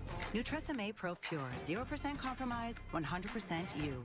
A new $5.99 King Meal Deal is on at Burger King. Mix or match 2 sandwiches, Chicken Junior, Cheeseburger, or the new Angry Cheeseburger with spicy jalapenos and our famous Angry Sauce. A King Meal Deal with fries and a drink for just $5.99 at Burger King.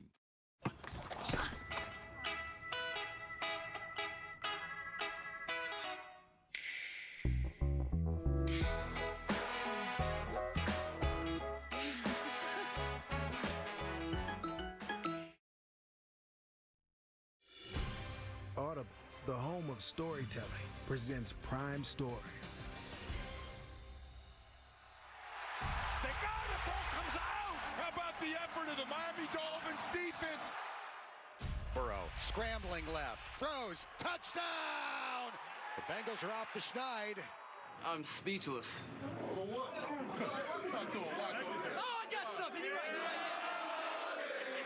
Who they say gonna beat them Bengals? No. I can't wait to go against Eli Apple, man. I owe you, boy. I owe you.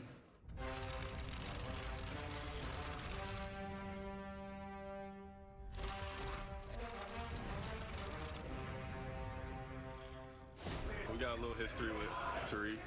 My boy Eli is pretty excited, I think. You know, if Tyreek is matched up with him and we call a play for Tyreek, he is getting the ball. What's the first thing you think about when you think about that meeting with Tua in college? Well, when we won, it's kind of validating. And I was like, oh, maybe I am actually as good as I thought I was. I have a lot of respect for Joe. His second year, he's came off an injury and led his team to the Super Bowl. Thursday night, the whole league is going to be sitting watching you guys. All right, man. Let's go. Let's work. Get in what we got to get done now. All right, here we go. You know, you strive to win every game. I think that's something we take pride in over here, and that's what we're going to do. We're seeing much more of what he's capable of, and the great news is he's continuing to grow. Here we are, 3-0. The one thing that's been consistent has been the Miami Dolphins defense. It's just been fun to watch. Come in our house Thursday night, team that's feeling really hot right now. They're 3-0. Wouldn't want it any other way. Who they? Who they? Who they? They gonna beat the Bengals. Who they? Who they? Who they? They gonna beat the Bengals. Ben's on 3. 1, 2, 3. Bengals roll Thursday night. Get ready.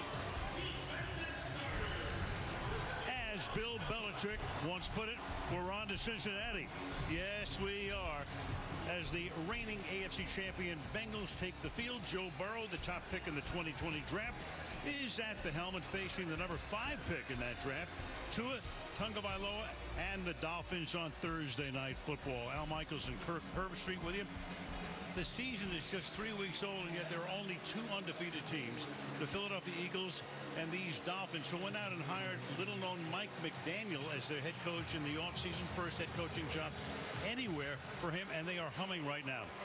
Kirk, you have been the premier analyst in college football for a lot of years. You've seen both quarterbacks many, many times, covered them. Yeah. First thing that comes to mind. Winners.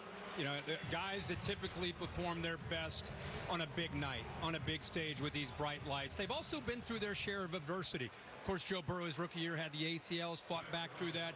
Tua's first 2 years in Miami have obviously been forgettable, but right now you could argue he's the most improved quarterback right now in the NFL. We'll see if he can keep it going tonight. A lot of intriguing matchups in this game tonight. What do you think will most determine the outcome of this game? I think what we all want to see is Joe Burrow and those receivers against the most aggressive defense in the NFL, Miami. They're going to blitz him. They're going to come after him. And keep in mind, Cincinnati struggles to protect Burrow. Can they take care of him and give him a shot to throw the ball downfield? And can the Dolphins remain unbeaten?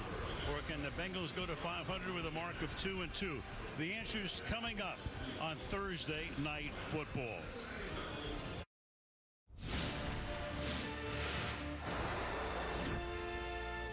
Ian Davis with you on FanDuel NFL Primetime on TSN. Plenty of focus on the matchup between Tyreek Hill and Eli Apple, with lots of talk from the Dolphins leading up to kickoff tonight. Looking forward to the challenge. It's going to be fun, you know, and I can't wait to go against Eli Apple, man. I owe you, boy. I owe you. I'm here. The cheetah is here. Let's eat. I'm not going to let any of that get into the way that I operate within the offense. You know, if Tyreek is matched up with him and we call a play for Tyreek and it's one-on-one, I'm giving Tyreek a shot. Just know that he is getting the ball. Well, we know Miami's offensive duo is ready. Davis, what are you expecting in this showdown? Oh, you boy. I expect touches. I mean, if his quarterback said he's going to give it to him, he's going to give it to him. I didn't see these clips and then run and say, I'm going to bet the Tyreek Hill over. The whole world saw these clips, including the defensive coordinator in Cincinnati, Lou Anarumo, and there's safety Jesse Bates, but I've seen Tua enough in the first 3 games. Even if he sees double coverage, he will give his receiver a chance. So the fact that he's saying he's going to throw it up, that's still enough for me to lay this wager. I think that they go over. All right, well, plenty of motivation on both sides of the ball. Let's take a look at what the bettors have to say. This is the FanDuel 5, the most staked anytime touchdown props for tonight's game. The Dolphins are dominating this list. It is the final countdown to kickoff. This is FanDuel NFL Primetime on TSN.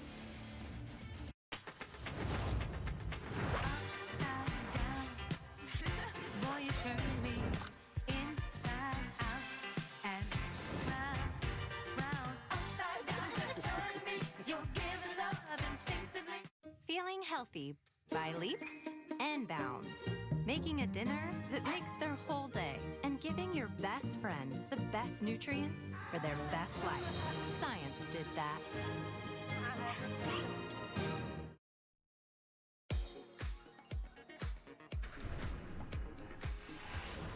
How about them Bengals?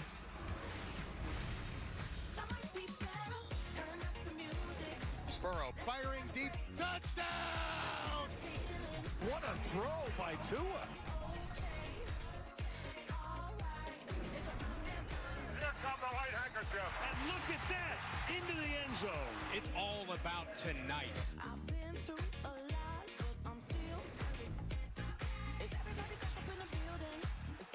reception is made, and he will score. Touchdown! Breezy drop there. It's the shuffle. Hitting right side. Touchdown. Super hit super.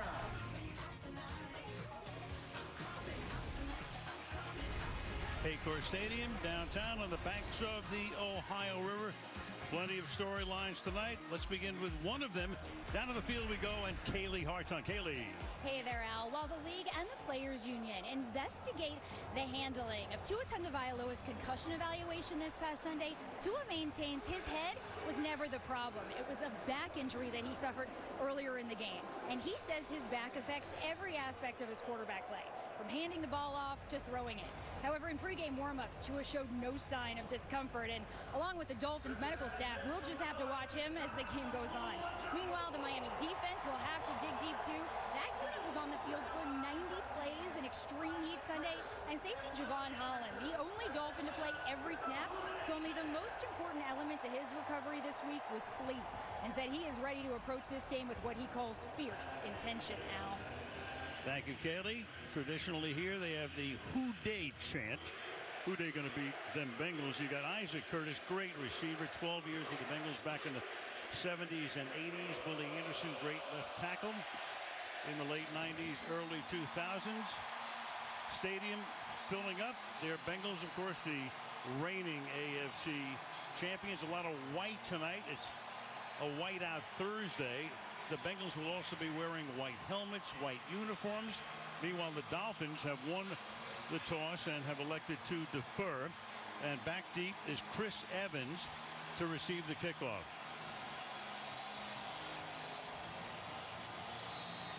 Jason Sanders has been their kicker for 5 seasons now, one of the best in the league. And he will get us started as we begin week number 4 of the 2022 NFL season, and we begin on this 60-degree night with a touchback. Joe Burrow. His numbers this season, very rocky start for him. 6 TDs and 4 interceptions. The rating is well below the league average, and he's been sacked 15 times already with a revamped offensive line that still has a lot of work to do. Bengals come off 2 losses at the gun in weeks 1 and 2, and then a victory last week in the Meadowlands over the Jets. And they start on the ground, and they start with Mixon picking up a couple up to the 27-yard line. He goes 2nd down. Zach Taylor is in his 3rd year as the head coach here. He was on the Miami staff a number of years ago under Joe Philbin. Spent 1 season at the University of Cincinnati, then went to Sean McVay with the Rams and got the job. And he started out very slowly with only 6 wins in 2 years. But last year, of course, he was on the sidelines in the Super Bowl. 2nd and 8. Burrow's first pass of the night on target, a little short of the first down. Jamar Chase hauls it in. And they will spot the ball at the 34-yard line. 3rd down and 1. This is one of the answers with an offensive line that is struggling to take care of their quarterback, already allowing the 15 sacks. Get the ball out fast.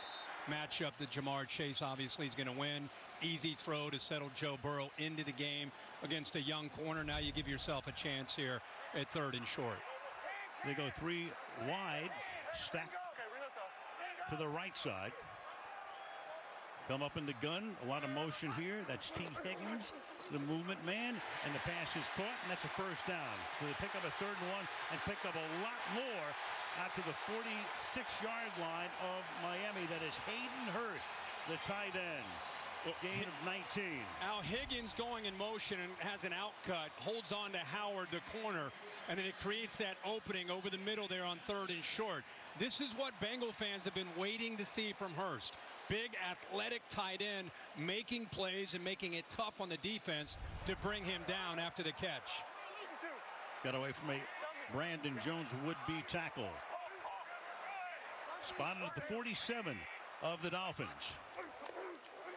Quick pass, left side, nice move by Higgins, who scored 2 touchdowns in the Super Bowl, and he picks up a 1st down. Well, again, this is the game within the game is Miami's defensive coordinator, Josh Boyer. It's in their DNA. It's who they are. It's what they did last week to Josh Allen. They're aggressive. They blitz. Nice job by Joe Burrow seeing an easy throw to the bottom there to T. Higgins. Quick throw and a quick 1st down. Go no huddle here. They've worked on Xavier Howard twice now. Back to the ground they go. Keeping those legs churning, but only for a 2-yard gain goes Joe Mixon. 2nd down and 8. Mixon off to a slow start. They're trying to get him on track tonight. Only averaged a little under 3 yards a carry. It's not too happy. It's a balancing act, isn't it? Because you're exactly right. They're none too pleased that they didn't punch it in for 6 points. But they also have to remember they did put points on the board. 3 points is 3 points. And in this league, you take points when you can get them. Not easily done. It's a loss of a yard there, and now 2nd down. If these guys are going to chop into that deficit, they got to do a much better job in the run game. Caught behind the line of scrimmage, no yardage to be found.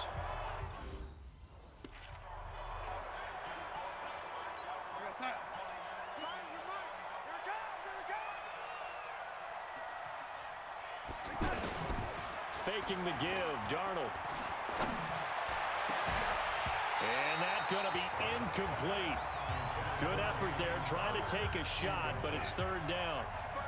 This offense in desperate need of a conversion as they come up on 3rd down. A shotgun snap for Darnold. And he comes back with one complete. And he goes out of bounds just shy of the 45.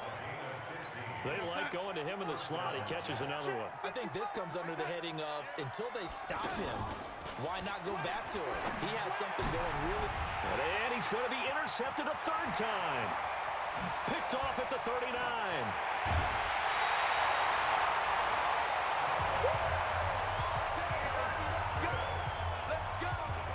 Partner's bad enough when you just can't hold on to the football. But when your quarterback's throwing it to the other team, that's 3 interceptions now, 4 turnovers for the game. You really have no chance to win the football game. Had a bit of a lane there, took advantage of it. Give him 7 there on the 1st down carry. A solid run on 1st down, gain of 7, leaves him with a 2nd and 3. First play of the drive, let's give credit all around. Excellent blocking, but the guy carrying the ball, he was the finisher. A really nice run. Here's a play fake as they set up to throw. Rush coming, and he's taken down. Ja'Kai Polite able to get in there for his 2nd sack of the afternoon.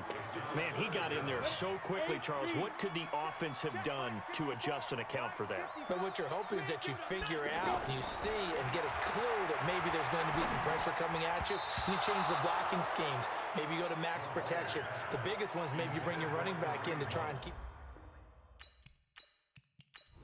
So out comes a field goal team now for the 2nd time here today. Made his first. This now from 46 yards away. And this one is going to just tuck into the bottom left corner as he gets it to go. And that'll push the lead up to 17. They got the interception, but very little movement after, and that forces him to settle for 3. And it does feel like settling when that happens, doesn't it? It certainly does, but we got to give a lot of credit where it's due, and that's to the defense because they ran onto the field. It's what we call sudden change, right? Interception, you've got to go put out the fire, and they did, holding them to a field goal. And all that worked, but he stopped where he ultimately would have been, and he's simply taken a knee, and that's the 25-yard line. New York set to take the field. And following the interception, just any interception, are you a little bit more cautious when you start that next drive, or no, you just throw that out the window? I think you are. I don't think that there's any way you can run back out there and go, totally didn't affect me. Let's just go ahead and be loose with the football again. You're going to take care of it, but you have to be careful about being too cautious because now you can't run any offense at all. Still want to attack. We'll see how they attack them here. Well, it hasn't been a whole lot of fun for Le'Veon Bell in this ball game, trying to find room to run the ball. I'm sure they're going to have to change some things up because he's so versatile. They've got to get the ball in his hands somehow and create some space because they're losing this game. Well, defensively, you got to key in on Bell, make him the focal point to stop, and they've been able to do that. And he has gotten better every year he's been in the league, always adding something to his game, one of the premier runners in the NFL. Now a deep ball there on second down, but it'll wind up incomplete. This offense in desperate need of a conversion as they come up on third down. Out of the shotgun, here's Darnold. Now he'll dump it underneath to his running back, complete. And a good job defensively. They stopped him short of the first at the 32. They'll get 10 there, but it leaves them just short for fourth down.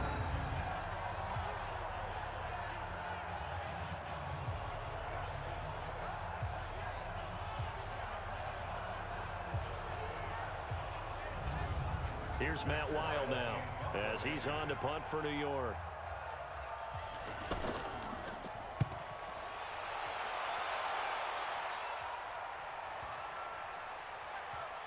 And this ball is going to be down now right at the 10-yard line. Good spot. Back now in Miami as we're about ready to rock and roll for the fourth and final quarter. The line ready for their next drive. And they split the uprights last time for 3. They've got the lead. They're not going to play this conservative. They're not hoping for another field goal. They're hoping for a touchdown. I'm with you on that one. I like where your head is. I like the way you're thinking because you're exactly right. Trying to sit on a lead and play that way, that doesn't work too well for most teams. Run your offense. Run what you do best. Exactly. Put it all the way down and try to increase your lead in a big way. And the best way to do it, touchdowns. They run again with Hunt. And he is going to be stopped cold behind the line of scrimmage. It's a loss of 2, now third down. Brandon, it's clearly a running situation when you're up in the fourth quarter. They're going to have to stack the box and make it difficult for them to move the ball. Made it very difficult right there. Now they need to repeat that effort. Yeah, bring 7, 8, 9, whatever it's going to take to slow them down. Leonard Williams, the former number 6 overall pick, got the sack that time. Oh, boy, he got a favorable spot there. The guys on the sidelines were raising their hands over their head and clasping their hands to signal safety. But the official marked it just outside the end zone at the 1-yard line. That's going to go in the books as a 55-yard punt. Well done. And the Jets will take over first and 10. Good starting position for the Jets as they come up first and 10. Here's Darnold. Crowder's got it over the middle. 7 yards, the pickup on the pitch and catch. Able to get 7 on that first down pass play. Second and 3. Here's Darnold. This one caught by Crowder. And he'll go down here at the 35-yard line. 9 yards the pickup there, and it's a first down. Ball up to the 35 now as they come up on first and 10. It's complete to Laquan Treadwell. It'll go as a gain of 11 and a Jets first down.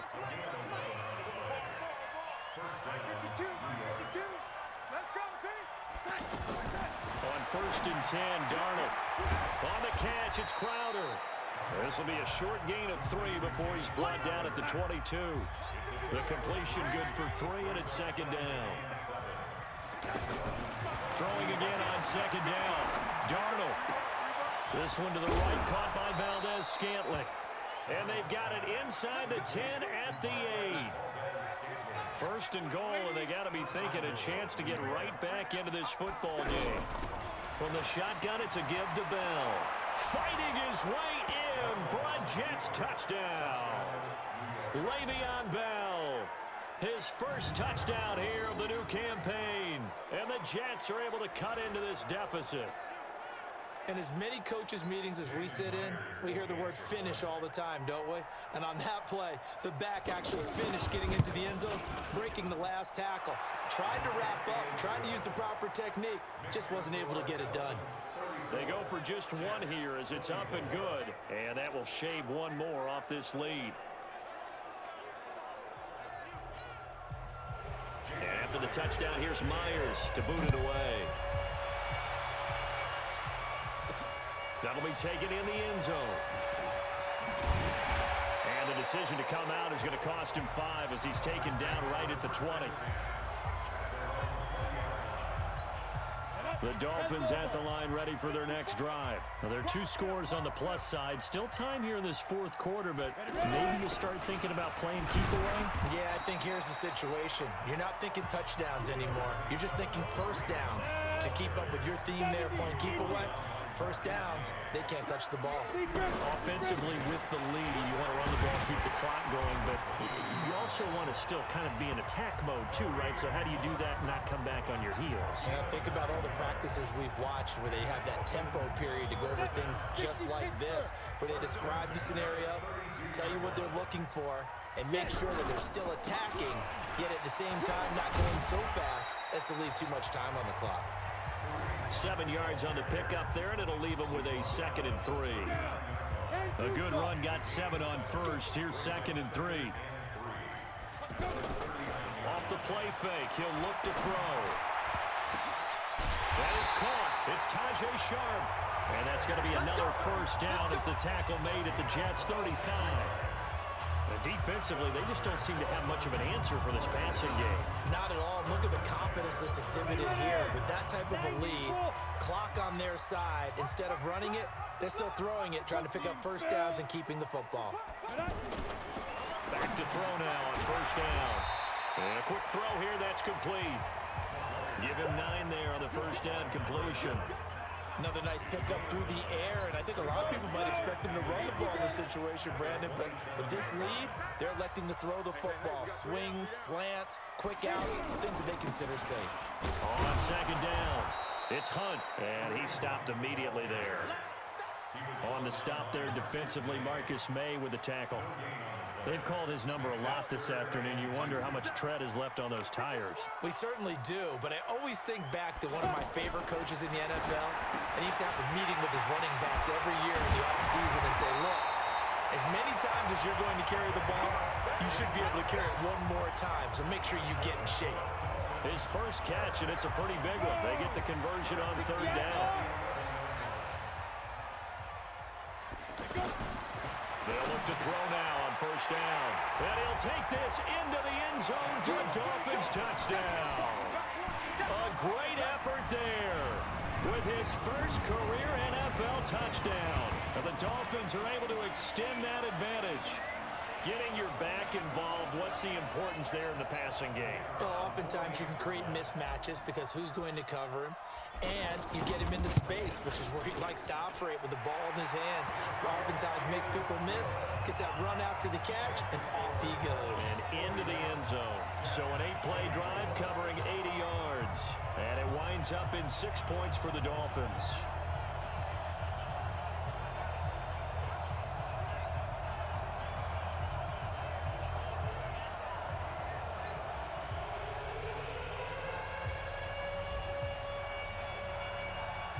The kickoff unit as they run up and send this one away. This fielded a few yards into the end zone. And no run back here. This will be a touchback, and it comes out to the 25-yard line. Jets offense coming up now to start their next drive. And for them, a touchdown their last go-around. Obviously, they'll be hoping to do that again. And when you start plotting for this drive, when you start thinking to yourself, okay, what are we going to do? You don't go away from what you did before because that worked, but you have to be prepared for wrinkles and counters because you know they'll make some adjustments. The loss of 3 on that first down pass play, now 2nd and 13. To throw is Darnold. And he hits Herndon over the middle. 8 yards on the completion, but now they face third down.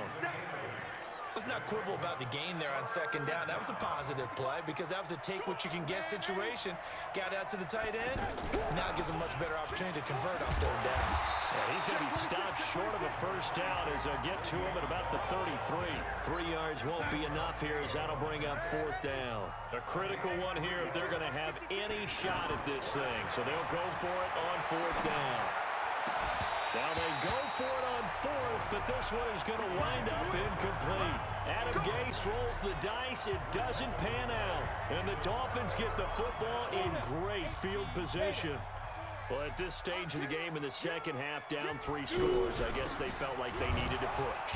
And let's face it, with this deficit, if they give up another score here after they didn't get it, does it really matter? Right. It really doesn't. They had to go and try and make something happen if they had any chance of winning this game.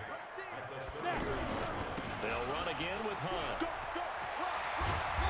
And he'll go down here right around the 23-yard line. That one, a first down pickup of 8. Now, I'm guessing you'd say this is kind of the key here. Grind out some yardage, work on that clock, see if you can continue to tick it down. Definitely, you want to bleed things out at this point, right? Continue to possess the football, gain some yardage, and put the onus on the defense. Do they have to use timeouts? What are they going to do to stop you? You're taking charge. A nice pickup of 14, and it moves the stick, sets up a first and goal.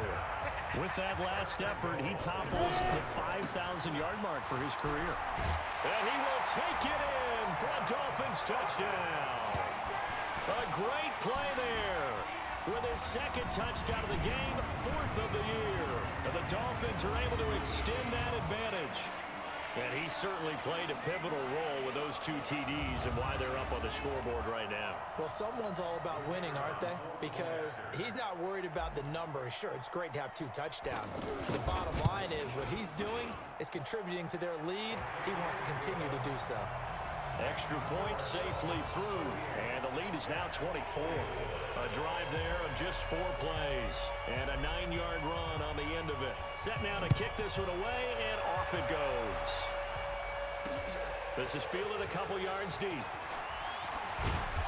And all that work, but he stopped where he ultimately would have been, and he's simply taken a knee, and that's the 25-yard line. The offense back out there at the line, ready for their next drive. And last time out, went for it on 4th down, turned it over, gave him great field position, turned it 6 points, so they've got to recover here, Charles. It's amazing what one decision can do in the chain of events, right?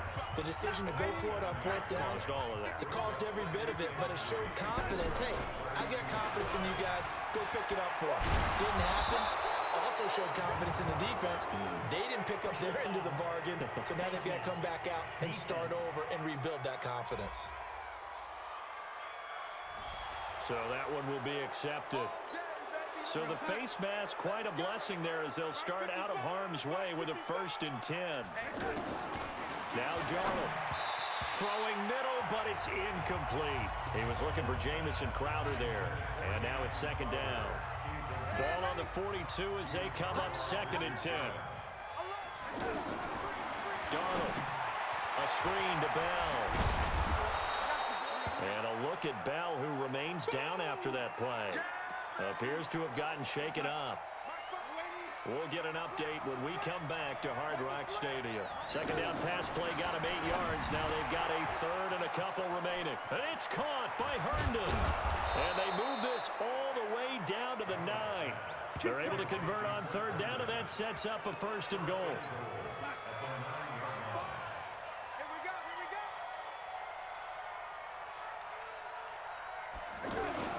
Darnold to throw again. This will be caught just inside the 10. And the stop will come inside the 5 at the 4. That'll bring up 2nd and goal after the gain of 5. And, partner, I think that's a great example that not all tight ends are created equal. Because everything was right. Got the completion, but he's not one of the more dynamic guys in the league.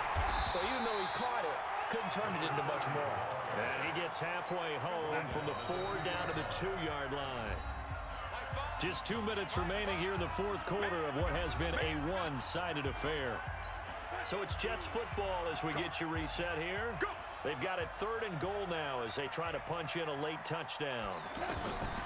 Darnold from the gun. And his pass is intercepted for the 4th time today. Picked up by Xavier Howard. He's at the 50. He's at the 30. The 20. And he will score. Touchdown, Miami. Make it back-to-back weeks now with a pick 6 for him. He had one a week ago. Talk about being in the groove, and what are the odds of what we're seeing right here? You don't see it happen very often. Listen, if you get a pick 6 in a season, it's been a big year, let alone back-to-back weeks. I'll tell you this, I wouldn't play cards against this guy in the locker room. Point after, right down the middle, and that will extend this big lead. A heck of a play there defensively, getting the interception, navigating his way into the end zone for the touchdown.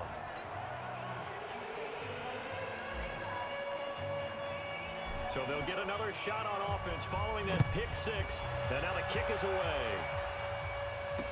This fielded a few yards into the end zone. And no run back here. This will be a touchback, and it comes out to the 25-yard line. Right there in the middle, 55. Man, that's trash. That's trash. Fresh off the pick 6, it's Darnold. And this will be incomplete. Physical play on the football there, and it's 2nd down. An incomplete pass leads to 2nd and 10 from the 25. Back to throw, Darnold. Throw left side complete. That's Hall. And they get him down, but not before he takes it across the 40-yard line.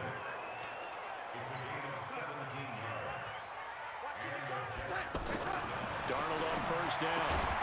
That's caught by his tight end, Uzama. And he'll maybe get back to the line of scrimmage, but no more than that. No gain there on the completion. 2nd and 10. To throw again on 2nd down. Darnold toward the right sideline, but it's incomplete. The intended receiver was Laquan Treadwell, and it'll bring up 3rd down.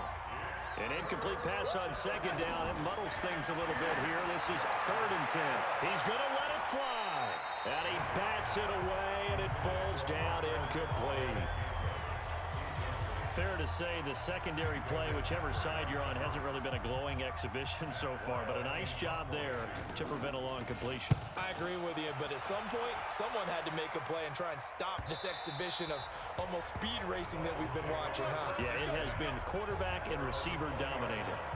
Out comes the Miami offensive unit now. They get set to take over. And this game comfortably in hand. The scoreboard speaks for itself, but you still got your starting quarterback out there. When do you go to the backup, let him get some time? And that's one of the great questions in the NFL, Brandon, because I'm just going to tell you, in the 2015 season, I commentated on 3 games in a row. There were blowouts. And in none of them did the starting quarterback ever come out of the game for the team that had a big lead. And in each instance, I asked the coaches later on, why didn't you do that? And they all looked at me and said, just don't really do that in the NFL. You know, these guys play, and we just play them all the way through. Now, in certain situations, they will take them out, but for the most part, they're not as worried and concerned about getting them out of the game. And that's always puzzled me a little bit. Now, after the run by Hunt, here's 1st and 10. Now a handoff here to his running back. Give him 3 on 1st down. It'll set up a 2nd and 7.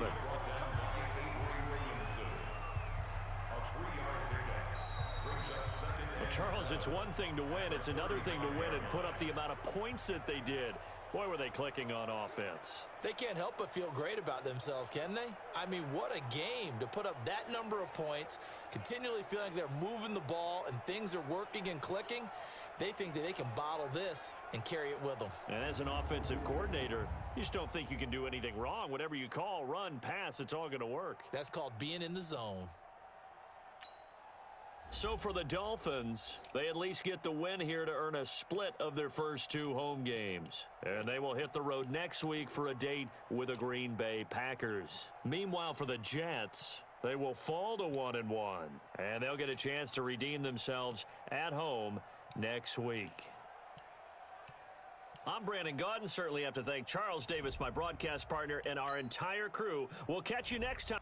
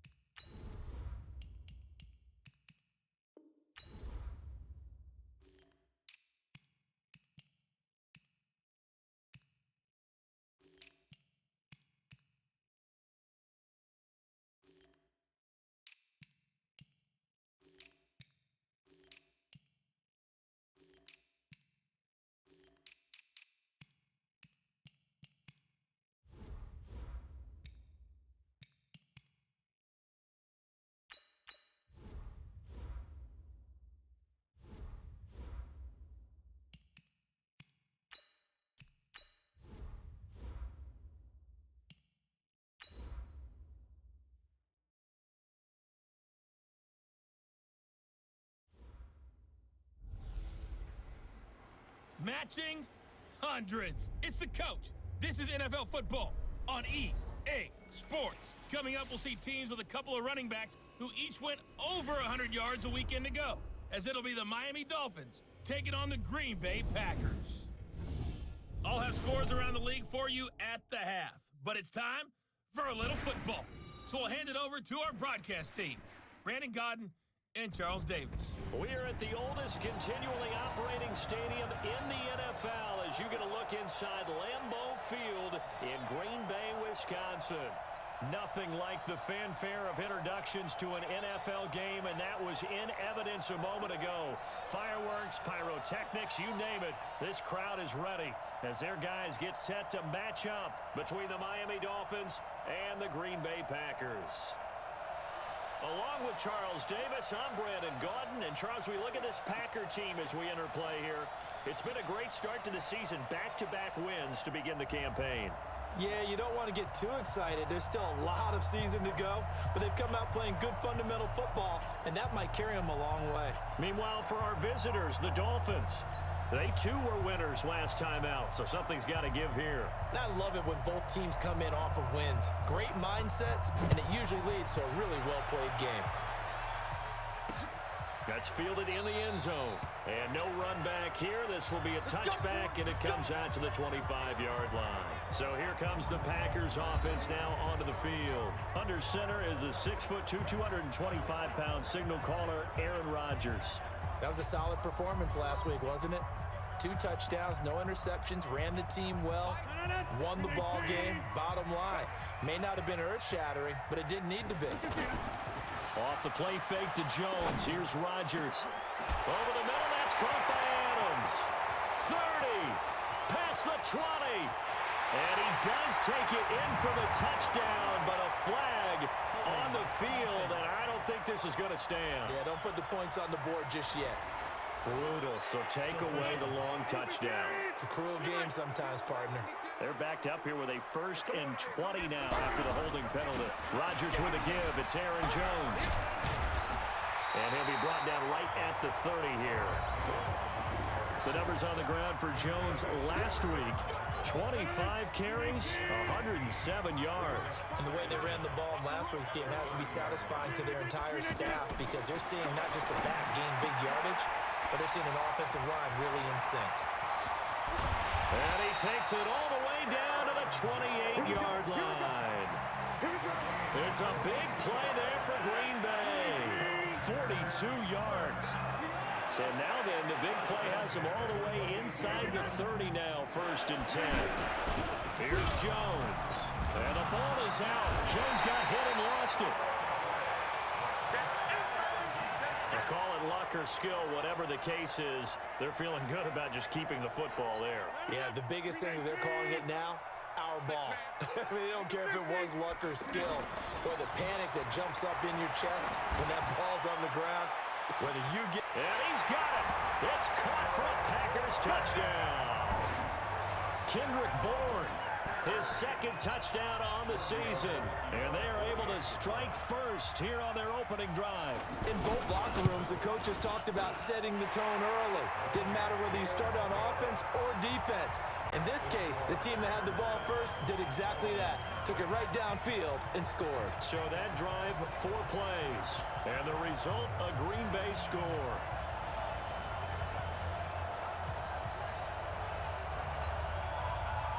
The kickoff unit is out on the field, and they will send this one away. That's fielded in the end zone. And no run back here. This will be a touchback, and it comes out to the 25-yard line.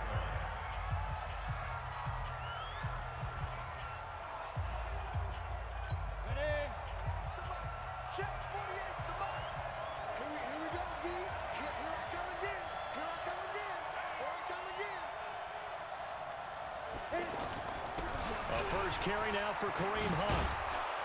And he gets this one just shy of the 40. They'll mark him down at the 39. First down yardage on the first play of the drive, 14 yards. So from the 39 now, they'll come up on a 1st and 10. On first down, they go right back to Hunt. And hit behind the line. He lost the football. It's loose. So they escape, so to speak, maintaining the football. Defensively, though, opportunity miss. It definitely was, because that's all defenses talk about. Getting the football and either advancing it the other way or just getting possession and turning it over to their offense. That can be a little bit deflating. You're exactly right. A lost opportunity. It's a pickup of 17 and a first down.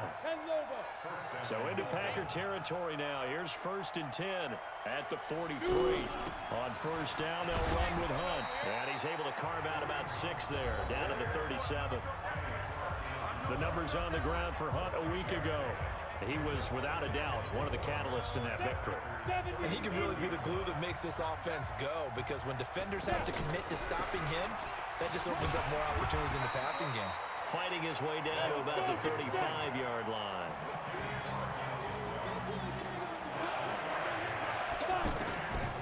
They'll look to throw. Now he'll dump it underneath to his running back, complete. And this is going to result in another first down as the tackle's made at the Packers' 24-yard line.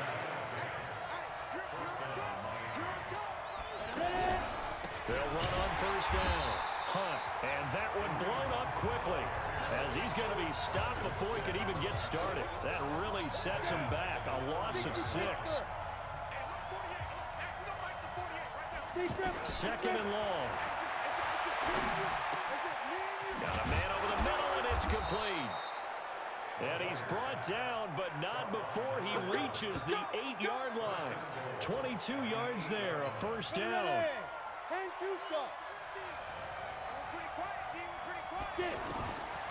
Out of the gun, they'll look to throw. Flushed out right. And that is caught. Touchdown, Miami. From 8 yards out, as his guys are on the board here in this first quarter.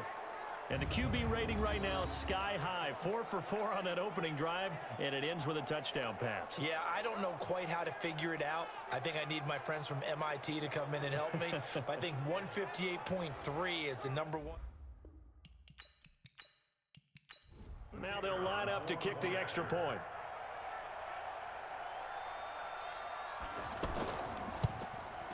It's good, and we're all tied at 7 apiece.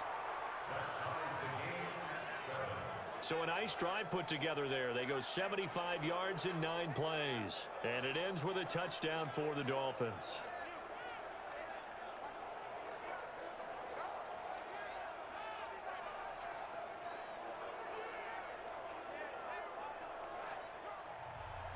Each team's had it. Each team has scored. 7-7 here as the kick's away. This is taken at his 4. And nice work on the return as they'll start their drive just past the 30-yard line. And Green Bay getting ready to go as they take the field. And they had to wait a long time to get the football back. Probably not what you were hoping for when you got an offense that's humming. Agreed. What you were looking for is the defense get the ball back pretty quickly, right? Hoping for a 3 and out. So that didn't happen. You can't yell at your D for that. They've got to take care of their own business and reestablish themselves now that they're back on the field. Now a throw right side taken in here to start this drive. And they get him down, but not before he takes it across the 40-yard line. Right off the bat, it's a first down to start the drive, 12 yards. Throwing on first down is Rodgers. And his throw is incomplete. Kendrick Bourne, the intended receiver, but it'll be 2nd down.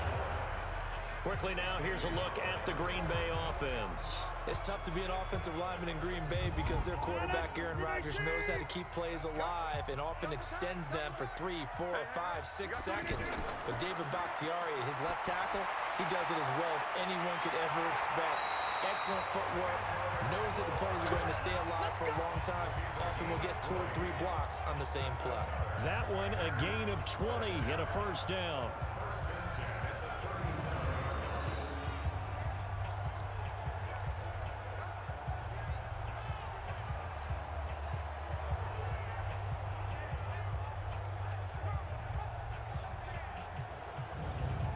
Rodgers now already over 100 yards passing in this first quarter.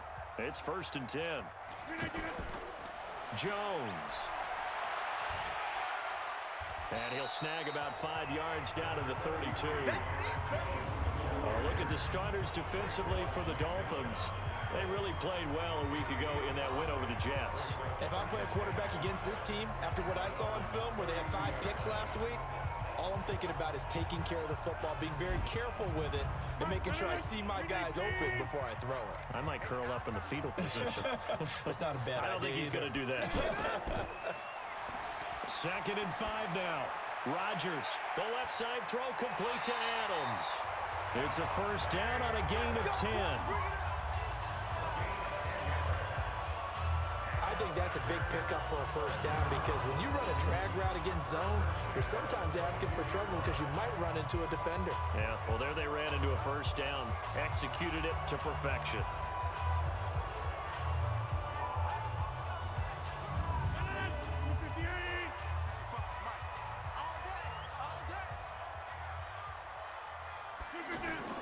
They fake the give. Now Rodgers steps away. He'll get just a yard on the scramble. It's 2nd down.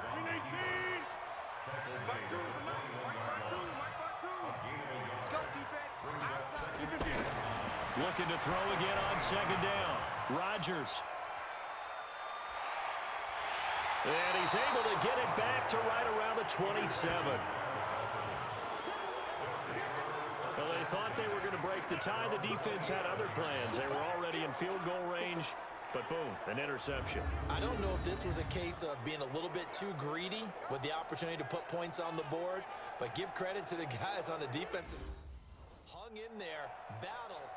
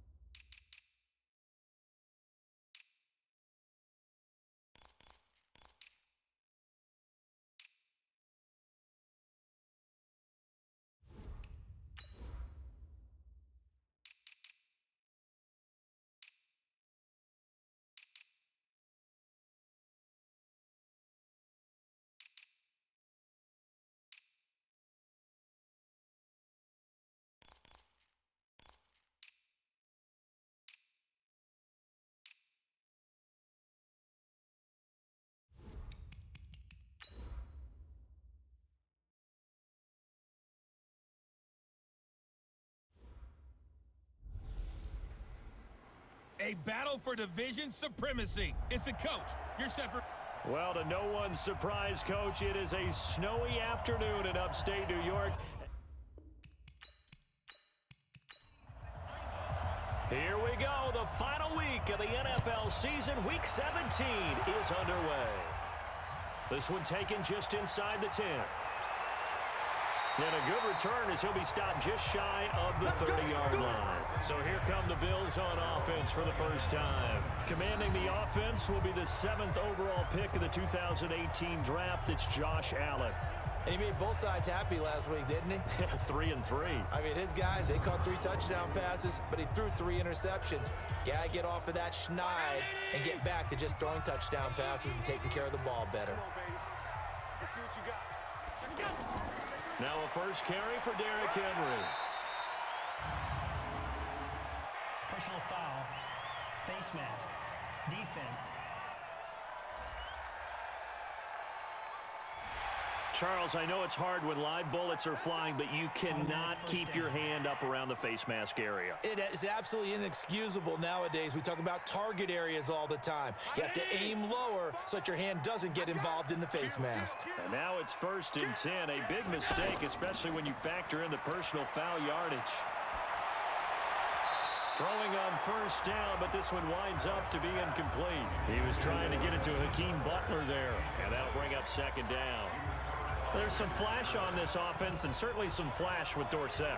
A flyer out of the University of Miami. Speed is his game, but he's added excellent moves and good hands. On 2nd down, here's Henry. And taking it across midfield and inside the 45. 11 yards there, 1st down. How best to describe that one? I'd say right down Broadway on that run. A straight-ahead running. I think that might be something we see a lot of between the tackles today. Well, he's enjoying things so far here this afternoon. Sees a crease and bursts through it for a solid game. A solid run by Derrick Henry, and here's another 1st and 10. And he'll give it here to his running back. The numbers on the ground for Henry last week. 18 carries, 67 yards. I'm so glad you asked for a couple of offensive linemen to talk to before the game because they told us that in last week's contest, everything was clicking. Didn't matter whether they're doing gap scheme, zone scheme, power, whatever it was working, and they expect more of the same in this game, although they're prepared for some adjustments by the defense they expect to see. And he's got another 1st down as he's brought down at the Dolphins' 20-yard line. Well, they're piecing together a nice drive to start this one. Seems pretty scripted and pretty successful so far. And I think they did it without our help. Because you remember when we sat in the production meeting with them to talk about this, and hey, how you guys going to come out of the gate? I know I offered my help with a few plays, and they didn't seem to want it. I didn't offer mine.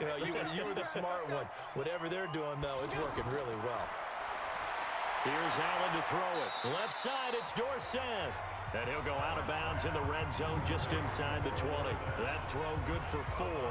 It's 2nd down. Time for a look at our starters here on defense.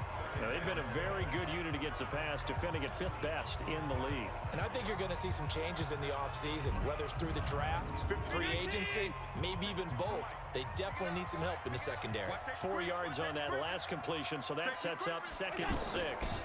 Back to the ground now. It's Henry. And running room scarce here. He's going to be stopped in his tracks at the line of scrimmage. They'll say no gain on the play there, and now it'll be 3rd down. To throw, it's Allen. The Dolphins do the job defensively there, and now it brings up 4th. Great coverage there all around. Really didn't have many options to throw the football. Very little chance that one was going to be completed. Every receiver was locked up. Here's Matthew McCrane now for the field goal try.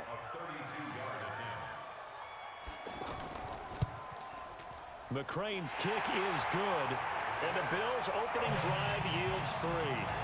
Never ideal conditions in the snow for a kicker, but the first test on the opening drive, he passed it. He certainly did. You know what the unit told me was their biggest issue playing in the snow? You just worry about something getting in your eye as the ball is snapped, and then you might miss it, and there goes 3 points off the board. This will be taken in at the 1. And he'll bring it back to just about the 25, call it the 24-yard line. So here come the Dolphins now as they get set to take over on offense. And they will be led out by their 6'4 quarterback. And what I enjoyed in preparing for this game was talking not just with the coaching staff, but with him as well. And I found it interesting that the coaching staff sees him one way, and he sees himself an entirely different way. Yeah, one thing he said he's always working on, we know he's not bad at this, but his footwork, always wants to improve that, and that's something he's going to focus on here. And what was so funny, what the offensive coordinator said right off the top, he's got great footwork. Love his footwork. So this guy is never satisfied. They've got good playmakers on the offensive side of the ball. I don't know what happened last week to really hurt their performance and hold down their production, but I would dare say that this week in practice, there's a lot of talk about how they're going to increase their proficiency. And that was a good start, getting the playmakers involved. You mentioned that to me pregame. That's what they did there. Yeah, I think a lot of people think the coaching staff really gets on them, and that's how they motivate them. Most of these guys are self-motivated. They have a lot of pride in their performance. Now a man open down the middle of the field. And he'll be taken down, but not before he works it past the 50. The numbers for him from a week ago. 5 catches, 82 yards. And he's number 6 in the league in receiving yards, and he plays for his team first. But he also, in the back of his mind, he's thinking, if I can get into the top 5, that might affect his bonus in his contract. No room to be had there on the first down run as he's lucky to get back to the line of scrimmage. No gain on the play there, second down. And the big boys up front in the trenches. What do you think of the O-line, Charles? I love them because this is a group that's so cohesive. They know what the man next to them is going to do at all times, and they operate as a terrific unit. False start, offense. So from 2nd and 10, it'll now go to 2nd and 15. And that false start penalty certainly not helping their cause here. 2nd down and long. And to give this time to the tailback. That'll get them some of what they needed, but they're still left here with a 3rd and 9 forthcoming. Defensively here, you're facing a top 5 team in terms of points scored in the NFL. So when they're that high powered, you've got to find a way to hold them under 20, because to me, that's the magic number. 20 points scored gives yourself you give yourself your best chance to win. So if they're up around 24, 28, 30, they could be in some trouble. And I think so, because then you turn it into a shootout, and that means your offense has to keep pace.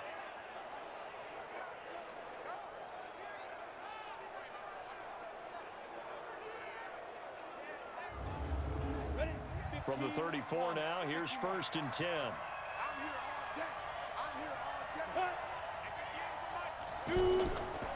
Now back to throw.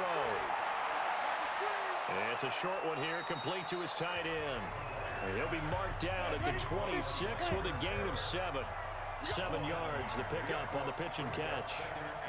Nice rhythm throw there on 1st down. He located his tight end, made a nice easy pitch and catch. Hoping he can break a tackle or two. Wasn't able to do that there, but still good yardage. Quite the opening drive march they're on right now. It looks a lot like what we saw in practice prior to the game, doesn't it? You know, because on that last big practice beforehand, you go through your offensive script. You go through your play calling. You go through all the stuff and establish things. And it looks like it's going like clockwork right now for them.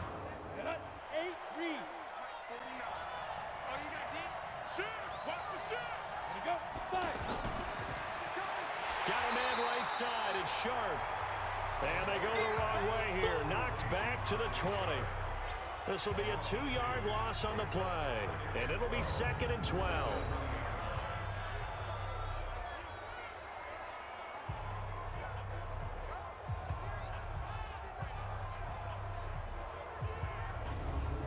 A rare misstep on that last play because the drive has been strong, but now it's 2nd and 12. Now they'll run on the draw.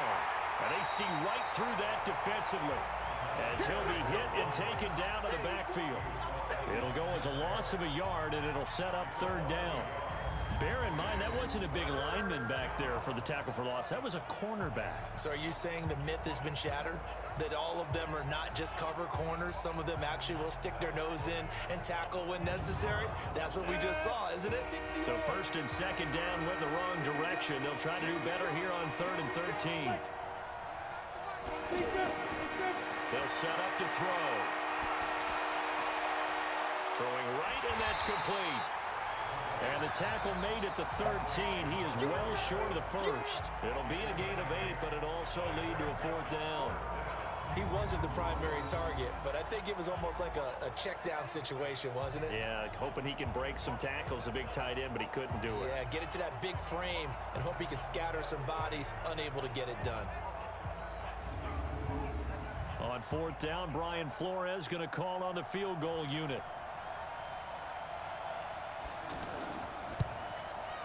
And his kick is good.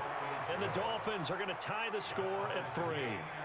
So a return of serve, so to speak, here on the second drive of our game as they respond to that opening field goal with 3 of their own. I like that. Going a little tennis on me, I know you. You like to mix it up with sports. They crack a forehand back out and they get a backhand. What was the return on? It was a backhand. I like a really good backhand. With some nice top spin on the a whole little thing. bit. I love it. Almost a mirror image when you really get down to it. I thought that was pretty good stuff.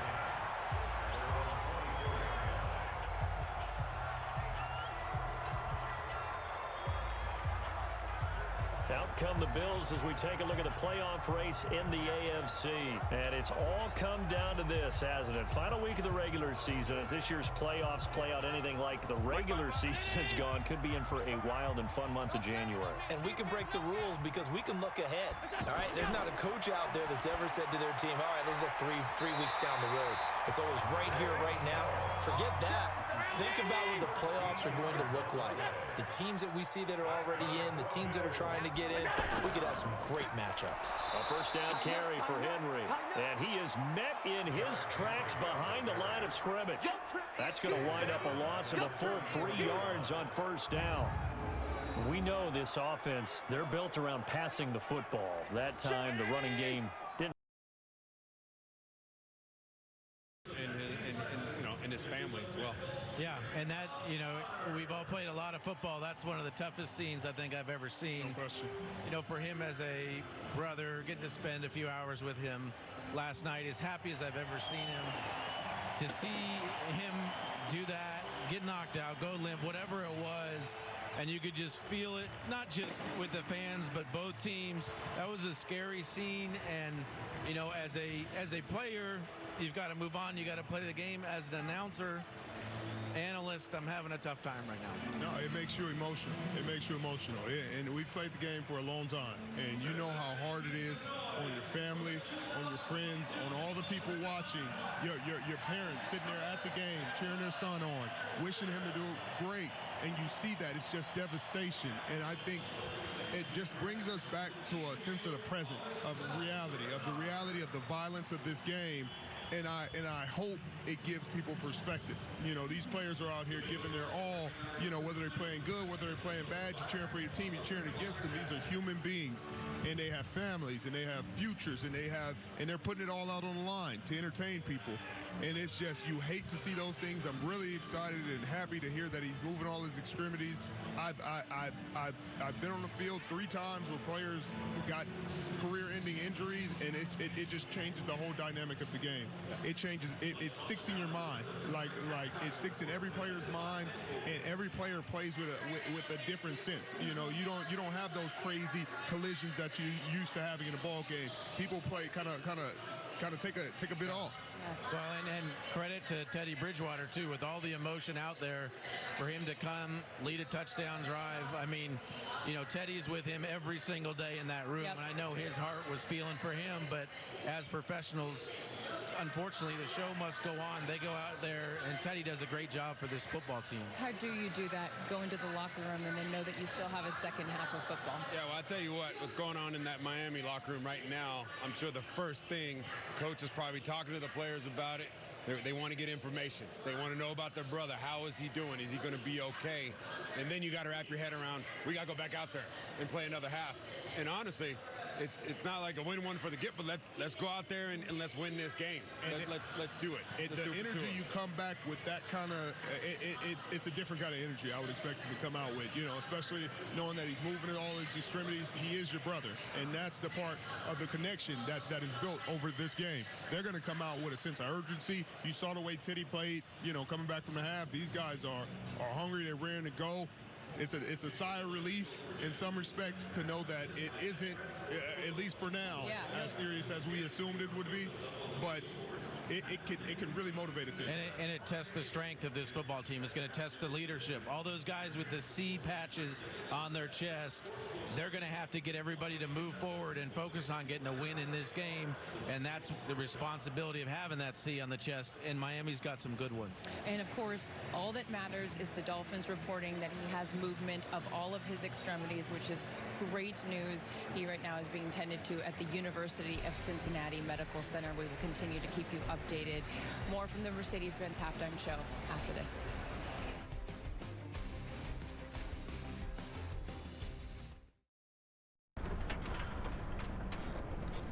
Dad, we got this. We got this. Let me check out the tent, okay? We got this. We got this. We got this. We got this. We got this. Life is for living. We got this. Let's partner for all of it. Edward Jones.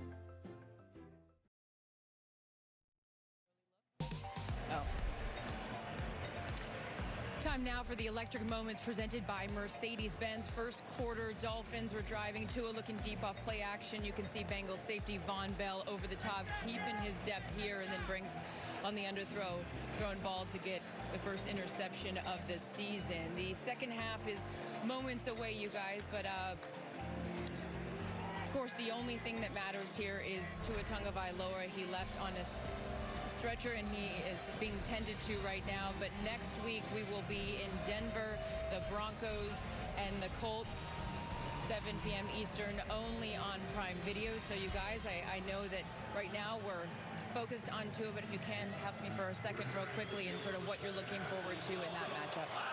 Well, I think Matt Ryan, Russell Wilson, the quarterbacks, obviously I play with Matt. Season hasn't started out exactly how he's wanted it to, but they were able to get the win last week against the Kansas City Chiefs. I got a feeling with that defense that the Indianapolis Colts has, they're going to go ahead and probably frustrate Russell Wilson. He's not really playing that well. Both these quarterbacks need this next Thursday week game to get back into that rhythm, back to that greatness that they've established themselves as. And I think there's just huge question marks surrounding both these teams. We don't know who either of these teams are yet. They're trying to find their identity in Denver with a new coach and a new quarterback, but Matt Ryan's trying to find his identity with his new coach and his new team, and there's just a lot of question marks going into this game. What is the identity of both of these football teams? And there's so much disappointment in Indianapolis, at least. The defense was expected to be one of the top defenses in the league again. You expected certain things from Matt Ryan after getting rid of Carson Wentz. You saw him last week, but you didn't see him in the previous 2 weeks. So you're looking for consistency there. That Denver defense is legitimate. We saw it on Sunday night against the Niners. They 10-11 ball game. The defensive struggle, but they're going to need to show up big against Matt Ryan. All right, you guys, second half action underway in just a few moments. Again, Tua Tagovailoa, great news from the Dolphins. He has full use of all of his extremities. We'll keep you updated on all of that. Thanks for watching the Mercedes-Benz halftime show. Second half action underway after this.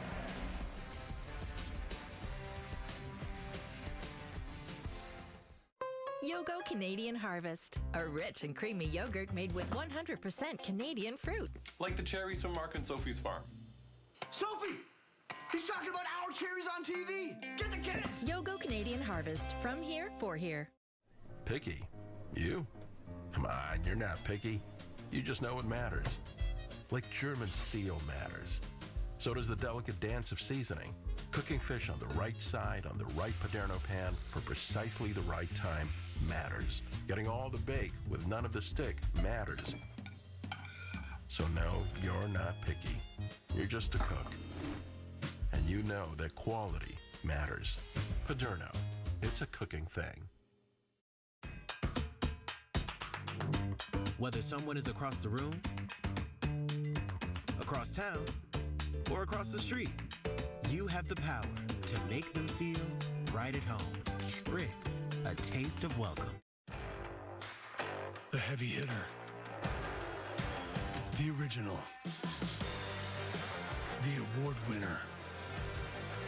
The non-conformist. the Weekend Warrior.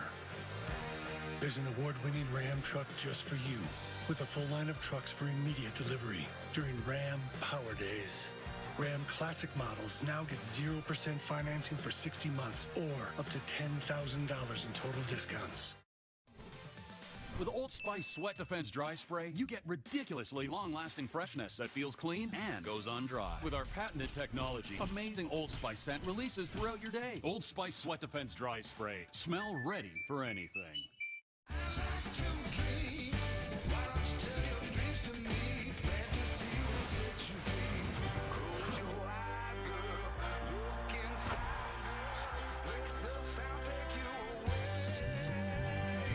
Wow, must make getting around so much easier. Well, it does now that my RE/MAX agent found us our dream house in our dream neighborhood, flying distance to everything.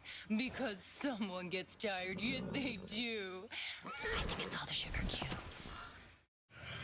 Halftime winding down in Cincinnati. Bengals lead 14-12. Let's go down to the field, check in with Kaylee. Well, Al, the Dolphins tell us that Tua Tagovailoa is conscious. He has movement and feeling in all of his extremities. Just speaking with Mike McDaniel, he said it was a scary moment, but Tua was conscious. He was talking to him. He said when he got out of his line of vision, Tua was asking for him because Tua wanted to understand. He was curious what happened on that play. His parents are now headed to meet him at that hospital, the University of Cincinnati Medical Center. Mike McDaniel told me this is why you sign a guy like Teddy Bridgewater in free agency. He is the calming influence of this team. He knows how to conduct himself in this situation. He's been there. He's been through his own scary injuries. McDaniel said the best thing that he can do now is get a win for Tua because that's what he wants. Yeah, for sure. Bridgewater with that knee injury a number of years ago. Mostert to run it back to the 24-yard line to his parents, Kaylee mentioned, from Hawaii. Went to St. Louis High School in Honolulu, same school that produced Marcus Mariota. Yeah. And the folks are here tonight and obviously at the hospital right now. Yeah, I mean, everybody who's ever been around Tua, anybody watching this game, obviously our thoughts are with him. We all go back to last week when he had that hit, wondered if he'd be okay. Kind of gutted it out just to get on the field tonight, and then he has this happen. So we'll see what Teddy can do to finish it. Little toss here, and tripped up in the backfield is Edmonds, who scored that touchdown in the waning seconds. Mike Hilton stopping him there. It'll be second down and 10. Mike Hilton is walked up. You know, sometimes they'll sit back with two safeties, but this time they walk him up right here. He's able to just get around the edge before Ingold or the tight end could pick him up. It was Durham Smythe trying to get out there to him, but boy, one of the better slot corners you'll find in the NFL. Does everything for this Bengals defense. Second and 10.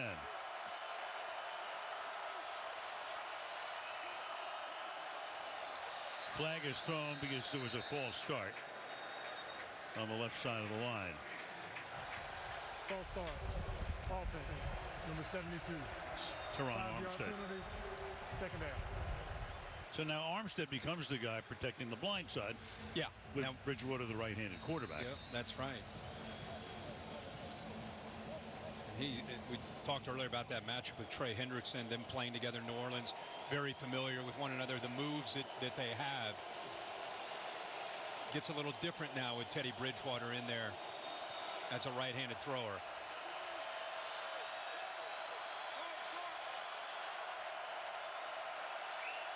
Play clock at 1.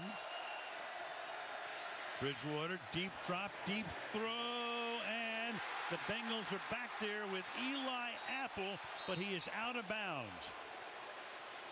So Apple and, of course, Hill were going at it back and forth, mainly Hill this week. Yeah. And Apple steps out. This time. He's covering Sherfield at that point. For the right foot, unable to get down. You know, he wants that matchup as much as Tyreek Hill wants that. Boy, that right foot, as he caught the ball, he did everything in his power to try to keep it down. Easily got the left foot down, but it was about that right foot. 3rd and 15. Hill on Apple this time. Blitz coming from the corner. They pick it up. Pass is tipped incomplete. That's a Wouzier that time. And a pass intended for River Craycraft. 4th down. That's a tough matchup against a Wouzier. Wouzier, again, is one of the top corners, at least at the start of the 2022. Just a technician. Has size. Craycraft does have size on him, but quickly you see Wouzier gets his head turned. That ball is actually thrown behind him as well. River Craycraft, one of the great names in the National Football League. Fair catch call for at the 36-yard line by Trent Taylor. And that's where the Bengals will start their first second half drive up by a deuce. You know, this TD app makes things so easy. It's got access to your banking, trading, and rewards together. Pretty sweet. You kids got it so easy. In my day, I had to bank on one app and trade on a completely different app.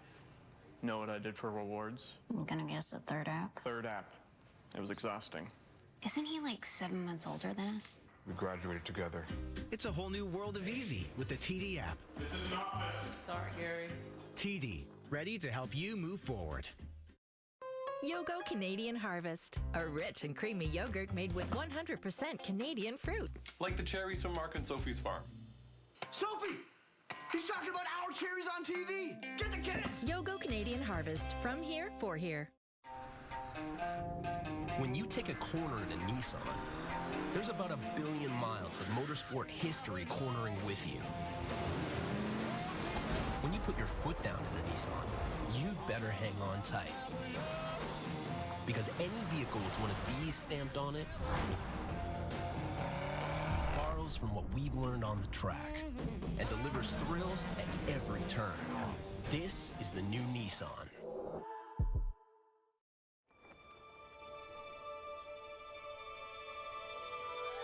Something new is on the horizon. A wish for new worlds where fun meets enchantment.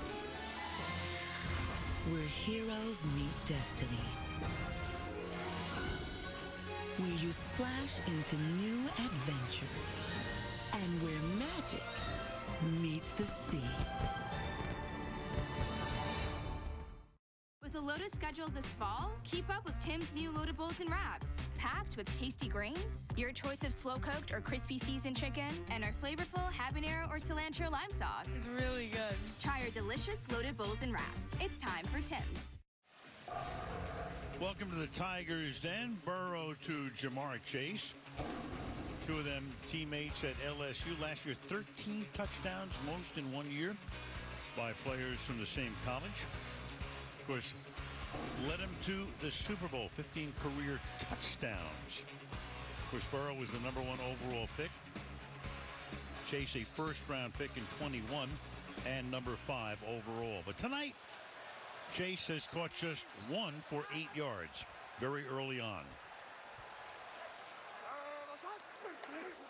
From the 36, Burrow, good protection, slings it to the outside, and that's close to a first down for T.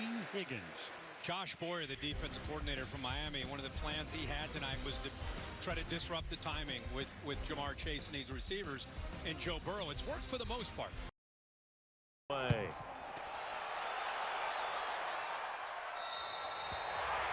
That is how you flip field position. That's it. Helps. Downs it inside the.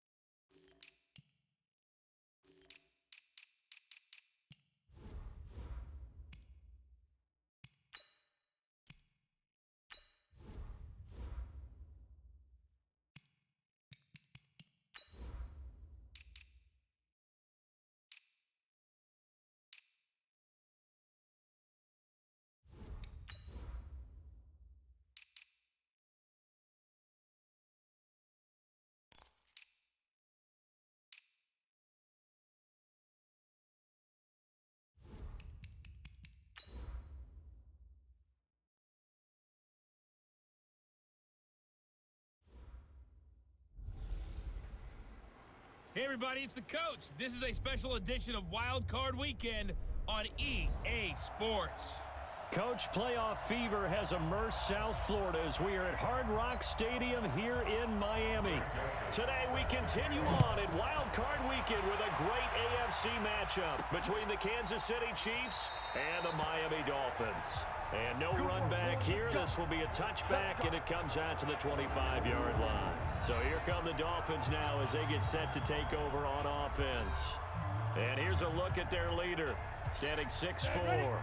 And this could be a whole lot of fun because if his game plan goes into effect early, we're going to see some shots downfield, aren't we? What did he talk to us about? Stretching the field. Wants to open things up for not just his receivers, but for anything underneath. Well, that was the theme, the front page of the sports section. What the columnists write, possible air raid. So we'll see. Yeah, it's going to be interesting to see how the coaches view that, right? Who gave what game plan? I think it's pretty obvious, though. That'll help them win.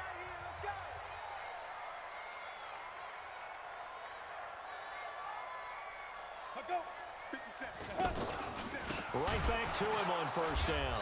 And he will lose yardage back to the 34-yard line. A loss of a full 3 yards, and now it's second down. Hey, switch gears. 22 Jet Bomber, 22 Jet Bomber. Second and 13. Over the middle, Sharp's got it complete. It's a pickup of 12, and that'll set up a third down. He's a gain of 12. Brings up third down and 2.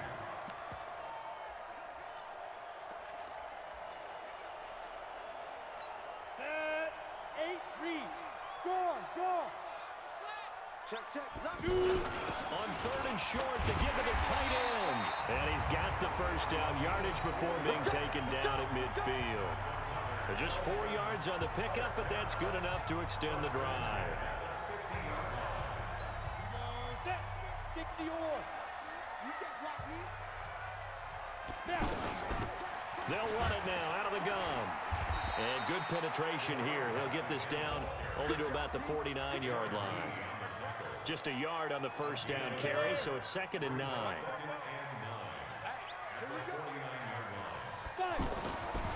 They'll look to throw.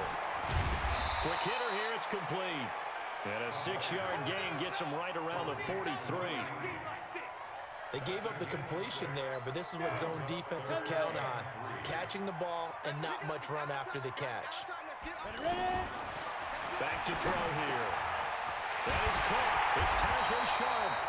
And brought down, but able to get it to their 30-yard line. I don't believe that this opening drive is surprising to either one of us after the time we spent with the coaching staff and players prior to the game. What about you? Absolutely. Not only that, but that big article in this paper this morning about their philosophy on starting games like you're shot out of a cannon, and that's what they've done. Very methodical here on this first drive. Yeah, so many teams talk about that fast start. We're actually seeing it happen right here in front of us. But now the kicker. Can they cap it off by putting the ball in the end zone? Let's talk a little football 101 here, because one of the keys to advancing the ball downfield, success on first down. Huge difference, as we know, between 2nd and 4 and 2nd and 8 and 9. Oh, he's got some breathing room. And able to get him down, but he does reach the 5. 19 yards to pick up there. Move the chains.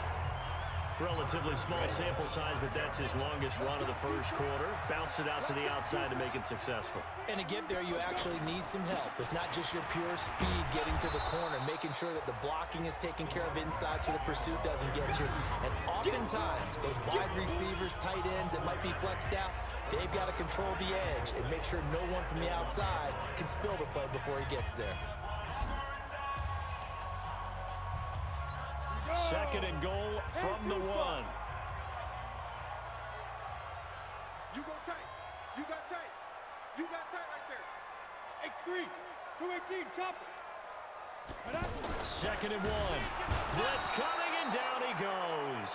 Chris Jones able to drop him for a loss of 4 from his defensive tackle spot.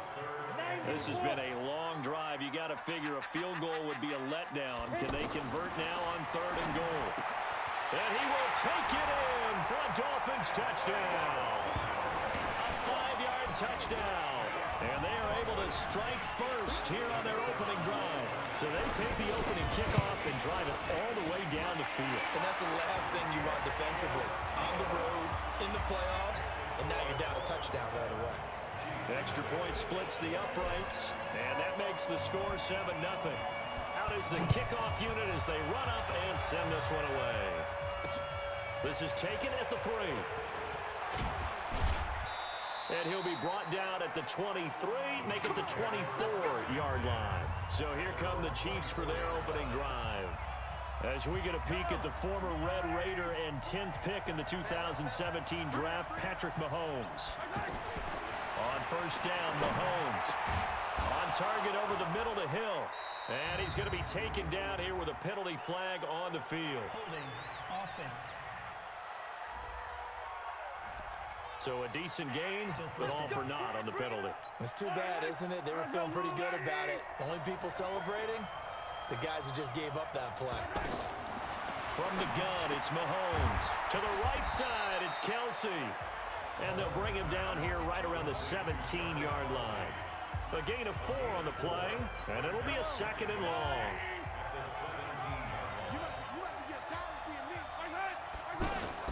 They fake the give. Now Mahomes. That one caught by Tyreek Hill. First catch of this wild card game for a 1,000-yard receiver in the regular season. He's got a first down, too. So from the 36 now, 1st and 10. Shotgun snap to Mahomes. Incomplete. This is Albert Wilson. 10 yards on the pickup there, and it'll be 2nd down. Now, Charles, what's the mindset here offensively? You gave up the touchdown pretty quickly. Would it have changed if you had gotten a stop and it would be 0-0 right now, or no?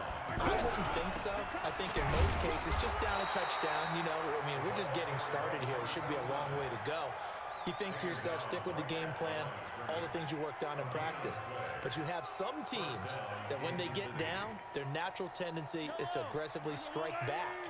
And let's see if they want to get outside of the game plan we expect and try and be aggressive on their first series. Now a play fake here on first down. And that's going to be incomplete. Too tough to hold on to that one. It's 2nd down. Kelsey, the intended receiver there. And that'll bring up 2nd down. An incomplete pass on first down. That leads to a 2nd and 10. Throwing now is Mahomes. It's Kelsey on the ground. And he goes down, but not before getting this inside the 25. Now after the completion, we're going to get a timeout, an injured player. We'll get an update when we come back to Miami. Wilson with a first down carry. And he will lose yardage and be backed up to the 24. That's going to go as a loss of 1 on first down. Maybe just a slight detour on what's been a strong drive. Here's 2nd and 11. They go play fake. Mahomes. That is caught right at the 10-yard line. And he gets it inside the 10 to the 9. Defense. So give them the yardage on the pass and half the distance to the goal line. Because they're inside the 30, so now you don't march off the full 15, right? You have half the distance to the goal. In any event, that's precious real estate given up. They go play action here on first down. Rush coming, and he's taken down. Manti Te'o came in there hard on the blitz and got him down 9 yards behind the line of scrimmage. It's 2nd and goal, but now all the way back at the 14. 2nd down, this is Wilson. And that play going absolutely nowhere as he's belted before he could get out of the backfield. This will be a loss of 3, and now a much tougher 3rd down looming. An interesting and intriguing decision there defensively because they kept extra DBs on the field despite seeing the multiple tight end look that came out for the offense. I thought they were going to switch out of it. I didn't know if they felt they didn't have time or what the case was. Well, in any event, the extra speed allowed for great penetration as they stuffed that one behind the line of scrimmage. Meanwhile, on 3rd down, they take a shot at the end zone, but it's incomplete. Let's give this defense some credit now. They let the guys get downfield, but when push came to shove, they stood their ground. Now they'll likely force a field goal attempt. The kick by Joseph is good. And they are on the board, but still trailing. It's 7-3. So, yes, it's only 3, but at least they're able to answer back after giving up the touchdown to start the game. Yeah, I like the observation there because getting some points on the board, very positive for them. Feel a little bit better about things because if you don't score, you potentially have opened the door for them to score again, and then you're down 14. Watch tight end. Watch tight end. Tight end's right. Tight end's right. 3 down. 3 down. They'll run it now out of the gun. 10 yards on the pickup there, and it'll be second down. On any explosive run, you can almost feel the ground shaking, and that's from the offensive linemen creating space for their runners. I had an old coach tell me before, they always told his runners, run around the offensive line in pregame. Get used to the ground shaking so you don't trip and fall when it happens in a game. It's a first down on a gain of 10. Well, they're making a real first-quarter statement with a run game, no doubt. For those who remember old-school football, running it, establishing things, seeing backs find holes, get through them, they got to like what they're seeing from this unit so far. Right now, they've decided to, as you've said, establish the run game, and they've been successful doing it. Defensively, a solid response after giving up back-to-back first downs. And down he goes at the 49, a 3-yard pickup. Ready? 30 days.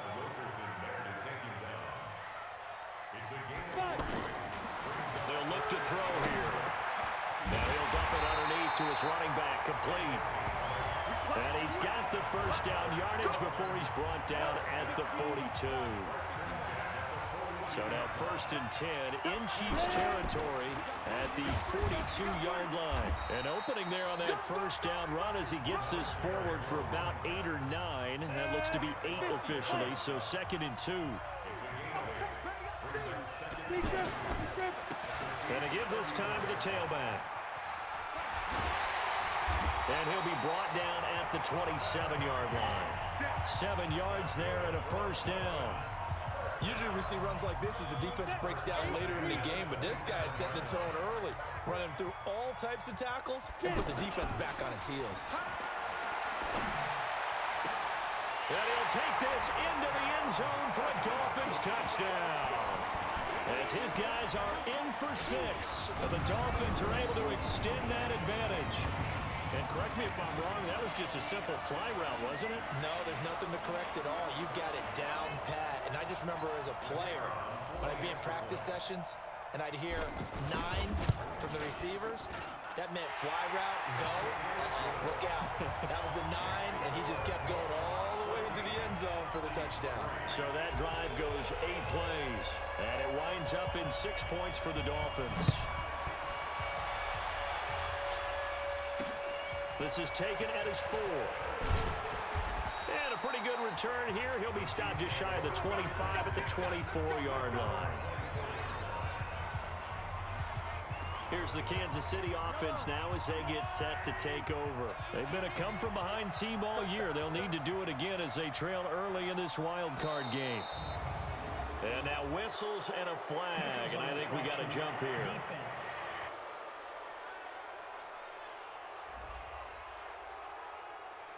A free 5 yards as the defense jumps.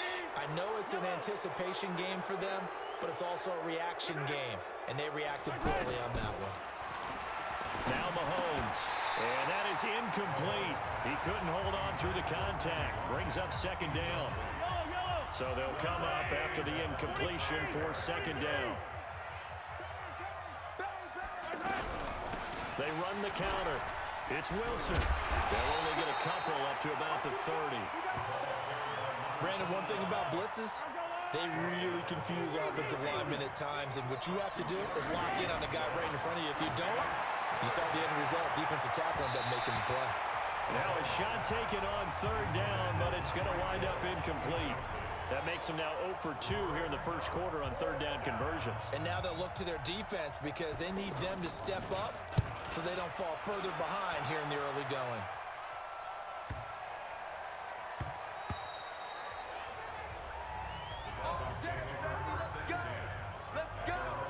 Out comes the Miami offensive unit now. They get set to take over. Now, right now they're saying, hey, let's keep this going. 2 drives, 2 touchdowns. Yeah, can't ask for a better start than that, can you? I mean, this is the way you practice it. This is the way you rehearse it. But right now, the play calling, they're locked in really well. It's a 6-yard gain on the ground, and that'll make it 2nd and 4. From the 26, they'll line up on 2nd and 4. Now a handoff here to his running back. He'll have a first down past the 40 and all the way up to the 45-yard line. After one, a 14-3 ball game. Second quarter from Miami. It's the Dolphins with the football as they've got it with a 1st and 10. They'll run it now out of the gun. And he'll work it across midfield inside the 45. Another nice gain. That's now 30 yards between those last 2 plays. How many times do we say in this game that speed kills, and it does it in so many different ways? In this case, you got a back who's quick and shifty, can make moves, make people miss, but also gets to and through a hole before it can close down. That's some of the benefits of that speed, not just outrunning people in the secondary. And that led to a really nice game.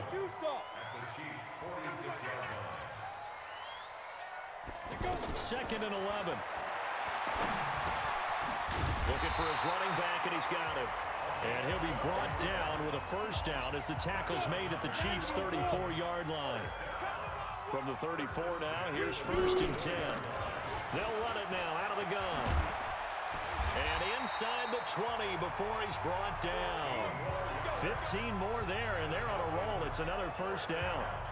Lots of praise on this drive, obviously. I know you're seeing what I'm seeing. Those guys up front, they're getting it done. Doesn't matter what play is called. They are handling their business at the line of scrimmage and dominating right now on this drive. And he'll take this down for about 4 yards, down to the 15. And he'll give it here to his running back. And he's able to work it here to the 8-yard line. Personal foul. Face mask. Defense.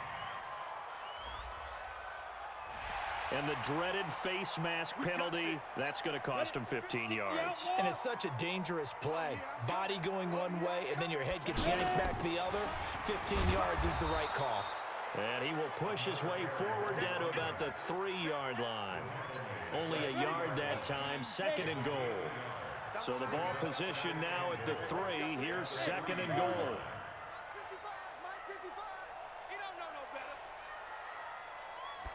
Second and 3. Looking end zone, but it's incomplete.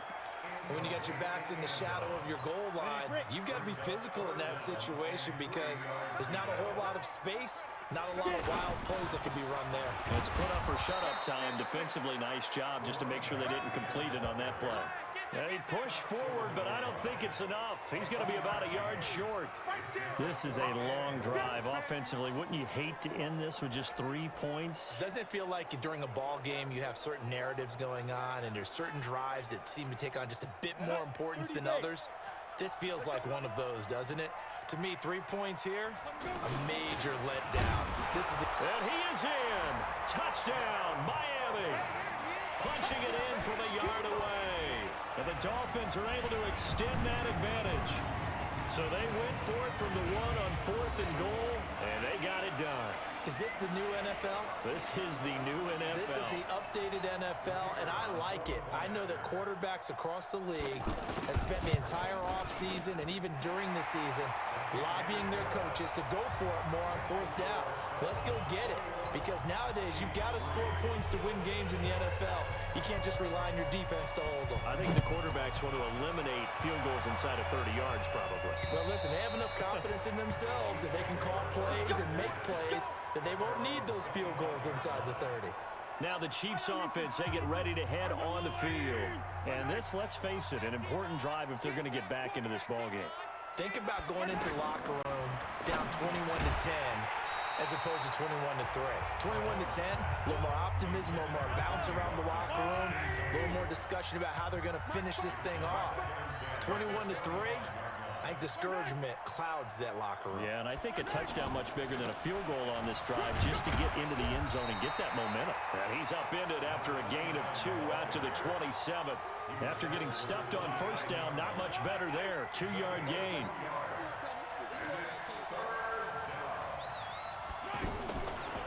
play action. It's Mahomes. He sets to fire deep.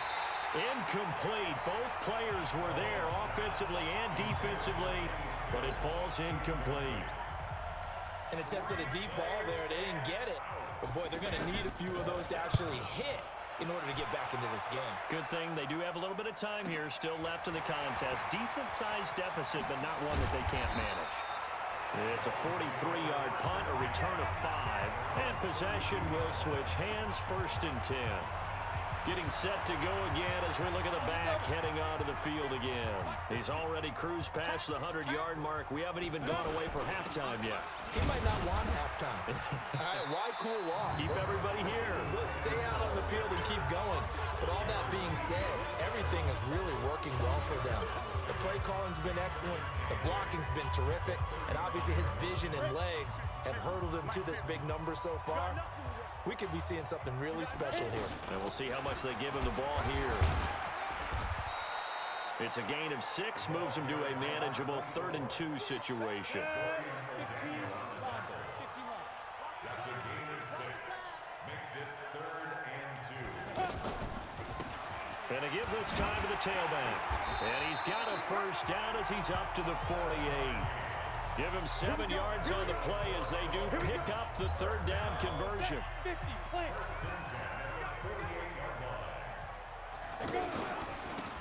Now a handoff here to his running back. And maybe a measure of revenge there. He's had his way in this one, but this time they get him behind the line. It'll be a loss of 1, and that'll bring up a 2nd and 11. Looking to throw. They'll try and set up the screen. It's complete. And they'll get to him after a gain of 7 to the 47. For a second there, I thought that might break big. Screen pass. Looked like it was coming together. Looked like there was an opening. Still, ended up with a solid gain. Out of the gun now on 3rd down. And he finds his target. It's Sharp. And he'll go down, but not before getting this inside the 30. One of the selling points of the in route is it gives the quarterback a really nice sight line to his receiver and almost on a direct shot, able to throw the ball into the middle of the field and have a great chance of success as they did on that play. And he's going to get a solid gain of 9 before being brought down. 2nd and right at a yard. A nice run there, 9 yards, and it'll be 2nd down. That play wasn't quite as big as the play that preceded it, but still, gotta like the way they're moving the football, partner. Absolutely, pretty good room to run on that last play. Yeah, they didn't get a first down, but still, you'll take runs like that each and every time, won't you? 70, Indy.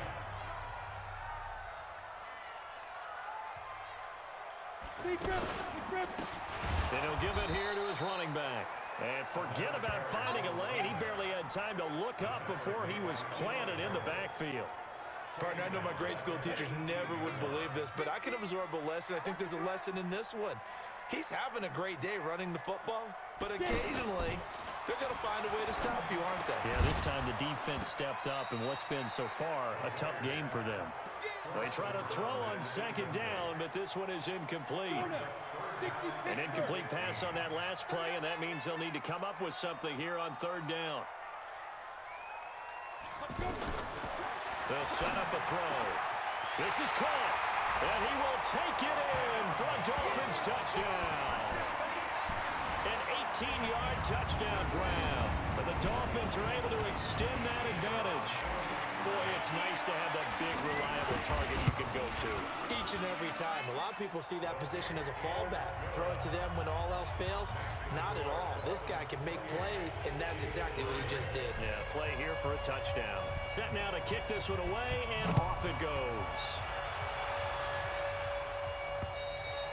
And this will not be returnable. It's out of the back of the end zone for a touchback. The Chiefs offense about set to begin this drive. And it's been very much a slow start for them. 3 drives and just the 3-point seeding. Yeah, if you're into the points per drive ratio, that answer is 1. And that's not going to get it done in a ball game. They've got to find a way to finish these drives in end zones, not having balls go through goalposts. An incomplete pass leads to 2nd and 10 from the 25. Mahomes going to throw. Harris has it over the middle. He'll be dropped after a gain of about 6 across the 30 to the 31. They face a 3rd and 4 after that last completion gets him 6. Mahomes now to throw. Able to find Harris, complete. Get ready, get ready, get ready. Check yellow. Underway. First down, Chiefs. Got you, boy. Right hand. Mahomes now on first down. It's complete. Stills. And taking it across midfield and inside the 45. 15 more there, and they're on a roll. It's another first down. This offense finding its legs now. Here's another 1st and 10. Now here's Mahomes. And he's going to take this one back to the 37-yard line. Stills the intended target. Oh, timing is everything on a route like this. He tried to drive that football into a tight spot. And if you're a little early or a little late, chances are there's going to be someone there. And sure enough, this one's going the other way. Pretty good results here on the first down run as he takes this forward for about 6. It's a 6-yard pickup, but it gets him to 2nd and 4.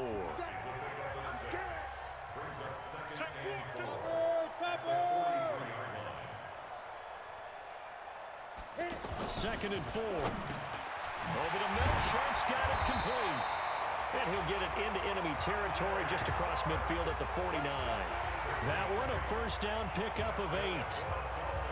And defensively, they were in zone coverage there. Do you have to be a little careful? You're losing, playing against a good quarterback like he is, to not play too much zone? Yeah, you have to be careful about how much time you're giving up. I think it's a good point you just brought up. So maybe if you still want to play zone, you go to a zone blitz scheme. And you can drop anyone out of your defensive front. Defensive end, defensive tackle. It doesn't matter. You just exchange someone to bring more pressure towards the quarterback and still try and cover downfield. 2nd and 9 now.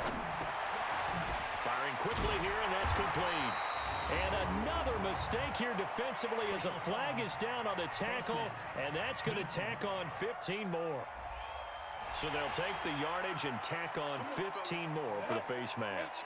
Talk about a play that absolutely costs you in the end. Just trying to do your job, right? Trying to get him on the ground. Next thing you know, he's got it. Touchdown, Dolphins. 23 yards for the touchdown as his guys continue to put this one out of reach. And man, Charles, talking about singing something in there. Those gloves, they help with one-handed catches, the fun stuff. Any padding for a rocket like that? One would think so, but I'll guarantee you this. After that throw, his hands will hurt later. Not right now in the moment. He's just feeling good about catching it. Yeah, a little stinger, but a touchdown. The kickoff unit is out on the field, and they will send this one away. And this will be a touchback as that sails over the end line. The offense now at the line, ready for their next drive. And there are parts of their last drive they'd like to emulate. And, of course, they'd like to forget the ending, the interception. But they did put together, Charles, a nice sustained drive to get him down the field. Yeah, and unfortunately for them, the only thing that matters is part 2, right? Because once they threw the interception and finished off the drive, that does them no good to go back and say, well, you know, we had a good one going. Finish things off. That's the only way you can get it done. 2 minutes to play here in this first half of the NFL playoffs. Let's go. Let's do it. Coming up at the half, we remind you that we're going to do what we've done all year. We'll get you down to Jonathan Coachman in Orlando. Coach will have the lowdown of what's going on here in this wild card weekend as we begin the road to the upcoming Super Bowl. Now this one to his tight end out on the right side. And taking it across midfield and inside the 45. Here's Mahomes to throw. And he's got his receiver. That's Sammy Watkins. And he's going to get this inside the 30.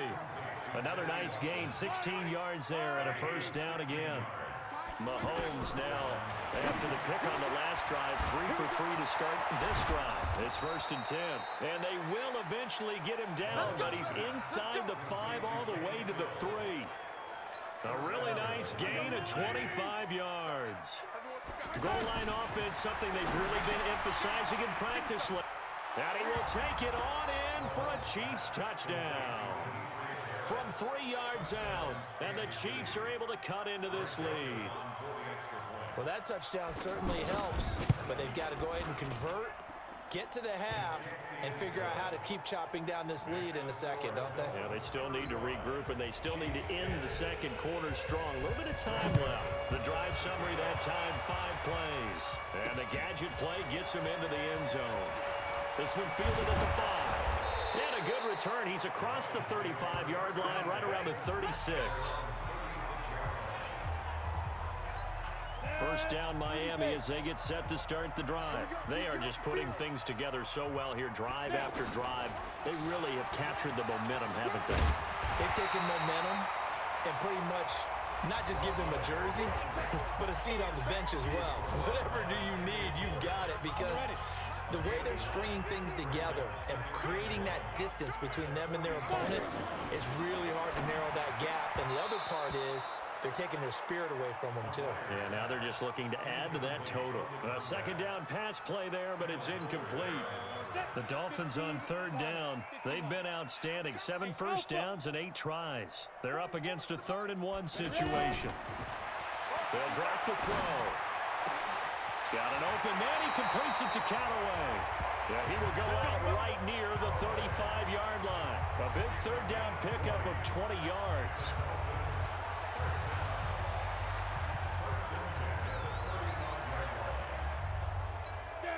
Ball up to the 35 now as they come up on 1st and 10. They'll look to throw. And the tip there altered the ball flight, and it falls incomplete. It'll be 2nd down. It's always a battle. Who's going to win on 1st down, the offense or the defense? Let's face it, if you've got the ball, 4 yards or more on 1st down is what you're aiming for. They tried to throw for it there. Nice effort to knock that one away and bring up 2nd down.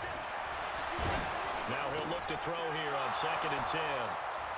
Through an opening, and there he goes. And he will take this one home. It's a touchdown. Ah, yes, the old tip drill works to perfection there. Ah, you're bringing back great memories. Used to love that drill. And a lot of times in practice, you work on it, not just one tip, but multiple tips, just in case the ball stays in the air for a while. You have an awareness and the ability to go up and grab it, and then you want to get some blocking support and end up in the opposite end zone. In that tip drill, what do you yell? For us, it was Oski. Okay, Oski was an interception. For different teams. Different teams have different ways of doing it. I've heard bingo, jackpot. The worst I ever heard, though, was Frankenstein. You don't want it to be a two-syllable word. You want to get it right down and go. Oski is really the preferred word. Oski. 15 seconds, all that remains for this first half as they come up 1st and 10. A bit of an opening there on the 1st down run as they get this forward for about 6 yards. The Dolphins going to take their 2nd timeout as they stop it with 11 seconds remaining in this first half. 6 yards on that last play. Here's 2nd and 4. Back to throw here. Now they set up the screen. That's complete. And he'll bring it up here to right at the 40-yard line. Personal foul. Face mask.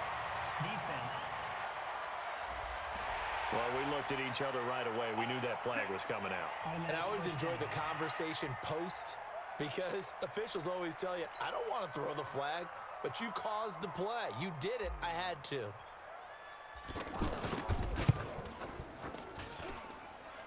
And off the crossbar, no good. A sensational effort from that distance. There you have it. Halftime quickly over. 3rd quarter, here we go. Both teams trying to avoid being one and done in these playoffs as we start the 2nd half of this AFC wildcard game. And that'll carry over the back line of the end zone for a touchback. Here comes the Chiefs offensive unit as they'll have it to begin quarter number 3. They have the ball here for the inaugural drive of the 2nd half. Pretty big deficit, though. We'll see what adjustments were made in that locker room. And I never want to make something more important than it actually is, right? I don't want to create more hype than what is there. But this is a I'm doing it though. This is a really important drive, and we often talk about teams scripting plays to start a game. A lot of them script to start the second half too, and they're scripting something that they expect to get them into the end zone and back into this game. We'll see if that script is a good one for them. Now a deep ball going to be caught here near midfield. That one covers 24 yards. It's a first down. And at this stage, down in the second half, looks like they just wanted to find a way to get it in the hands of their playmaker, and they did. I think you're exactly right. I don't think the coordinator's looking at his play sheet and trying to figure out which play will work well. He's trying to figure out how to get the ball to the playmaker. And the Dolphins rush gets home. Down he goes. Well timed there by Richard Sherman. A sack on the corner blitz. Protection certainly going to need to be a bit better here on 2nd and 16. On the draw, it's Wilson. And they're going to get him behind the line yet again as his nightmare afternoon continues. That's a big loss of 3, and it brings up 3rd down. And now they're looking for 19 yards here on 3rd down following 2 negative plays. He's got Watkins on the out route. And he gets this to the 48, but no further. Well short of the line to gain. They do get 9, but it leads to 4th down. On is the punt team now as this one's sent away.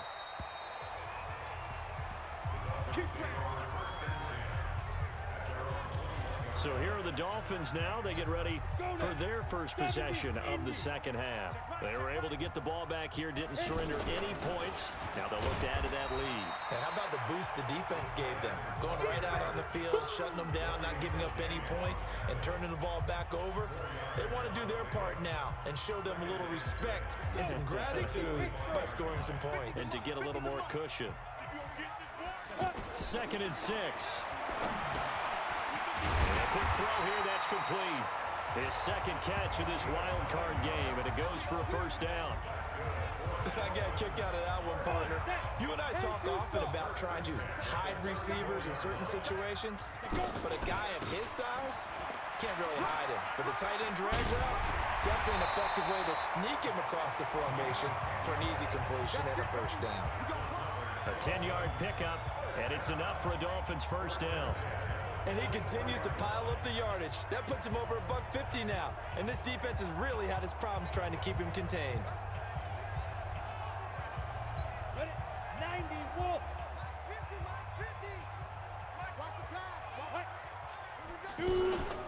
Running game working. They'll stick with it on first down. And a minimal gain here as he's up to about the 47-yard line. 3 yards on the pickup there, and it'll be 2nd down. And to give this time to the tailback. And maybe a measure of revenge there. He's had his way in this one, but this time they get him behind the line.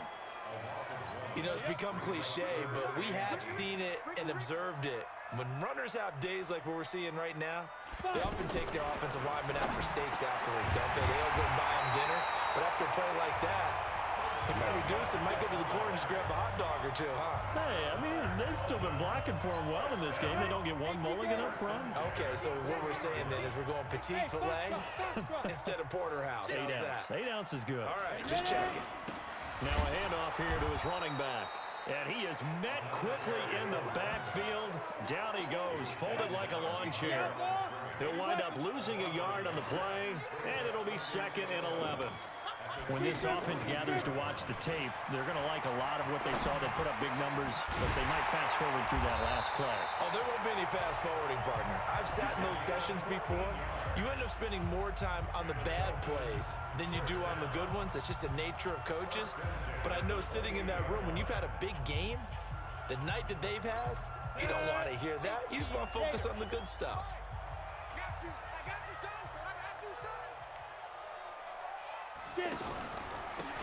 And he'll give it here to his running back. And he'll get about 4 as he's brought down at the 24. The run got 4. Now they deal with a 2nd and 6. It's now 2nd and 6 at the Chiefs' 20.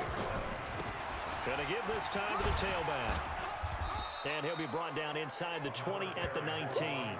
And he'll take this close to a first down at the Chiefs' 19-yard line. They missed a field goal on their last drive. Here they need something to even get into field goal range on third down. Now a handoff here to his running back. And he gets the first down yardage before he's brought down just outside the 10 at the 11. It's an 8-yard pickup and leads to a new set of downs. I hope we give enough respect to the big guys up front because they have been getting it done on this drive. The holes have been large, and they've been barreling through them, picking up first downs. Watch 6-6. Pull it high. Watch out, watch out, watch out, watch out. Right back to him on first down. And he'll find his way down inside the 10 to the 9-yard line. Give him a couple on the carry there. 2nd and 8.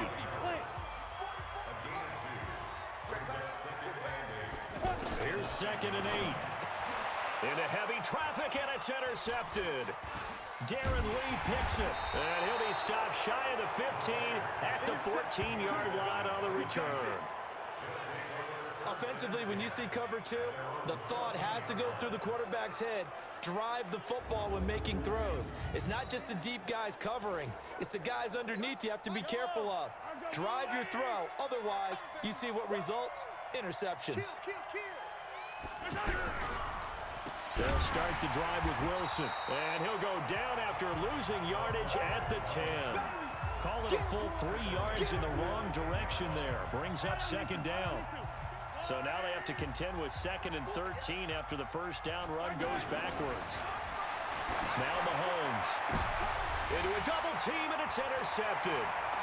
Picked off near the 32. And it's a terrific return here as he's going to have him set up with a 1st and goal right at about the 6-yard line. And that pick just sets him up beautifully right down near the goal line. I remember being in a defensive meeting back when I was in college, and our defensive coordinator says, we're going to call this Be Who You Are defense. D linemen, you play the run. Linebackers, be aware of anything. And secondary, you play the pass. That way, you're all set, ready for whatever they put out there. Trying to shake off the interception, he'll look to throw. And he whips that one incomplete there. Before the game, they were running the route tree about as efficiently and effectively as we could have possibly imagined, but sometimes the passes just go awry. Yeah, let's face it, when you're running the route tree in pregame, you don't have defenders breathing down your neck. You don't have defensive backs making plays on the football. Hard to replicate the intensity of the game in pregame. The 2nd down attempt there knocked down as it leaves the quarterback's hand, and it's incomplete. 2 incompletions haven't moved him any closer. And likely throwing again, you'd have to think on 3rd and goal here. Looking to throw. And that is caught. Touchdown, Miami. From 6 yards away. And the Dolphins use the short field to their advantage as they cash in for 6. Now the extra point.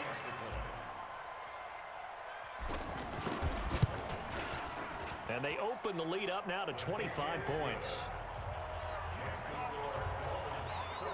The drive there only spanning 3 plays. And it ends with a touchdown for the Dolphins. The kickoff team on the field now as they will send this one away. This is taken at his 4. And he'll bring it a few past the 20 to the 23-yard line. The offense back out there at the line, ready for their next drive. They have been struggling. I would imagine at halftime they went through some possible changes. Well, those changes aren't working, so now where do you go? I think that now it's much more in their head. And what I mean by that is just what you said. You've gone over the changes. I bet they were pretty clinical at the half, not too emotional. They might need to go to the emotional side because you've got to find something, some spark somewhere. And so far, just being calm hasn't exactly worked. They need any spark at this point. A gain there of 21 yards. Mahomes now 5 straight completions here in this second half. 1st and 10. Working from the gun, Mahomes. And this will be incomplete. Physical play on the football there, and it's 2nd down. That would have been a great catch, but it's real difficult to hold on to it because it was contested all the way. Would have been a great play if he'd been able to haul that one in. So after the incompletion on first, now 2nd and 10. And again, it's Mahomes. He'll hit Watkins on the crossing route. And he's got another first down as he's brought down at the Dolphins' 44-yard line. So now 1st and 10 as they've crossed into Miami territory at the 44-yard line. Mahomes to throw once more. It's a short one here, complete to the tight end. 7 yards, the pickup on the pitch and catch. When you execute a drag or a crossing route,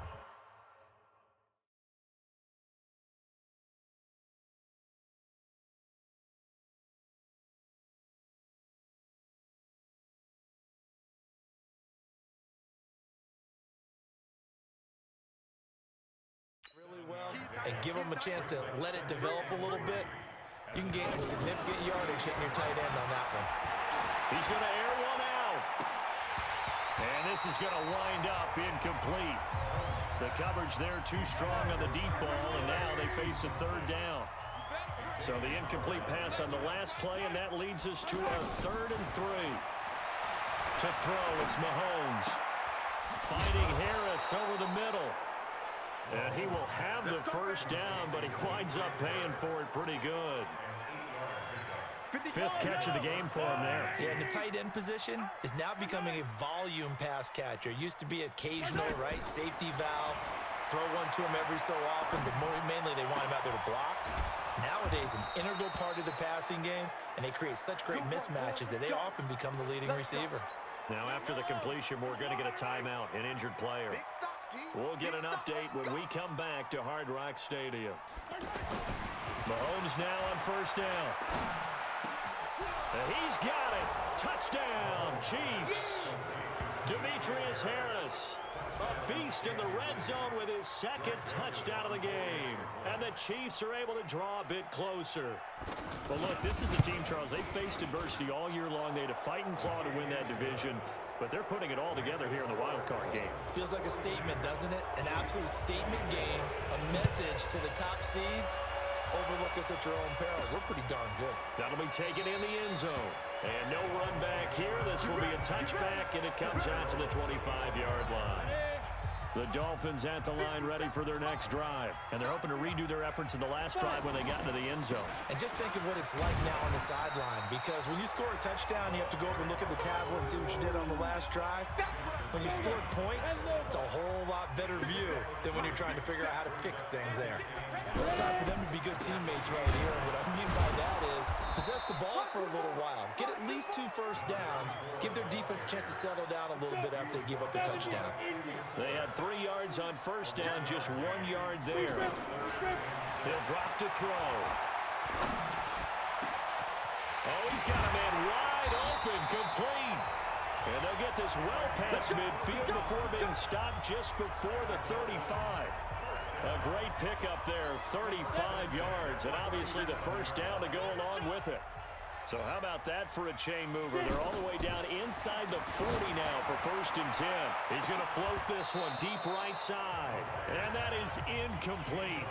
Took a shot there on first down, but he couldn't reel it in. Line of scrimmage, again the 37 as they line up 2nd and 10. And he'll give it here to his running back. And he's got room. And they'll get this one to about the 20-yard line. It's been a remarkable day at the office for him running the football. Those yards just continue to pile well past 100. And how about more than double-digit carries in the second half alone? That's what you want as a runner because you've got to prove to your offensive line that you're going to be as tough as they are. They don't rotate in and out on every play. Running backs often do, so those who can stay out there with their offensive linemen, those are the guys they really value. They run a draw here on 2nd down. And he'll fight his way down right around the 12. 1 quarter remains for the right to survive round 1 here in the AFC. This is the National Football League on EA Sports. Hey, exit. Set the tone, defense. Back to throw. He's going to hit his man out of the backfield, complete. And they're going to mark him down short, maybe by about a yard, if that. A minimal gain there on the 8th play of the drive. If this were baseball, we'd call this small ball. Instead of pushing it downfield, they throw a short pass trying to pick up the first down, but the defense rallies to the football and stops him short, bringing up the 4th down. And he's got the first down as he gets it to the 8. Able to convert on 4th to bring up 1st and goal. That's a big 3 yards right there. I love those plays. 4th and 1. That's who wants it more, this time the offense. Yeah, there's a lot of hooting and hollering in there, right? A lot of contact and a lot of collisions as they try and find some space. Who's going to drop their hips, gain leverage, and move the other side backwards? We saw it there for the offense getting it done.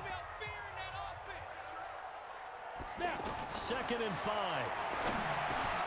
To the goal line, but it's incomplete. Tight end has become a bigger and bigger part of the passing game in the NFL, but if you drop the football, that position can get swapped out with a wide receiver in that spot, a running back in that spot. There are other ways they can go if you're not going to catch the ball. And that's not just his first drop, his 2nd drop of the game. Meanwhile, on 3rd down, they take a shot at the end zone, but it's incomplete. So it's been a long drive. They've held the ball for quite a while. Now what do you do here? Well, to me, at this stage, after this drive, this close to the goal line, 3 points would be a letdown. I'm going for it here. So he missed his first attempt, remember, but this time he gets back on the bike and knocks it home. Yeah, and sometimes that first one can really impact you moving forward. It can just stay with you too long and affect everything else you do during the game. In this case, though, able to shake it off. He's riding high again. Out is the kickoff unit as they run up and send this one away. And they will not get a chance to return this one as it's through the end zone for a touchback. The Chiefs offense about set to begin this drive, and they'll just simply be looking to build off the confidence of the last time out where they scored a touchdown. And confidence is powerful, isn't it? When you've scored once, you feel like you can go back out there and get it done again. Doesn't matter what the defense throws at them. They feel like they're in a groove right now, and they want to get out there and show it. Yeah, hoping to stay in that groove here this go-around. So they had the big loss on that first down pass play and facing a 2nd and long. Now he's going to swing this one out to his running back. Give him 5 on the screenplay, and that'll set up a 3rd down. You got the big lead defensively. Willing to give him that underneath stuff, right? And this is why you work on your tackling. Tackle him after the catch, inbounds, keep the clock running. Just go ahead and bleed the game out that way. And they get him down, but not before he takes it across the 40-yard line. Give him 15 yards on that one. Kansas City has a 1st down. Throwing on 1st down is Mahomes. Wide open receiver complete. And he'll be taken down, but not before he gets into enemy territory. Another nice gain, 13 yards that time, and another 1st down. Mahomes will bring him up 1st and 10.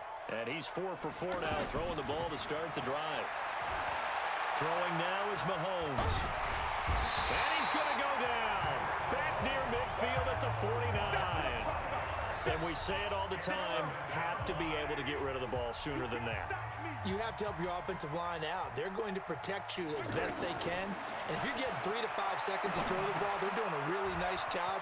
But when you hold it and give up a sack, you're really almost discrediting their work. And he's got another 1st down as he's brought down at the Dolphins' 34-yard line. From the 34 now, here's 1st and 10. From the gun, it's Mahomes. Throwing the out route incomplete. That's Watkins.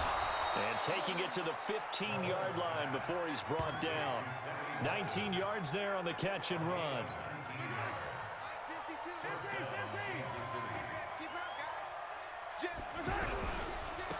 On 1st down, Porter. And now they're inside the 10 as he's brought down at the 9. So get a nice chunk there on the 1st down run, and it's 2nd and 4. On 2nd down and 4, Mahomes.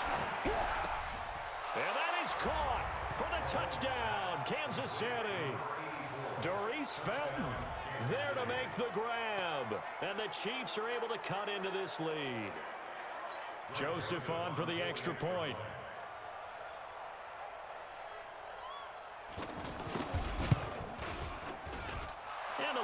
cut down to 14. So that drive, 80 yards, 9 plays. And it winds up with the Chiefs hitting pay dirt. This one taken from the 7. And a nice return sets them up pretty good here at the 30-yard line. The offense now at the line, ready for their next drive. And they had 3 points last time, but they didn't want 3 points because they were well within range of scoring a touchdown. We'll see if they can do better now. I'm with you on that one. Let's just go ahead and be frank about the whole thing. The only one happy about the 3-point? The kicker. Exactly. He put it through the post. That's going to help him in contract time. But that offense, they're thinking, let's get in the end zone this time. I don't know if that helped him in contract time. You could have kicked that one through. I don't know about that. Toe bash. I don't know about that. Super tall. And all the way down to the 26. It's a big play there for Miami. 43 yards. Boy, another big play late here for an offense, Charles, that certainly has had its fair share of big plays. Coverage has been a problem all game long, and I would say that going along with that has been confidence. Because even if they had the right coverage, they've still dented them, and now it's been a real issue for them during this game. So now then, the big play has them all the way inside the 30 now, 1st and 10. They're going to look to throw. And that's going to be incomplete. Too tough to hold on to that one. It's 2nd down. By the way, I got to apologize because I just realized for about the last 4 or 5 plays, I'm eking over into your territory up here in the booth. My bad. I'm going to get back over to my spot. Yeah, we're not talking about our on-air commentary. I mean, what is all this extra paper? I mean, this is unusual for you. My bad. Normally you run a really tight ship. What's going on here? Just like that incomplete pass, I'm going to try to tighten things up here for this next play. His first catch of this wild card game, and it's good for a 1st down.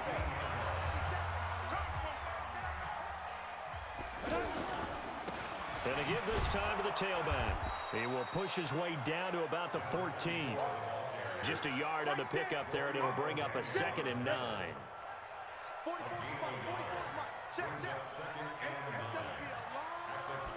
2nd and 9 now. And it's caught. And he couldn't quite get there. Tackled down at the 1. A gain of 13. It's a 1st down. A good chance now to put this game on ice. This is 1st and goal. Now back to throw. Toward the end zone, but that's going to wind up incomplete. Well, the secondary's really struggled today, but that's a little bit of a measure of revenge, isn't it? And they just followed the basic rules. See ball, knock ball away. Turns into a nice play. He's got it. Touchdown, Dolphins. A 1-yard touchdown reception. And the Dolphins are able to extend that advantage.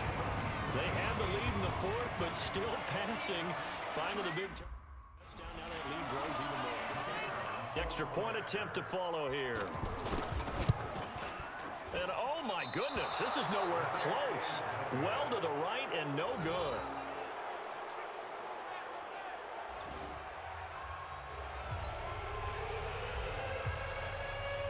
Now he's back out there to boom this one away, maybe with some frustration after the PAT miss. Free kick out of bounds. Kicking team. And that drives coaches insane, doesn't it?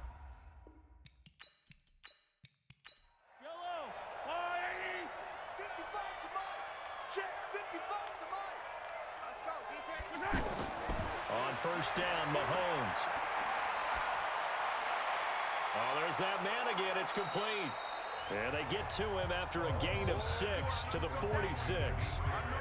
Decent start to the drive, but let's face it, they need a lot of things to go right in a short amount of time, down 3 scores. Yeah, they're going to run their 2-minute offense here in this game, but this is for future games. Can they get better and be ready for the next time, hopefully with a chance to win?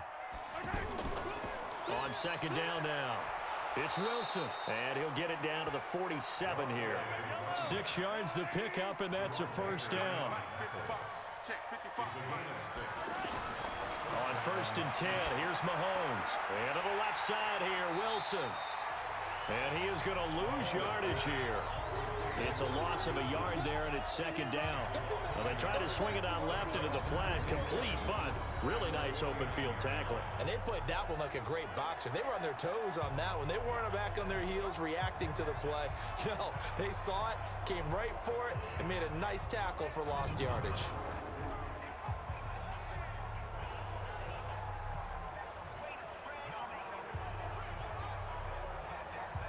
That pass play wound up for negative yardage, so here's second and 11. Here's Mahomes to throw. And he's got his favorite target yet again. It's complete.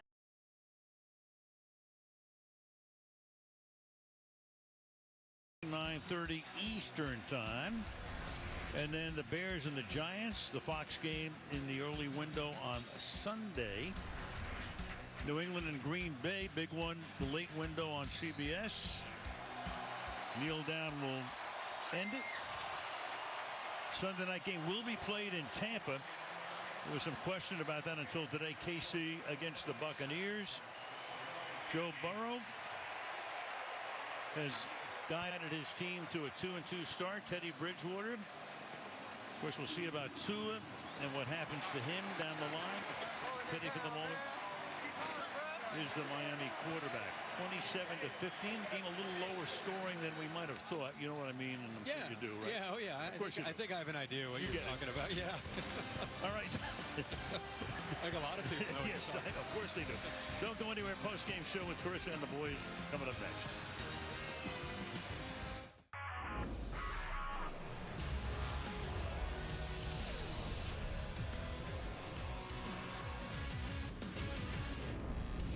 Sports Center with me, Jay Onright, on the National Day for Truth and Reconciliation across this country on Friday. We have so much to get to on this edition. My good friend Davis Sanchez is going to join me to break down that Thursday nighter. Kent Hughes, not impressed with Juraj Slavkovsky so far this preseason. We will talk to our friend Craig Button about that and more. Craig looks pumped about it, but we'll begin with the opening game for Week 4 in the National Football League. And what a uniform matchup of this one. Let's go back, though. The undefeated.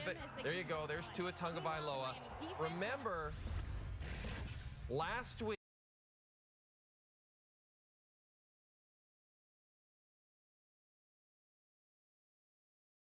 Melvin Gordon, they're going to like take him off the field. The fact that he got that goal line carry last week was insane. But listen. For Todd and his mom, finding justice is a family matter. Find out where he is. Track him. Do your thing. Mom, it's a laptop, not a crystal ball. Do it. So Help Me Todd. New series. Thursdays at 9 Eastern on Global. Also available on Stack TV. The Intact Insurance app is your perfect driving companion.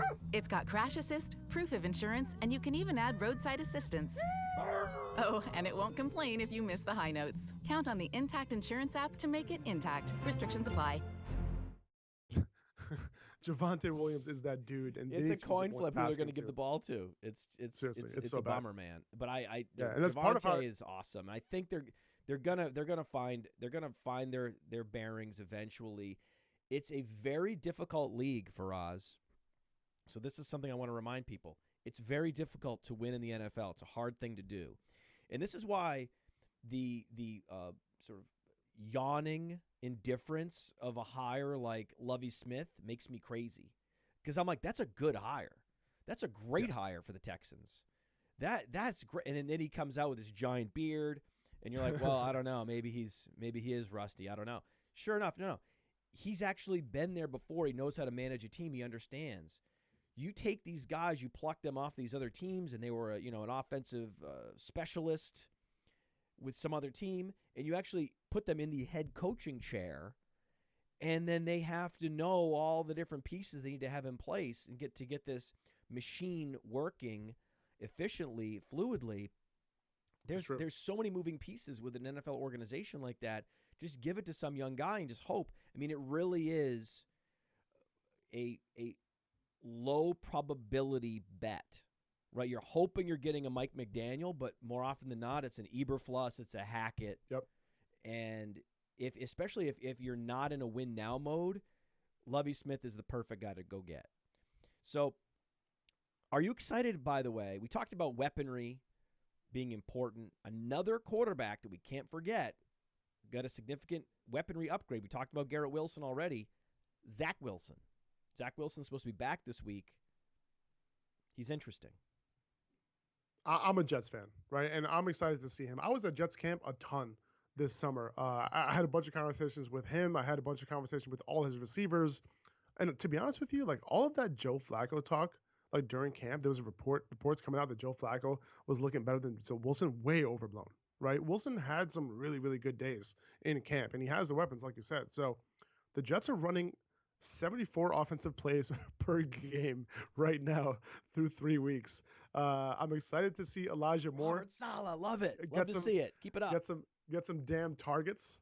Garrett Wilson, obviously, there, and they have Corey Davis. They have Braxton Berrios, Tyler Conklin.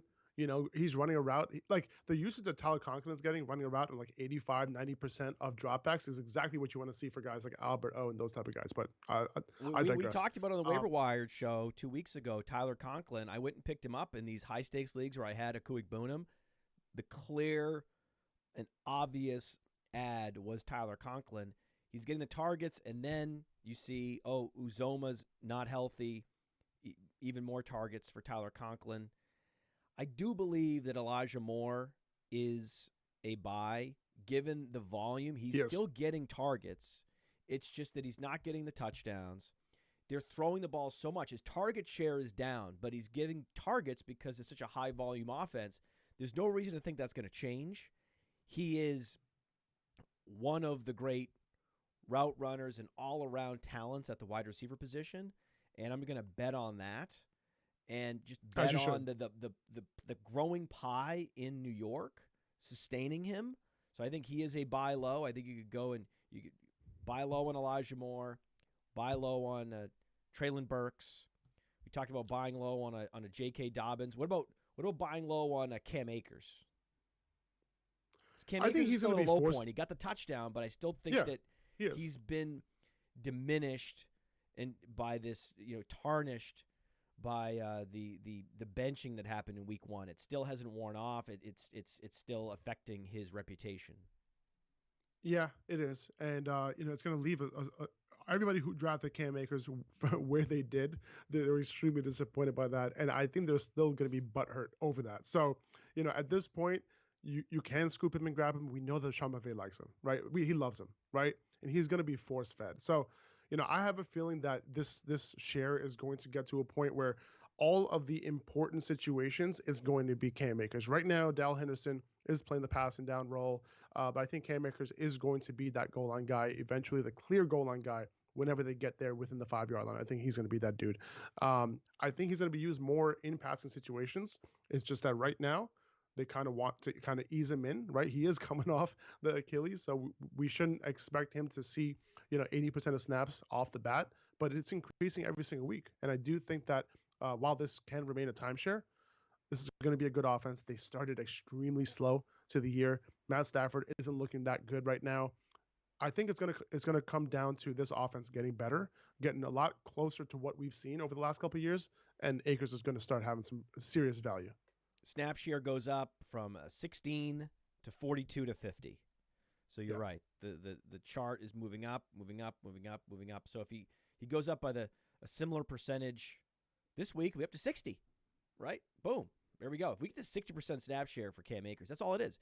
Just 10 more percentage points of the snap share. Suddenly everyone's like, oh, Cam Akers is a buy. We're like, oh, no, we were talking about that a week before. What about Chase Edmonds? Because you and I were both pretty bullish on Chase Edmonds, and for sure. he bailed us out with 2 touchdowns last week, but I'm still not feeling great. Week 1, usage was great. It's exactly what we wanted, right? Like 11 to 12 carries, give me like 5-6 targets. I'm with that solid PPR RB2, right? And now that offense was looking really good. So we're like, all right, going into week 2, start him up, put him in your lineup. However, Mostert took over, right? Now, Mostert took over in week 2. Week 3 was a little bit of a split. We'll see what ends up happening. It seems to me like it's going to be a split moving forward, but Miami had the ball for only 20 minutes last week, hardly had any time of possession. I'm expecting overall volume to go up. But one thing to always keep in mind with this backfield, it's still Raheem Mostert. The dude has never, ever stayed healthy. He's like 30 years old now. So I think eventually this will become Edmonds' backfield. He is a sneaky buy low right now to me because I think that there is a higher chance that Mostert ends up regressing as the season moves on. If you look at Mostert's career, look at his career log. The dude has never had more than like a couple games played in a year, has never had more than 100 carries or touches to his name any given year. And he was a special teams player in college for Oz. There's no reason why the guy that they paid all this money to, Chase Edmonds, isn't going to eventually be the guy. And remember also, Edmonds, he might not be at 100% right now. He was coming into week 1. I think it was a quad injury or some soft tissue injury, if I'm not mistaken. He was a late add to the injury report. That's right. Yeah. That's right. So, he could have tweaked something, coming into week 1. So I wouldn't be dead on Chase Edmonds. I still think that he's a little bit tough to start in week 3, but you're buying somebody who's looking like good. He's going to be on a great offense, and they're going to be pass first, which is actually what you want for a running back like Chase Edmonds because his route participation is going to be near 60-65%, and a player who's around 65% route participation, getting about 50% of the rushing attempts, that's what you need to actually have RB1 utilization. So that's all I need from him. Now, the goal line snaps have gone back and forth. Week 1, even though he got the utilization that we wanted, Mostert had the goal line snaps. In week 1, they didn't have any goal line snaps, so we didn't know who it was. We were hoping that it was going to be Chase Edmonds to add to the amazing utilization that we saw in week 1. Week 2, it was Mostert's show. Week 3, Chase Edmonds got the goal line snaps. I saw number 2 out there. I was watching the Red Zone channel with my daughter. I was like, is that number 2? Is that number? That's exactly. number 2. He's out there. So that is a great sign moving forward. And the fact that he converted, right? That's a big deal because they're like, all right, well, we can put him out there and he can do his thing. So that's what Eckler did last year. Right? That was Eckler. Exactly. This there could be that's exactly Eckler usage ramp up here with it's very possible. Buy Edmonds. Yes, it's official. This is what we talked about in the offseason on our podcast. We basically said that Chase Edmonds is going to have the Chase Edmonds role, right? Basically the Edmonds role, what he had in Arizona, which was fine for a PPR RB2, but he didn't have the goal line carries, right? That was James Conner to start the year last year. But this year, they got rid of Sony Michel. So is it going to be a Mostert? It could be Edmonds. And if it's Edmonds, what are we looking at? We're looking at the Austin Eckler role. That's what I'm saying. Now, what role does DJ Moore have? Is he a buy low? Because it's hard to stomach that. It's hard for me to push the button on a trade where I get DJ Moore in fantasy football if it's not Dynasty. Even Dynasty, it's starting to be like, Jesus Christ, man. Like in Dynasty, at one point, yeah, DJ Moore was 23 years old. Now he's 25. When's the clock going to run out of this guy? This is getting crazy. Because I do believe he's good, and just like with Elijah Moore, I believe he's good, and I'm gonna just keep my tunnel vision up on those guys. Ugh. Yeah. Listen, man, I made Baker the mistake. Mayfield, man. He hates him for sure. I made the mistake of thinking that Baker Mayfield could be better outside of Kevin Stefanski and that run-heavy system. It was not the system. And now the Panthers are forced to do something similar to what the Browns are doing because he stinks. He can't even check it down to Christian McCaffrey. Talk about somebody who hates Baker Mayfield, right? Open in the flat, open on a route. How did he do this? Oh my God! What a magic trick this motherfucker pulled off! What a magic trick to get the whole after essentially being released from Texas Tech, right? So Texas Tech hunted him. EA Sports coverage of the NFL has us about 20 miles south of downtown LA at Dignity Health Sports Park in Carson. Coming up, it's Divisional Round Saturday. We've got an AFC battle on tap between the Miami Dolphins and the Los Angeles Chargers. Football by Baker Mayfield. Like, he is a con artist. He found his way navigating this process the way he did with his con games to be the number one pick in the draft. Here to his running back. Not only that, He'll get about 3 here as he's out to the 30. During this whole Deshaun Watson thing, he played victim so hard. They have to feel pretty good about getting that type of a game, considering the blitz that they just had against him. Like he was the last run got 3. Now here's 2nd and 7. Franchise quarterback, and now he's getting the opportunity. Here's a 2nd and 7. That guy. This shows how Wall Street would have the biggest Ponzi scheme. The reception good ever. for 7. It's 3rd down. Just play number 3 here on the opening drive, and it's an early 3rd and 1. What do we owe you? We don't owe you And he'll give it here to his running back. him. And he's got the first before he's brought down at the 39-yard line. I'm one of you. You're He is one of the great frauds in all of football. In all of sports. I'm not buying it. Dropped it. Firing quickly here, and that's complete. You want to 5 yards on the catch there, brings up 2nd down. I don't see anything on the horizon. The starters on defense here for Los Angeles. Chandler Jones just keeps getting better and better. Each season, he adds a little more to his game. I wonder if he wants to take on his UFC fighting brother at any time. 2nd and 5 after the 5-yard completion on 1st down. No, can you guys? How about this? Go back to Sandra and have him just check it out. Back to throw here. That works for me. That's fine. At least gets. Chargers able to get the pressure and bring him down. Joey Bosa able to run him down for a loss of 12 that time. I mean, right? Now on 3rd and long, they'll look to throw. Now he'll dump it underneath to his running back, complete. Like Peyton Manning. Now after the completion, horrific in his rookie year. Injured One of the worst player. rookie years of all time. And he's Peyton Manning. And not only that, we'll figure it out. He's going from Urban Meyer. He had Urban Meyer his rookie year, right? Like he he's had going a from cornerback playing wide receiver. he had a weaponry upgrade. Yes, they overpaid for Kirk and Zay Jones, but at least they upgraded the weaponry. Listen, who's laughing now though? I was laughing at those deals. I was laughing at that money. But my ass just picked up Zay Jones on the waiver wire, and I kind of feel good about it, right? So I feel great about it. Wait, question on this. Sure. I'll give you 3 wide receivers on the waiver wire right now. Josh Palmer, KJ Osborne, Zay Jones. Who you got? Zay Jones. Yeah. Zay Jones. Keenan Allen's going to be back. Keenan Allen's going to be back. Like, Palmer is. Herbert's not 100%. Still starting. He's still starting, for them on the outside, when Keenan Allen's back. But the target share is going to be there, right? Like for him, like he's had over the past couple of weeks. So he's more of a handcuff to Keenan Allen or Mike Williams, pretty much. And then, KJ Osborne, similar thing, right? How often are you going to get 2 dud games like that from Justin Jefferson? It's not going to happen. So I think, they do run way more 11 personnel than they did last year, with the new coaching staff. But I don't think he's going to have his games like that. 2 games. For Zay Jones in the last 3, 9+ targets. If you actually look back on his last 8 or 9 games, I think he's been averaging more than 9 targets per game.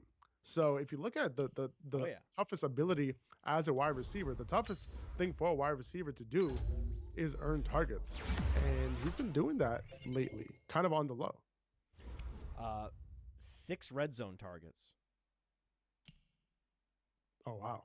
I didn't realize that. That's legit. And you know what? It's dating back to this offseason where that talk about the rapport between these two, it's looking like it's legit, man. Obviously, Christian Kirk is the number 1 there right now. He's the guy that you want, but Zay Jones might not be as far off as you think. Zay Jones is highly available. Highly available. Now, I know he had the nice, basically all yards after the catch. He had 24 fantasy points, so someone's going to go try to pick him up, but I was like, hey, put a little extra on Zay Jones in fab bidding if you need to this week, especially in deep leagues, because he's the guy you want. He's the guy that has the most sustainable production profile, given the routes, 37 routes, 23 routes, 30 routes, and that's not even all the routes, right? He still has a top 25 target rate, just targets per route run. So you love everything about it. Now, staying with that team, Etienne and James Robinson.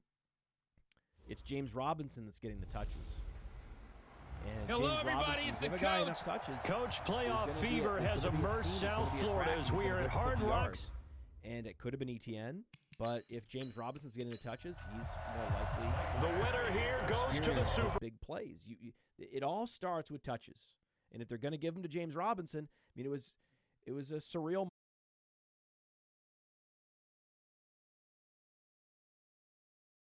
Not all toys are built the same.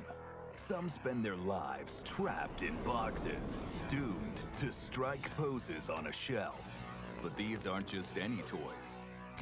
These are Blankos. Everyone's a unique piece of art with the story. Samuel, running back Alvin Kamara, Damian Pierce, tight end Kyle Pitts. Running it, handing it off, however he has to do it, as well as exhibiting some leadership. Who should I try to trade for? Accomplish. From the 32 now. Here's 1st and 10. Gonna give this time to the tailback. Jelly and maybe. And he'll be tackled right on the chalk at a 45. Give him 13. Longer than that. But going to The this, drive if and we also- were looking at trading someone, I really can't find an answer. I mean, I've been saying to sell Damian Pierce, understanding that everybody loves Damian Pierce as just a running back one going forward. And I'm a little bit hesitant here, knowing that this.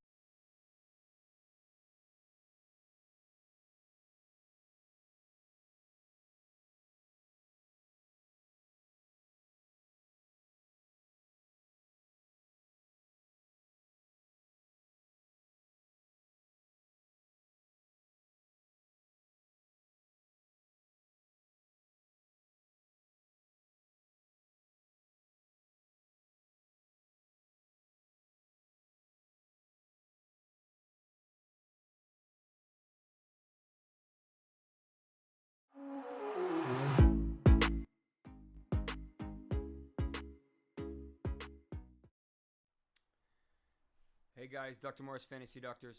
Thank you for tuning in.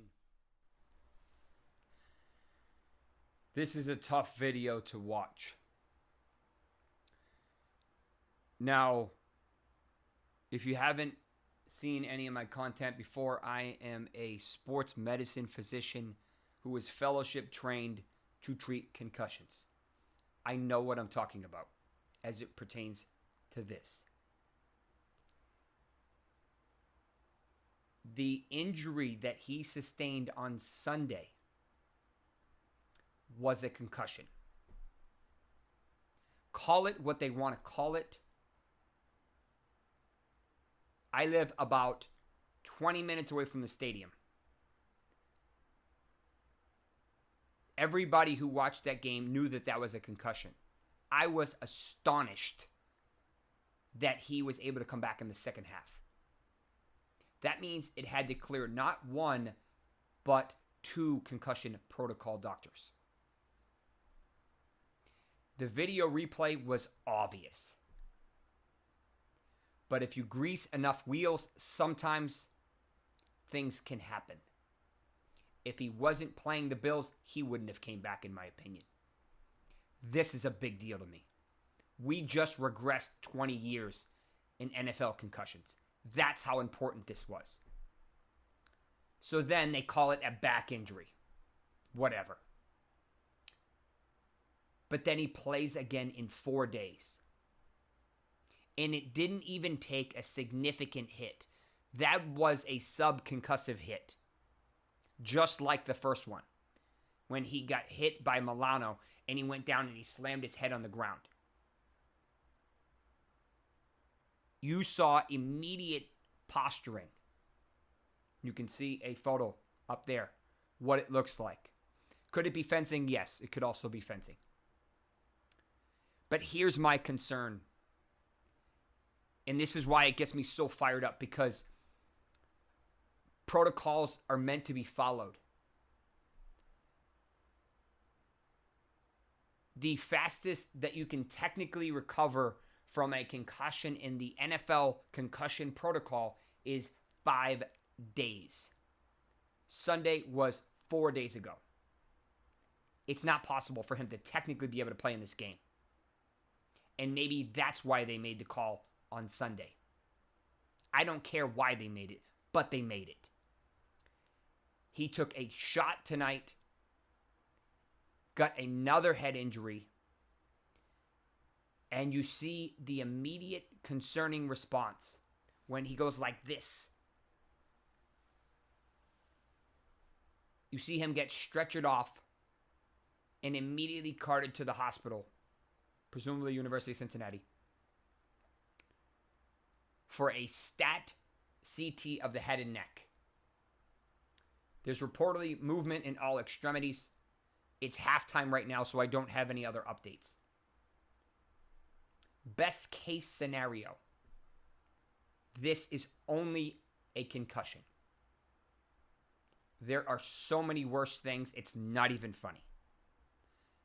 One that scares me the most is called second impact syndrome. Any person watching this, I want you to learn about this right now. Medical provider or not.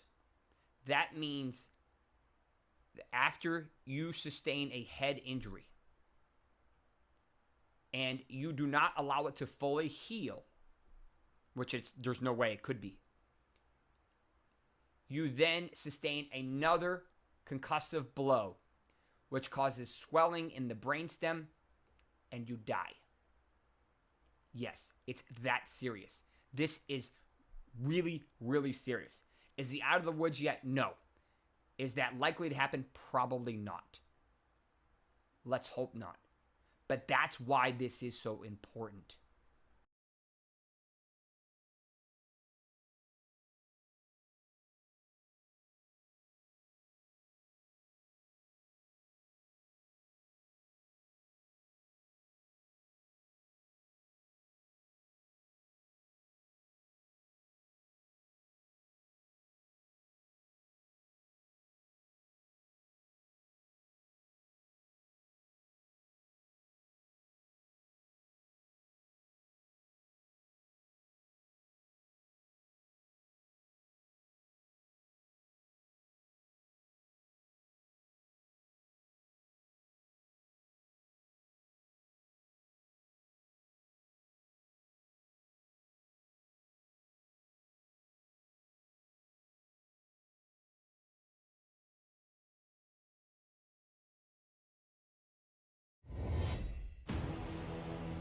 Do you think the room will ever accept me as their queen?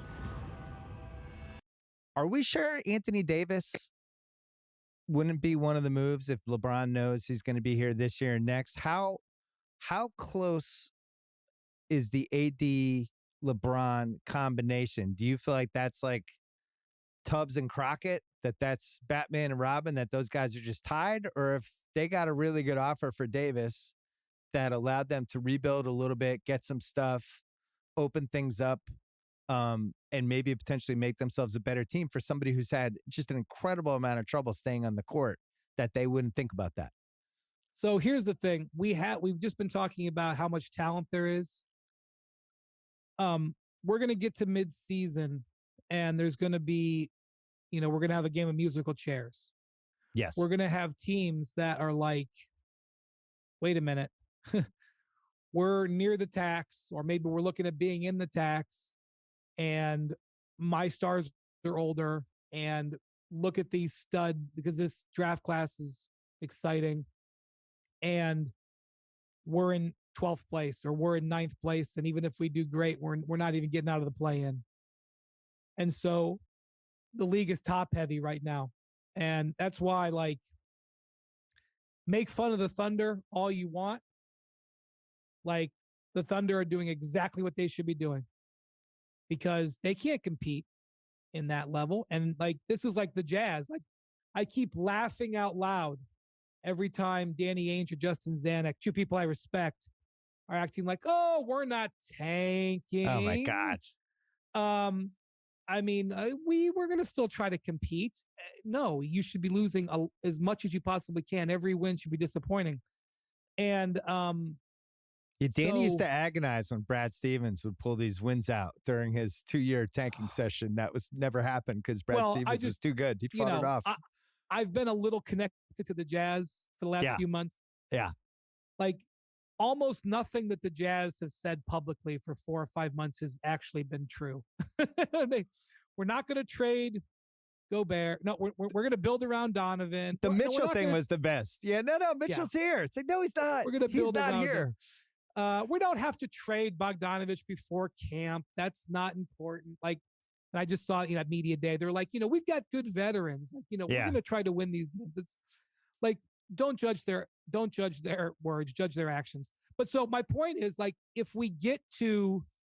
if we get to January and the Lakers are sitting there in 10th or 11th place? Well, And what if what if worse- LeBron misses 20 games with a pulled hamstring and the Lakers are 20 and 35? Like, here's the thing. Like, what if this Westbrook situation isn't actually a disaster? What if Westbrook actually accepts a lesser role, Yeah. hits some corner threes, and like they don't have to send him home? You Like, let's lost just me in the say- quarter threes, but go ahead. Okay, let's just say that like it doesn't go terribly, Yeah. but they're still in like 11th place. Like Yeah. that's possible. Like this is what I'm. This is Well, what I'm how saying. about Like, this? Who do you like more than them or less than them out of Golden State, Clippers, Memphis, Phoenix, Denver, Dallas, Minnesota, New Orleans? I don't think they have a better roster than any of those 8 teams. I Well, don't. just think they finished 11th last year. Okay. Now think of the teams that finished in front of them. Who do we know for sure they're passing? Okay, we know for sure they're passing Utah. Utah's coming backwards. But on Who the else flip are they side, passing? you have New Orleans jumping up. Although I guess New Orleans was ahead of them already. You could argue Sacramento improved more than they did. I'm just looking at, like, I thought the Schroeder thing was hilarious because Schroeder last year, the Celtics tried to trade for 3 weeks before the deadline, as you know. Yeah. They're trying to give him away to everybody. And then at the last second, the Rockets were like, hey, we kind of want to get off this Tice contract. We'll take Schroeder if you, and the Celtics were like, great. And they dumped Yes. Schroeder, right?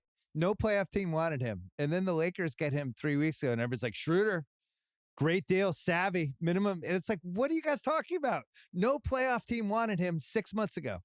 This was not savvy. Lonnie Walker was the worst mid-level exception guy anyone signed this whole league. They did not make themselves better. Really, the way Well, they're going to get they don't better is have if any Davis is good. They don't have any shooting. This is what Or perimeter just- defense. They're missing the 2 things that helped them win the title 3 years ago, and they still didn't address it. I know that's another topic of conversation. The point that you're making about Dan Davis is like, what if, like, it's one thing if the Lakers are a disaster, but what if they're not a disaster, but they're still not good enough, which I just don't think they're good enough. I mean, as good as LeBron and AD are, they could have good seasons. Lonnie Walker could be like better than we think.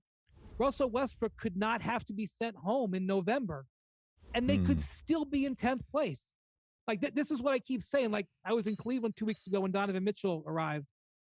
I was talking to the Cavs folks. I was like, guys, this team could be awesome, and you could finish 6th because that's the nature of it. So like somebody at midseason, maybe 2 teams, and I'm looking at the Chicago Bulls. And Lonzo Ball gave an interview today, Tuesday, that was an extraordinarily depressing interview about the state of his knee. Yeah, it sounds brutal. That he can't go upstairs without pain, that he can't run. Like that the doctors have to go in there and see what's wrong. Like if you're a Bulls fan, like you've got to be vomiting in the trash can hearing that. And you're looking at the East, you're looking at Atlanta trading for all-stars and the Cavs trading for all-stars. Those are teams that were behind you that just went past you. So like what happens to the Bulls at midseason? What happens to the Lakers maybe at midseason? So like I'm going to write that down in my imaginary notebook.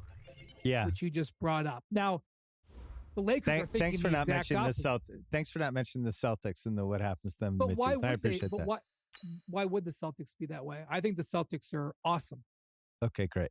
It's been not an easy week. I agree. And maybe they won't be as good as they were last year, but they're like, No, they'll still be good. Yeah.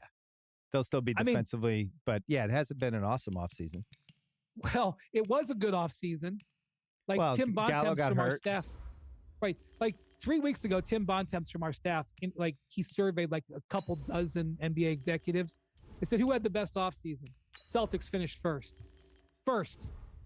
3 weeks ago. The NBA moves fast. The Knicks are another team that I feel like could godfather offer Davis. And I do feel like that was a piece of not ultimately going too far with Mitchell because I just feel like the way I said this before, but the way the league works now, there's going to be another Mitchell. There's going to be, you're just sitting in that bar stool waiting for the opposite sex to come in. And if it didn't click with the one, well, guess what? 2 hours later, somebody else is going to be sitting in the stool next to you, and you just got to be ready. That's right. And here's the other thing, though. I think right now the Lakers think that they're going to take advantage of that. They think we're going to get to December or January, and we're going to have this Westbrook contract, and we're going to have With these the draft picks. Yeah. And like maybe that's what will happen. So But- like the Bulls are like, oh my God, we're a fringe playoff team. What are we doing? Maybe we just cash in our DeRozan and some other stuff, and we'll take that Westbrook. We'll grab some picks. We can use those picks to trade this summer, and we'll I mean, reboot. ultimately, Westbrook is in a very valuable expiring contract. It's a huge number. You don't come across those type of expiring contracts. And so I'm just like right today in September, I'm looking at the Bulls after seeing this Lonzo interview going, yeah, boy, I don't know what's going to happen with them. But 3 weeks from now, it could be another team.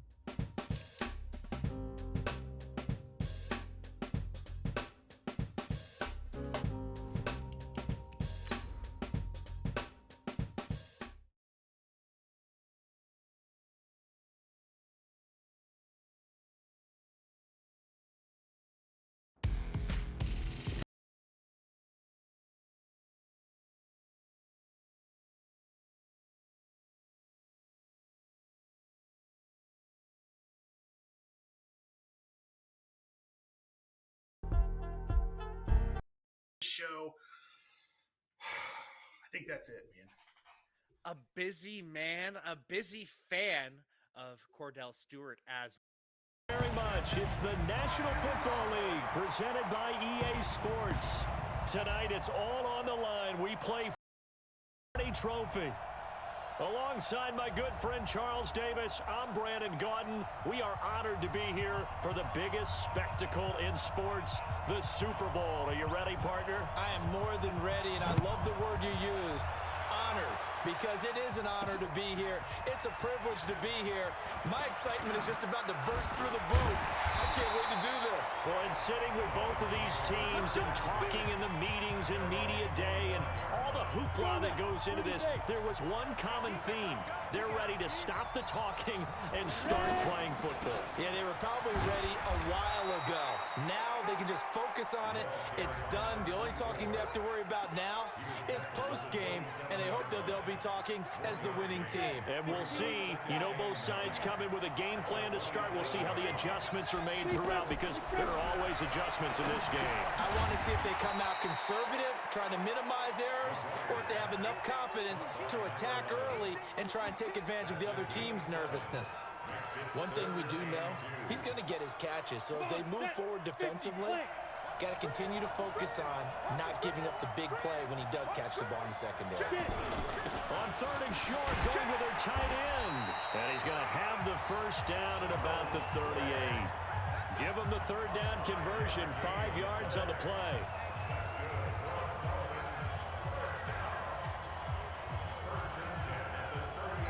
So here's a 1st and 10 at the 38. And he'll give it here to his running back. And that play is blown up, losing yardage back at the 35. A loss of a full 3 yards, and now it's 2nd down.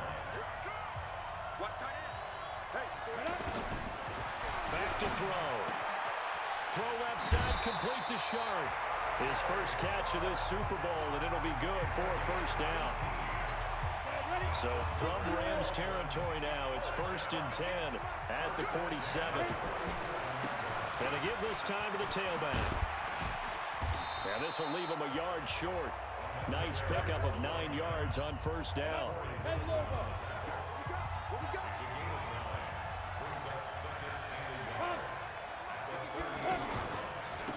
Now a handoff here to his running back. And he gets it down to the 32.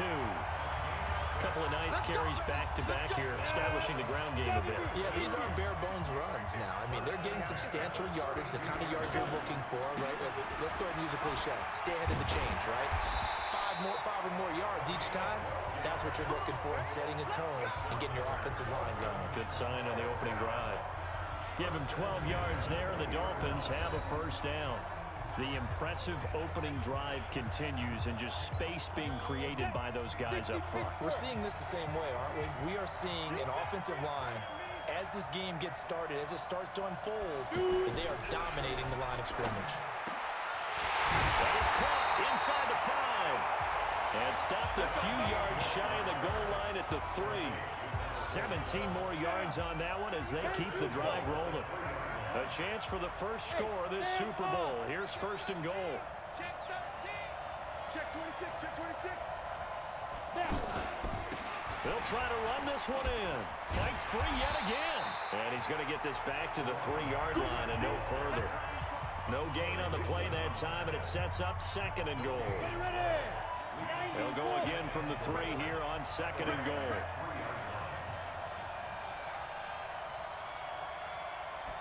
Second and 3. And that is caught. Touchdown, Miami. With the first touchdown of this Super Bowl. And the Dolphins take it right down and score on the opening drive. A long opening drive, but a very successful opening drive. We call that methodical, I guess, when it takes that many plays. Methodical and almost like a boxing match where you're hitting them with body blows. They can withstand them here. Look, they gave up the touchdown, but you don't feel like a knockout is there. But they keep doing that in the 4th quarter.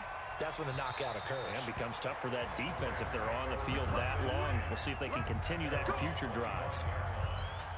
Goff will lead the Rams up here 1st and 10 at their own 25-yard line.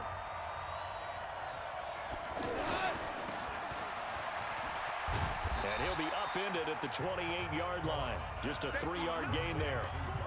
They'd love to just strike back with a touchdown right here. And if it's a long play, so be it. But the main goal, get a couple of first downs, run some plays, run some clock, allow their defense to get a chance to catch their breath, settle down, and relax a little bit after they just gave up the score.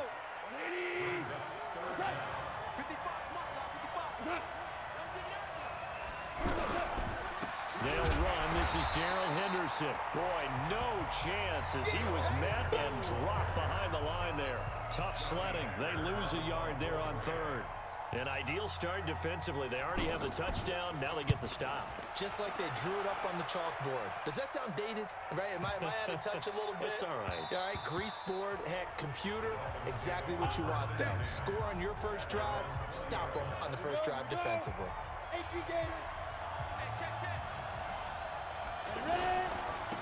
Then he'll give it here to his running back. Fights forward for only about a yard up to the 21.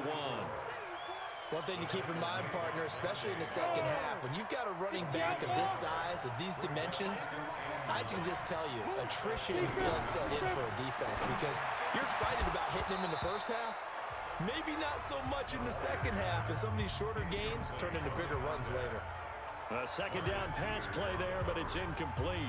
Brandon, it looked like he had his hands on it for a moment, but let's face it, that was going to be a tough catch all the way because of the presence of the defense right there as he was trying to haul it in. Yeah, nice job to force the incompletion. Wide open, man, he completes it to Callaway. His first catch of this Super Bowl, and it'll be good for a 1st down. So from the 39 now, they'll come up on a 1st and 10. Going to give this time to the tailback.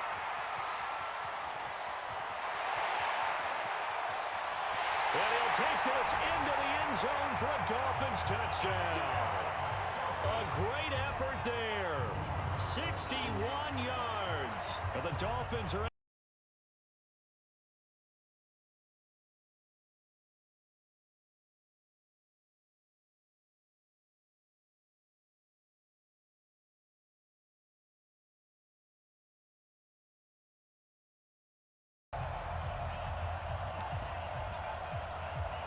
point after try forthcoming. And it's good, and they have jumped out here to a quick 14-0 first quarter lead. A 4-play drive spanning 80 yards. And the finishing touch was that nice long run into the end zone. That's fielded in the end zone. And no run back here. This will be a touchback, and it comes out to the 25-yard line. Set to begin their next drive, the Rams offense at the line. Already down 2 touchdowns here in the first half. This becomes a pretty important drive, doesn't it? It certainly does, and a lot of the teams script plays. We know that, right? They have a script to start the ball game, and typically those scripts go between 12 and 24, 25 plays.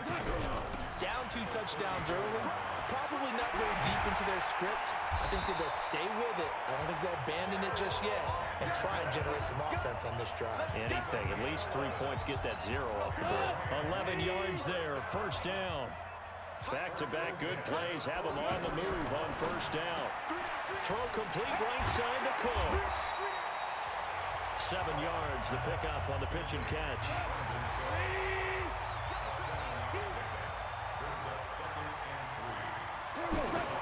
From just shy of midfield, Goff. And that's caught left side. It's Woods. His second catch of the Super Bowl, and it's good enough for a first down.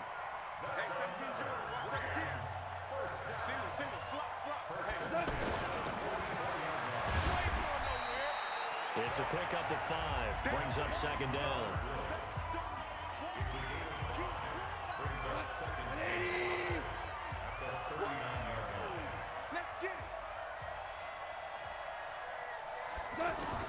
From the 39, Goff over the middle. That's hauled in by Kupp. His first catch of this Super Bowl, and it'll be good for a first down. Goff in the offense with a 1st and 10. And he's a perfect 5 for 5 here to begin the game. Out of the gun, Goff. His short throw caught by Goddard. He's tackled a yard short of the marker. Good gain of 9 on first down. Give him 9 there on the first down completion. Second down, it's Henderson. And down inside the 15 he goes. I have to admit, I'm excited by that play call and the end result, because this is a team that's down big early in the first quarter, and a lot of teams will just panic, abandon the playbook, and just start firing the ball all over the place. It's way too early for that. Stick to what works for you. Down double digits, and we talked about their game plan being both running and passing there. You're right. They're sticking to the game plan, getting the ground game going. A lot of football left to be played. On second down, it's Henderson, and he'll fight his way down inside the 10 to the 9-yard line. Just a couple on the ground there. That's going to bring up 3rd and about 6. Throwing on 3rd, Goff. And they're going to get him. They bring him down to a sack back at the 16-yard line. It's about how teams are so competitively matched, and you just want to make those plays that give you an advantage. How about right here? The difference between letting them score a touchdown versus holding them to a field goal, that's absolutely huge with the play he just made. And you know he hated taking the loss there on 3rd down. So a good kick there to polish off the drive with 3 points. Yeah, coaches always talk about finishing a drive with a kick. 2 of them give you points, either an extra point or, in this case, a field goal. And he'll take it past the 25 and up to the 28-yard line. So now here come the Dolphins. And that recipe on their last drive that resulted in a touchdown looked pretty good. So they'll be hoping to do that once more. And it takes me back to when we sat with the offensive coordinator and the head coach. They felt pretty good about their game plan and thought there were some holes in the defense, and they exploited them the last time out. Let's see if they can come back and put together a similar drive. And we'll see if they can do just that. Now this throw caught left side. His second catch of the Super Bowl, and it's good enough for a first down.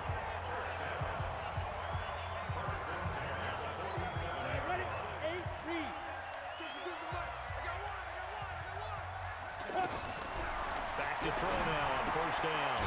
It's a short one here, complete to his tight end. And they're well past midfield, just a yard or 2 shy of the 40.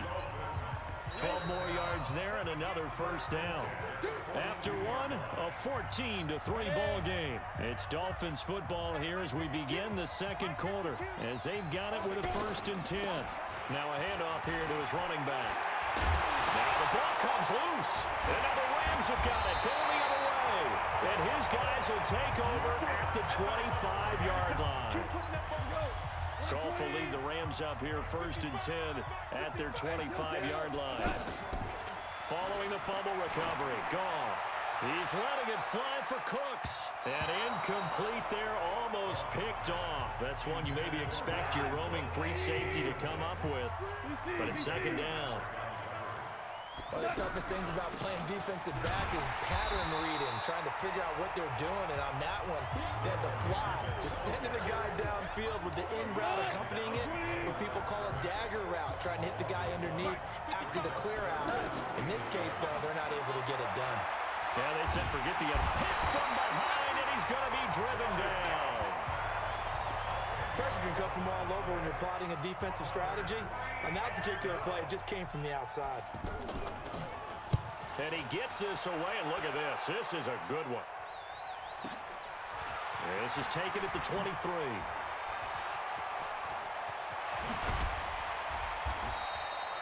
Oh, he nearly broke that one. As it stands, though, a heck of a 36-yard run back. And the Dolphins will begin this drive in great field position, 1st and 10. Check. Recon, 132 fighter. Hey, echo. They'll come out throwing here to start the drive. And nowhere to fit that football in. It's knocked away and incomplete. David Long, the rookie from West Virginia, there defensively. Here now is 2nd and 10, again from the 41. 2nd and 10. Quick hitter here, it's complete. And he'll get it down on the play to the 37. Face mask. Defense. And a big face mask penalty here, 15 yards. You never want to get your hands up in the face mask area because your fingers can get tangled up there, and that can hurt you as a player. And he'll give it here to his running back. 7 yards on the pickup there, and it'll leave him with a 2nd and 3. Some runs are blocked so well, you almost forget that someone has to carry the ball to gain the yardage. The leverage by the offensive line to create space up front, really well done. And he'll take this one down near the 15. Just a yard on the pickup there, and it'll leave him with a 3rd and 3.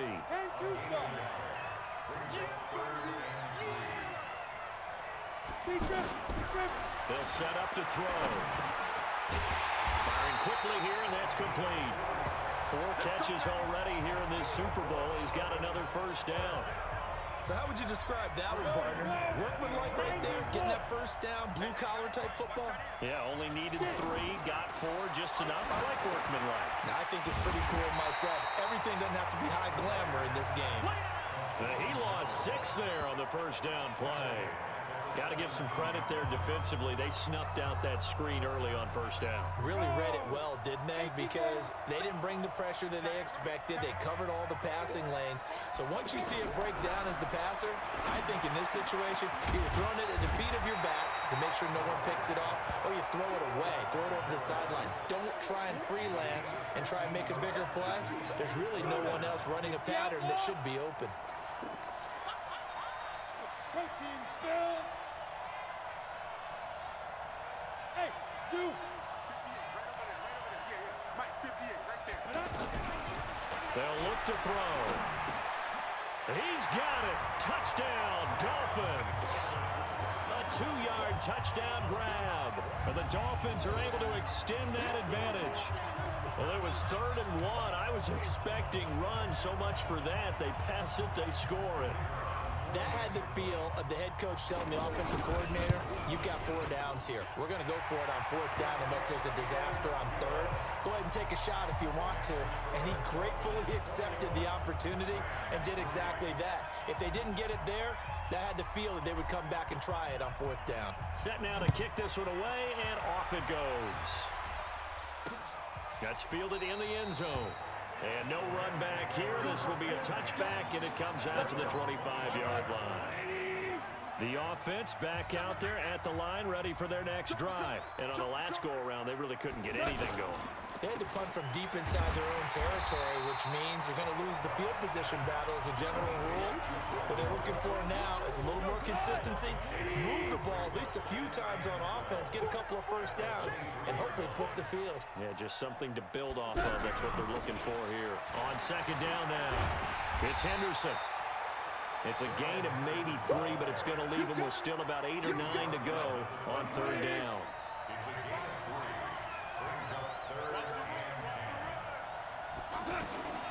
From the gun on 3rd down. Gone. And got a man. It's Woods. 3 catches for him now in the first half of this Super Bowl. It's a 1st down. And he went in route there from the slot for the completion. Love how he runs his routes because it's all setting up your defender. Give him a little something one way, take it the other way. Head and shoulder fake. Sometimes you make one step to the outside and break it inside. Really well done route. A big gainer there on the catch and run, 37 yards. So the big play gets him all the way down to the outskirts of the red zone here for 1st and 10. Henderson now on 1st and 10. Credit him with a 1-yard gain there to make it 2nd and 9. Here's 2nd and 9, just a yard on that last run. From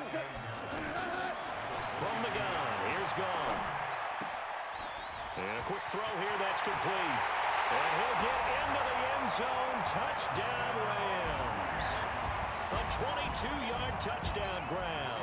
And the Rams are able to draw a bit closer. And he wasn't blocking or running it there.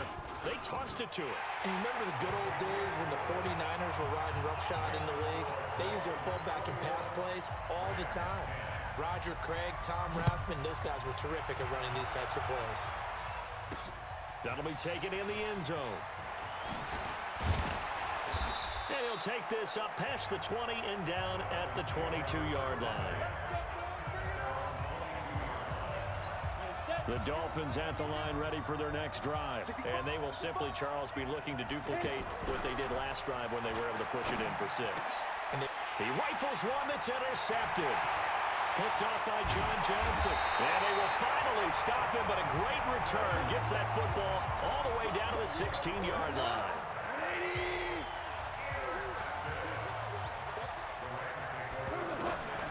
After the interception, here's Goff. That is caught right at the 10-yard line. And he'll get it here to the 10-yard line. A good pickup of 6 there on 1st down. 6 yards was the pickup on the last completion, so here's 2nd and 4. This will be caught at about the 6. 3 catches for him now in the first half of this Super Bowl. It's a 1st down.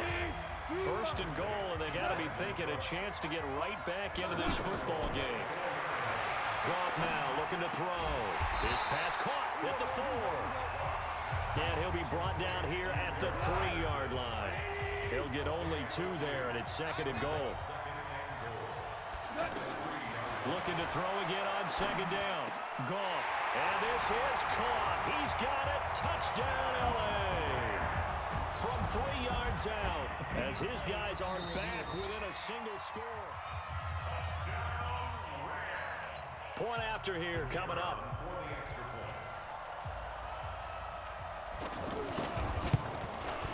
And he's got it to make this a 21-17 game.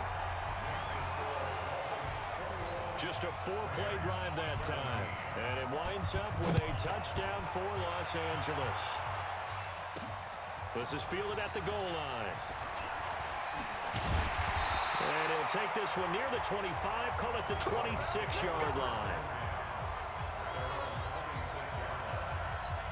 The offense now at the line, ready for their next drive. And last time, 1-play interception, so this offense, they should be fresh. That's a good way of putting it.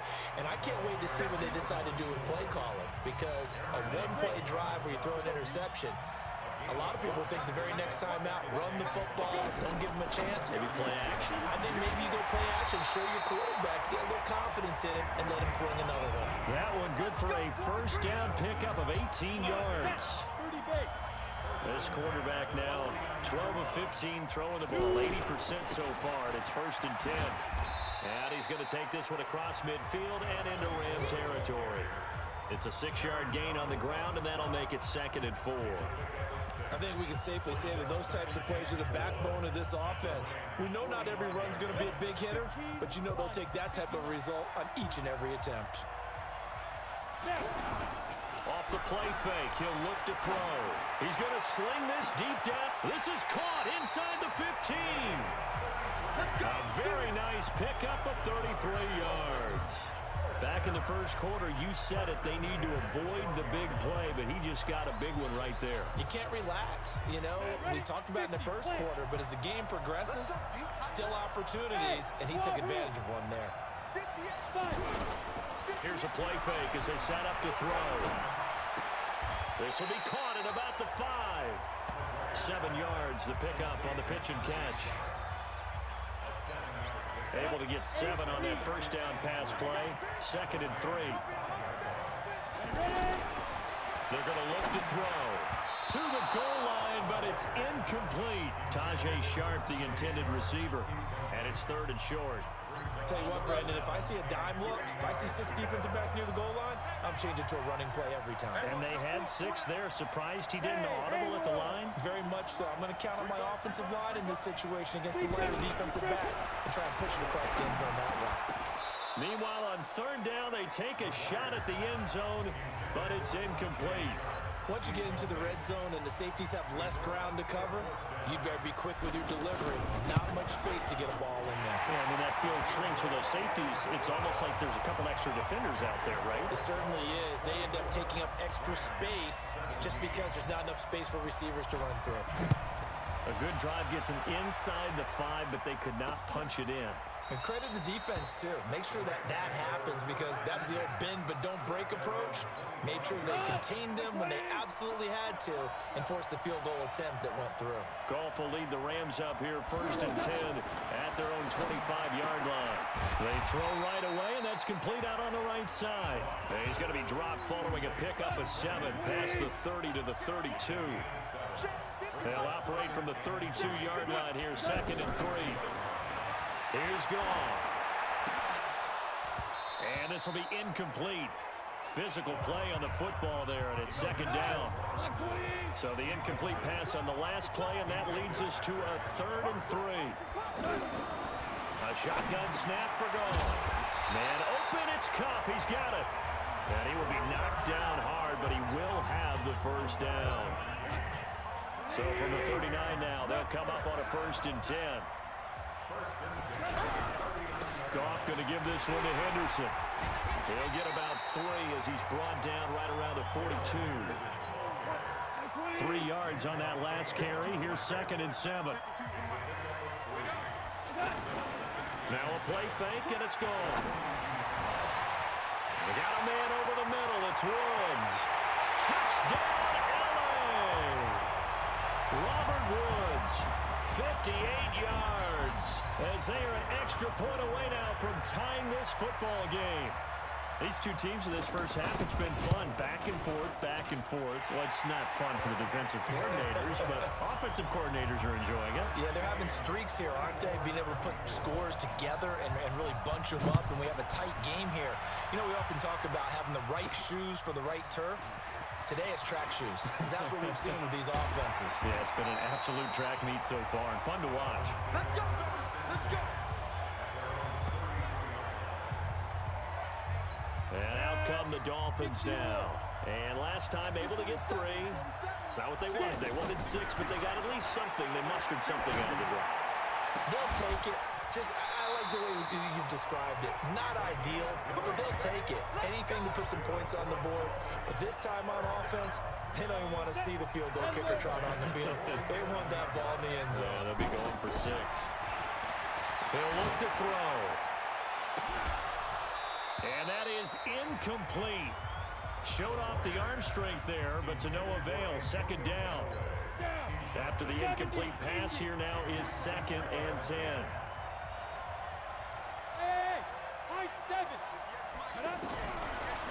They'll drop the throw. And this time he's got the hook up. It's complete. And he's corralled, but not before getting it inside the 35. He'll look to throw. Throw left side, complete to Sharp. He'll be marked down at the 26 with a gain of 7. The Dolphins moving with a sense of urgency here. They'll run it now out of the gun. And he's able to get it to the edge of the red zone at the 20-yard line. Now the Dolphins going to burn the first of their timeouts. as they'll stop it with a little over 30 seconds to go in the first half of play.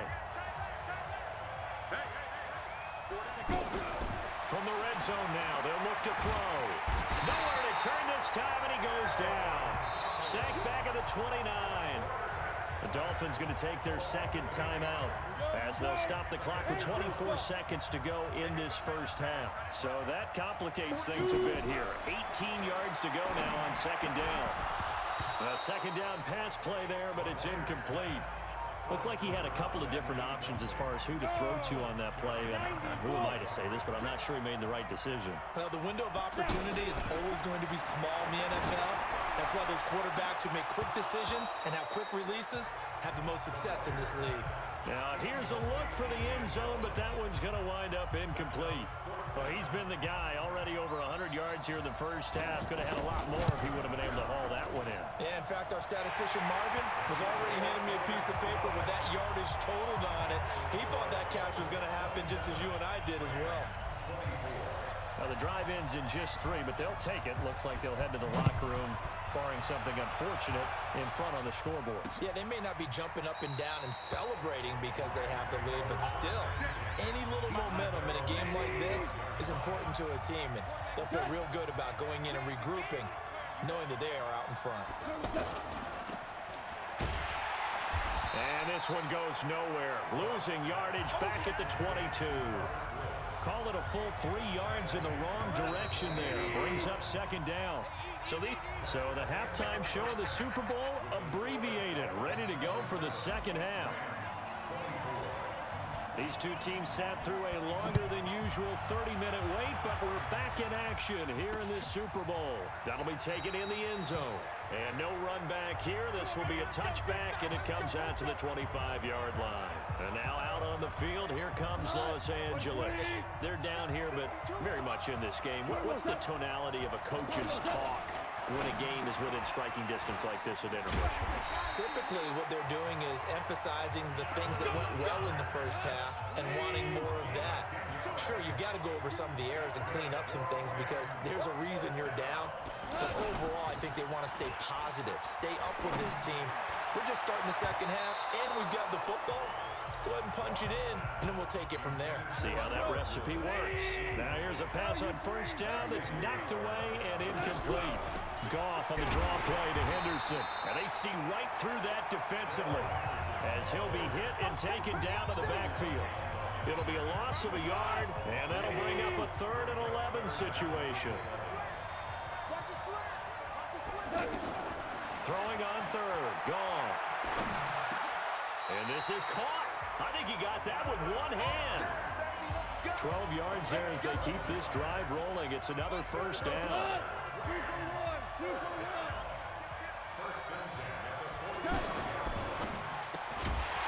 And that's going to be incomplete. Too tough to hold on to that one. It's second down.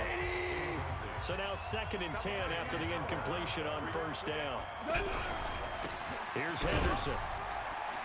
And he'll be brought down at the 50 after a gain of about 5. It's interesting going into this game. There was so much talk from both sides about who would control the line of scrimmage. And we've seen who has it in this one so far. Well, they bottled him up. He's barely averaging over 3 yards a carry right now. And a pretty nice tackle there, ranging up from his free safety spot as he'll stop him about a yard short. Well, it looks like they got what they wanted. They got the completion, but they weren't able to break any tackles or gain nearly enough yardage to pick up the first down. Now to be 4th and short. The offense back out there at the line, ready for their next drive. They have the lead here. Well, we talk a lot about pregame speeches. What are halftime speeches like? For the most part, not nearly as emotional. They're a lot more clinical. Every now and then, though, they'll get after you if they think they need to light a fire. But in this case, let's go into the virtual locker room, because here's what I think happened. They got in there and they said, listen, let's take control right away. Defense, we got the lead. Defense, don't give up any points. Turn the ball back over to the offense and let them go down and score and give us more of a cushion in the game. Check so far. Defense shut them down.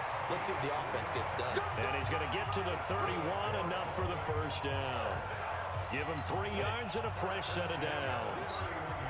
Line of scrimmage, the 31 now on 1st and 10.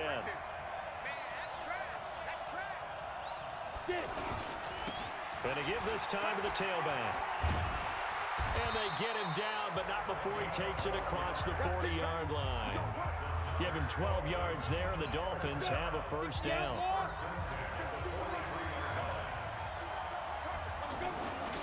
Running game working. They'll stick with it on first down.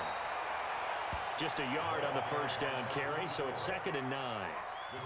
If you're looking for glory, looking to get your name in the headlines, you do not want to play nose tackle. But how about what we just saw there?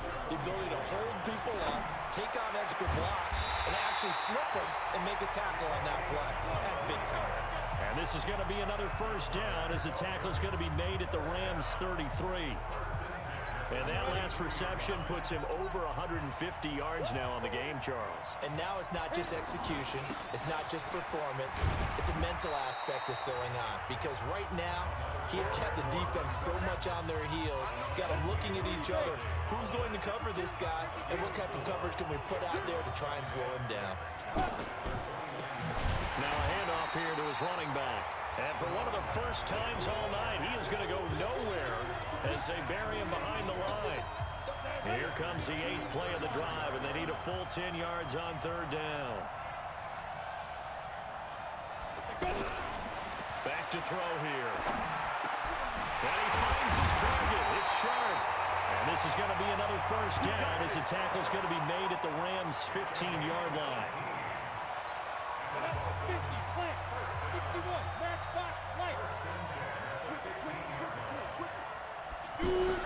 From the red zone now, they'll look to throw.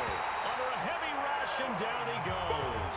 Aaron Donald able to drop him that time for his 2nd sack of the evening.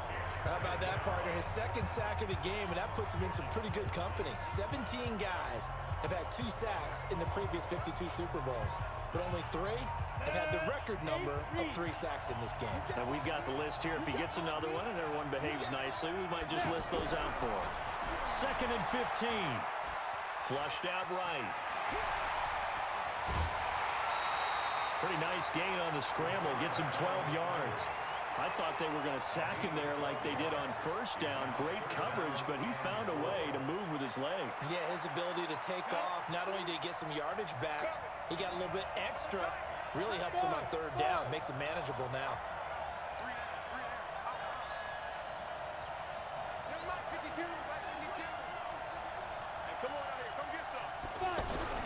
Back to throw. Into heavy traffic, and it's intercepted. Picked off by the Pro Bowler, Marcus Peters. He's at the 40, the 20, 10, and he will score. Touchdown, LA. That was an interception, but on the field, the guys who are picking it off, they're not saying that. What word are they using? It's Oski. And that means catch the ball and go the other way. That's your vernacular. I've never heard anybody say Oski. Ask around. They'll tell you. Extra point right down the middle. And that will make this a 4-point game. This will be taken in at the 1. And he'll get it up past the 20 to the 22-yard line. The Dolphins offense now working their way back onto the field. And last time, decent field position through the pick 6. Obviously costly. But they can't afford to just bunker in now. All right, good field position means go ahead and attack on offense. Try and press the advantage a little bit. They just have to be better with the football on this possession. So the last one didn't bother you too much last time? No, because it's exactly what you're supposed to do. You can't have good field position and not try to take advantage of it. Sometimes the defense makes a good play, too. Call it no gain that time as it's going to leave him with a 3rd and about 3 to go. Now back to throw. Looking for his running back, and he's got it. Give him 12 yards there, and the Dolphins have a first down. He's having a nice game through the air. His decision-making's been really good. Solid there again. Just seeing nothing downfield goes underneath. Nice game. How about the patience? Because when you're having a big game through the air, you're looking for those chunk plays, those big ones downfield. Instead, as you noted, takes the check down, dumps it off, gains good yardage anyway. Really well executed. Second down and inches. And down he goes on the pressure from the Rams defense. Aaron Donald bringing the pressure yet again. That's his third sack here tonight. And that's his third sack, and that ties a Super Bowl record. Makes me think of my old college teammate, Reggie White. He had 3 with the Green Bay Packers in Super Bowl 31. Darnell Dockett of Arizona, Super Bowl 43. And Coney Ealy, 3 sacks for the Panthers against Denver in Super Bowl 50. All those sacks, they've only been an official record since Super Bowl 17. I know it's believed that L.C. Greenwood unofficially had 4 way back in Super Bowl 10. Wearing those golden high tops as well. And they'll get him down as he's inside the 40. A big pickup of 12 yards on 4th down to keep this drive from stalling. 4th and short, they had the ball right at the midfield stripe. Was curious what they were going to do. Turns out going for it, the good play. Reminded me of a conversation we had yesterday before this game where you said, you know, it's interesting about the NFL nowadays. Oftentimes in short yardage situations, they throw the ball. In the old days, they would run it. That was an old school call right there. 7 yards, the pickup on the pitch and catch. Able to get 7 on that first down pass play. 2nd and 3. They don't give it here to his running back. And the Rams defense gets to him again behind the line of scrimmage. He lost 2 there, and it's 3rd down. This will be play number 9 of the drive here as they need 4 yards on 3rd down. They'll set up to throw. And down he goes. They sack him back right around the 41-yard line. Aaron Donald make that now 4 sacks for him in tonight's ball game.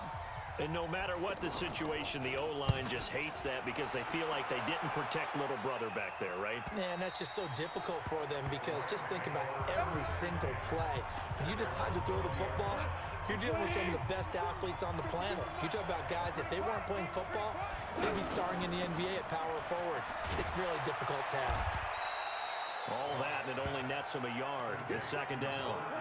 2nd and 9 now from the 21.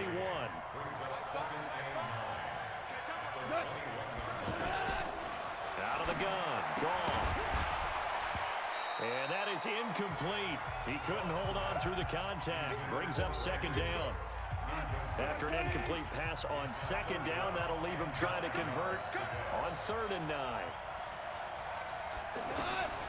From the gun, here's Goff.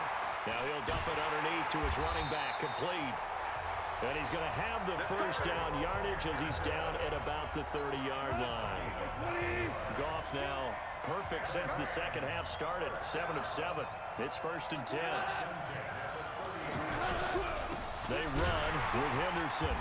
And nowhere to run on the interior of that defensive line. He'll get back only to the line of scrimmage.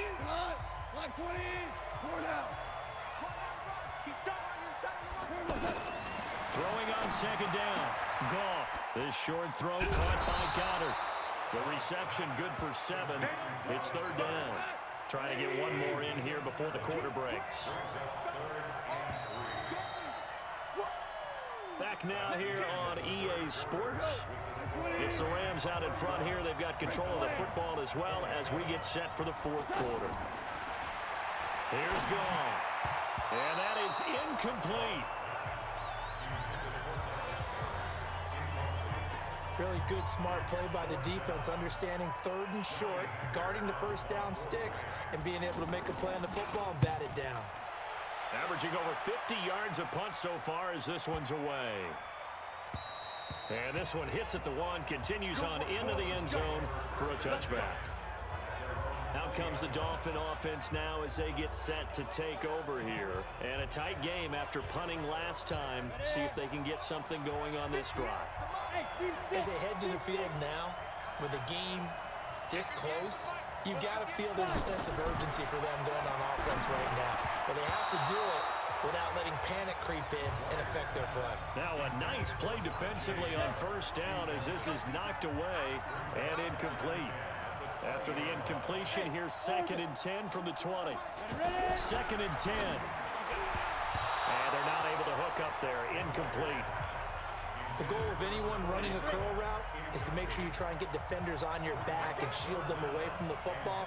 But sometimes even when you run a good route, the defense finds a way to knock it away. Got a man right side. It's Sharp. And he'll get this up past the 25 before he's out of bounds. It'll be a gain of 8, but it'll also lead to a 4th down. Now that's going to be a tough one to explain when they get together and watch the game film, isn't it? I mean, they had the right call, had the out route. He's got to know where the first down sticks are, yet he steps out of bounds that close. Not their best play. And they get him down, but not before he takes it across the 40-yard line. 4th down, no problem. Just a ho-hum pickup of 14 to keep the offense on the field. So signs of life in what's been a dormant offense in this second half. Here's 1st and 10. They'll look to throw. He's got his man Sharp complete. And he's able to get this one down to the 40-yard line. Another big hitter there. This one good for 18. So from Rams territory now, it's 1st and 10, right at the 40. He'll drop to throw. He's going to loft one deep left side here. And that will be incomplete. Would have been a big hitter if they had connected. Instead, it's 2nd down. So 2nd down and 10. Once again, they'll go from the 40. Looking to throw. Now he'll dump it underneath to his running back. Complete. And brought down, but not before they're inside the 25. We always talk about having to read defenses and how complicated that is. Well, this was an excellent read. Read the pressure and got rid of the football before it even got to him for a nice game. And when they're blitzing like that, running back usually a good spot to go with the football. Without a doubt, because he's right in your sight line or he's near you. So you're able to just get it to him easily. And once he gets in space, that's usually a good matchup for him. They'll try and run for it on 1st and goal. A good run of 6 yards there. Gets him closer to the goal line with 2nd down coming up.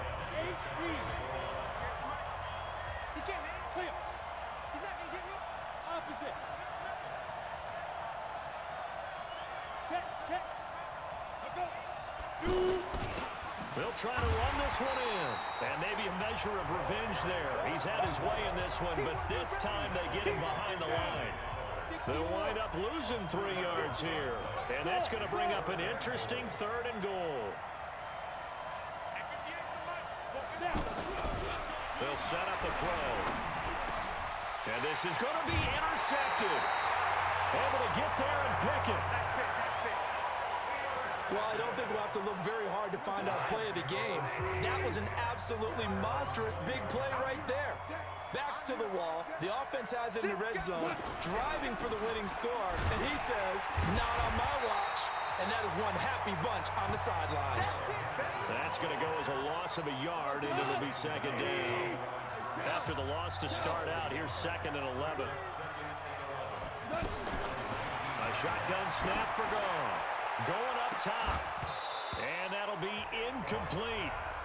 Good protection that time, and they couldn't hook up on the long one. Now it's 3rd down. An incomplete pass on that last play, and that means they'll need to come up with something here on 3rd down.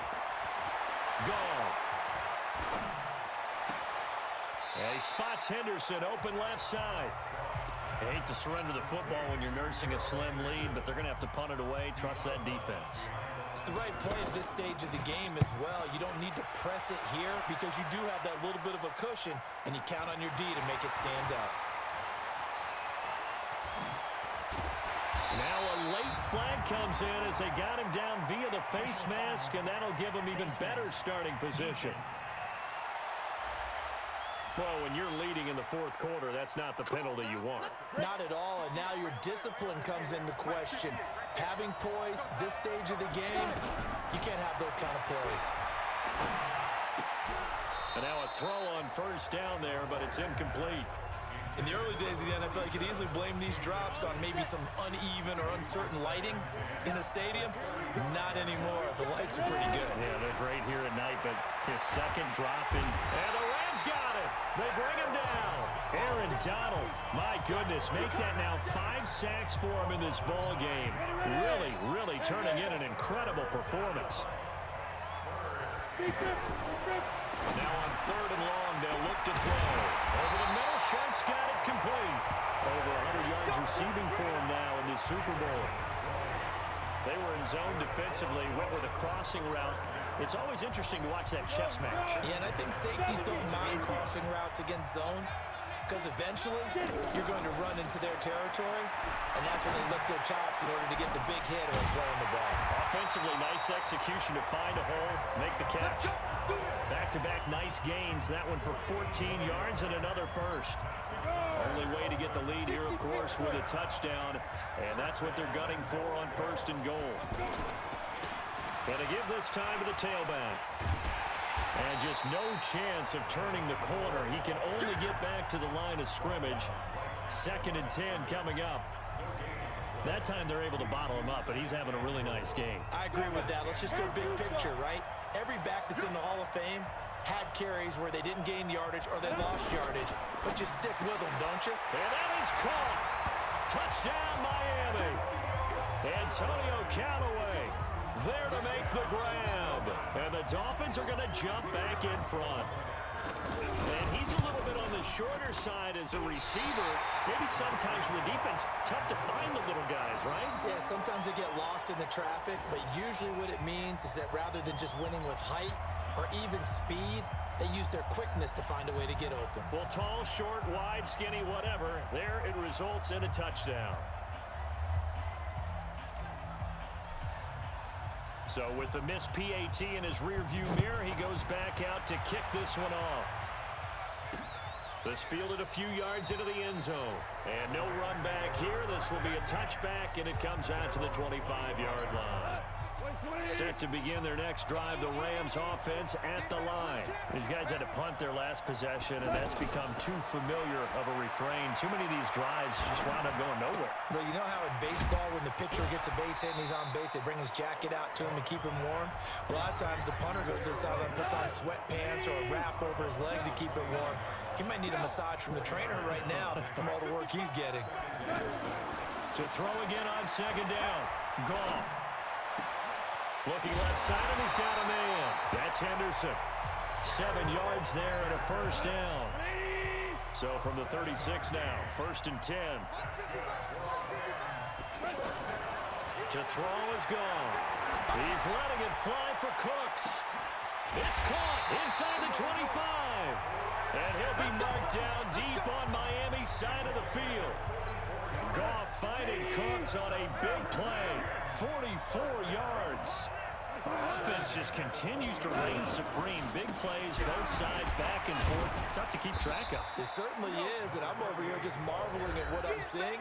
It's tough for you, though. You got to call all these big plays and have all this emotion each time they go at each other. On 2nd and 9, Goff. Throwing the out route incomplete. That's Hamilton. And able to get this down inside the 15, either the 13 or 14 before he's out of bounds. Goff on 3rd down. This is caught. They're able to convert on 3rd down, and that sets up a 1st and goal. All right, let's just go ahead and walk through this one pretty easily, right? Blast off the line of scrimmage, get downfield to a certain point, usually around 8 to 10 yards, turn around and make sure the quarterback sees your numbers and set your... And it's complete. He's got it in the end zone. Touchdown, Rams. 4 touchdown passes now for Jared Goff. And the Rams are once again going to retake the lead.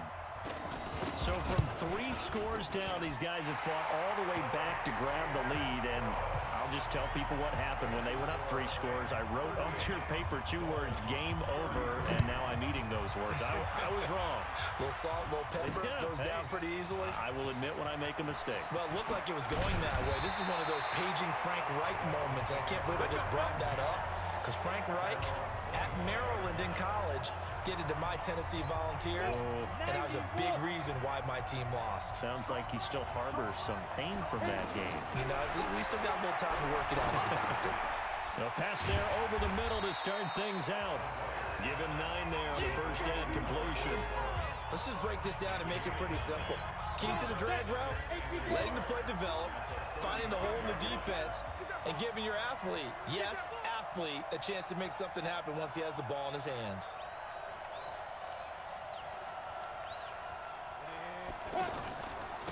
Now a handoff here to his running back. And he'll be brought down shy of the 40 at the 38-yard line. 4 yards the pickup, first down.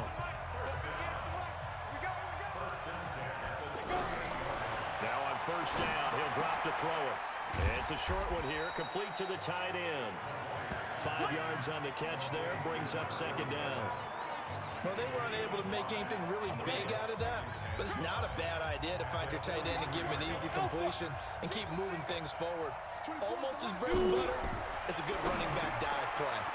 Now this one to his tight end out on the right side. And this is going to be another first down as the tackle's going to be made at the Rams' 40.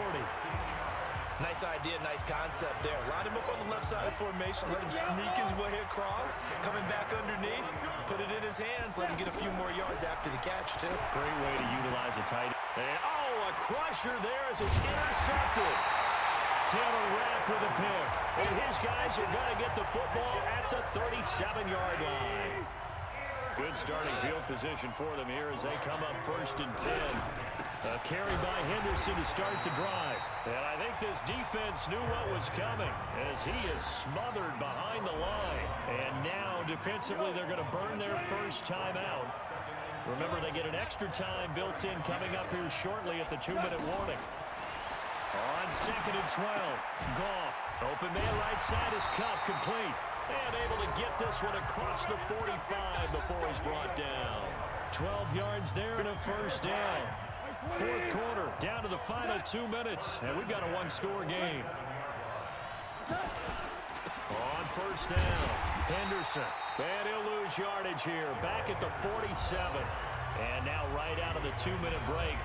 We'll get a timeout used defensively with 1:56 to go. You'd have to think likely another running play coming here. Second and 11. On the jet sweep, they get this to Cooks. And they'll get this just to the 47. 1-yard gain. And whistles, and we're going to have another stoppage of play as they call the timeout on defense with 1:53 left. On third down, here's Henderson. And he won't be close to a first down as he runs into a wall right around the line of scrimmage.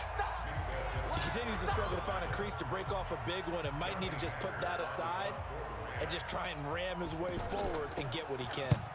On is the punter, Hecker, as he gets this one away. Now this is going to carry well into the end zone for a touchback. The Dolphins at the line ready for their next drive. They're down here in a one-score game. And at the time, it's a factor, but it's not a huge factor right now, is it? It's really not, because this amount of time gives them a chance to run their offense, to go through play sequences. And this is what they work on every week in practice, usually on a Friday. They go over this type of a situation, late game situation. What are we going to do when we have the opportunity? They've called these plays a bunch of times. Now's their chance to execute them. They have the opportunity now. Here's the execution. He'll look to throw, and his throw's going to be incomplete. That one broken up by David Long on the defensive end. This defense hasn't had the best showing in this game, but a critical knockdown there. If they can hang on, I guess the end will kind of justify the means. Certainly, and just think of it this way. It may not be the quantity of the plays that they've had, because those haven't been great, but they get a few more quality ones like that. That could finish things off for them. And a nice gain at 21 yards. Back to throw. Well, they have had no answer with this connection all night long. And, a crusher there as it's intercepted.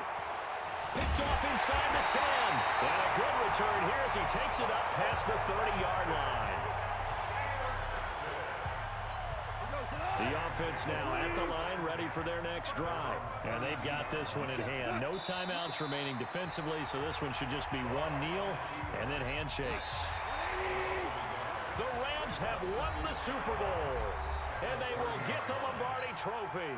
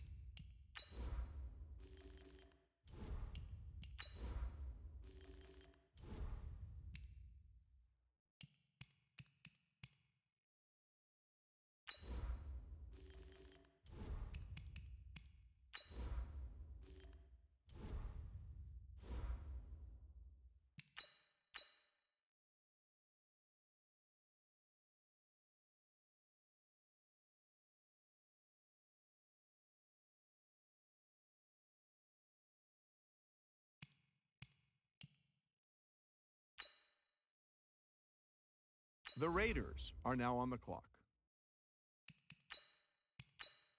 The Eagles are now on the clock.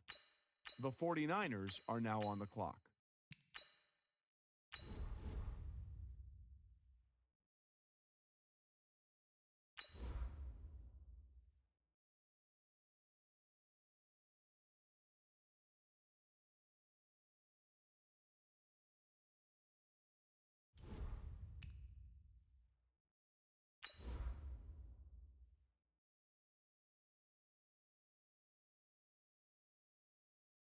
The Dolphins are now on the clock.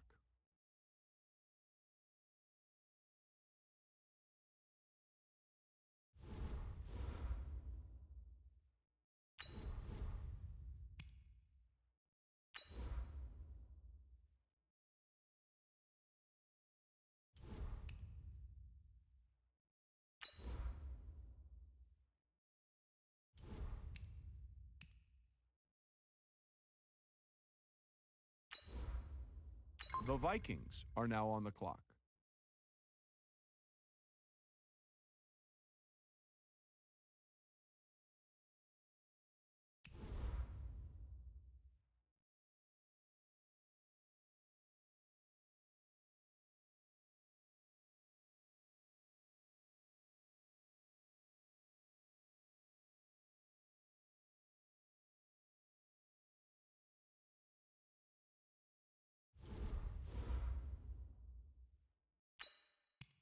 The Dolphins are now on the clock.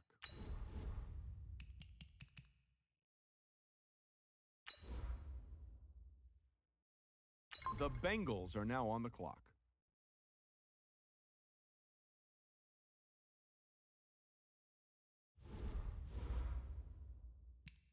The Dolphins are now on the clock.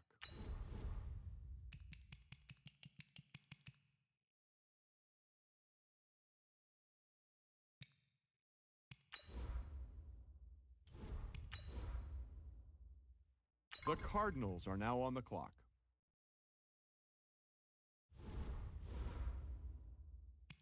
The Dolphins are now on the clock.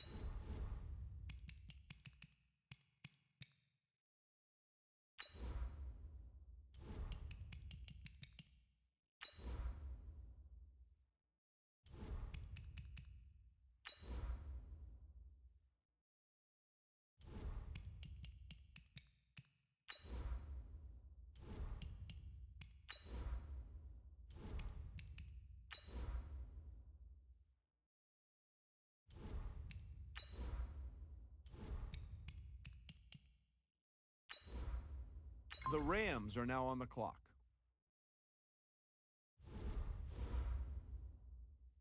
The Dolphins are now on the clock.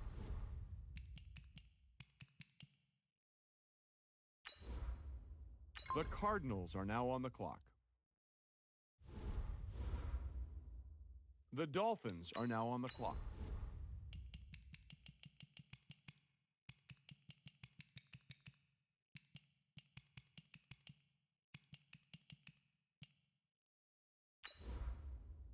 The Redskins are now on the clock.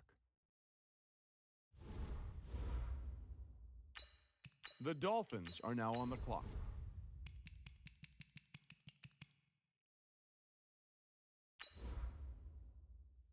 The Rams are now on the clock. The Dolphins are now on the clock.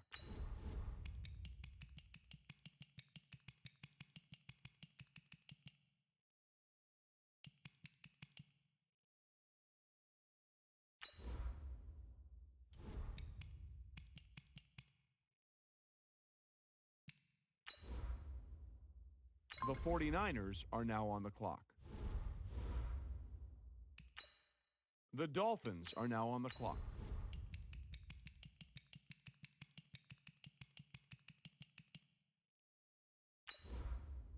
The Rams are now on the clock. The Dolphins are now on the clock.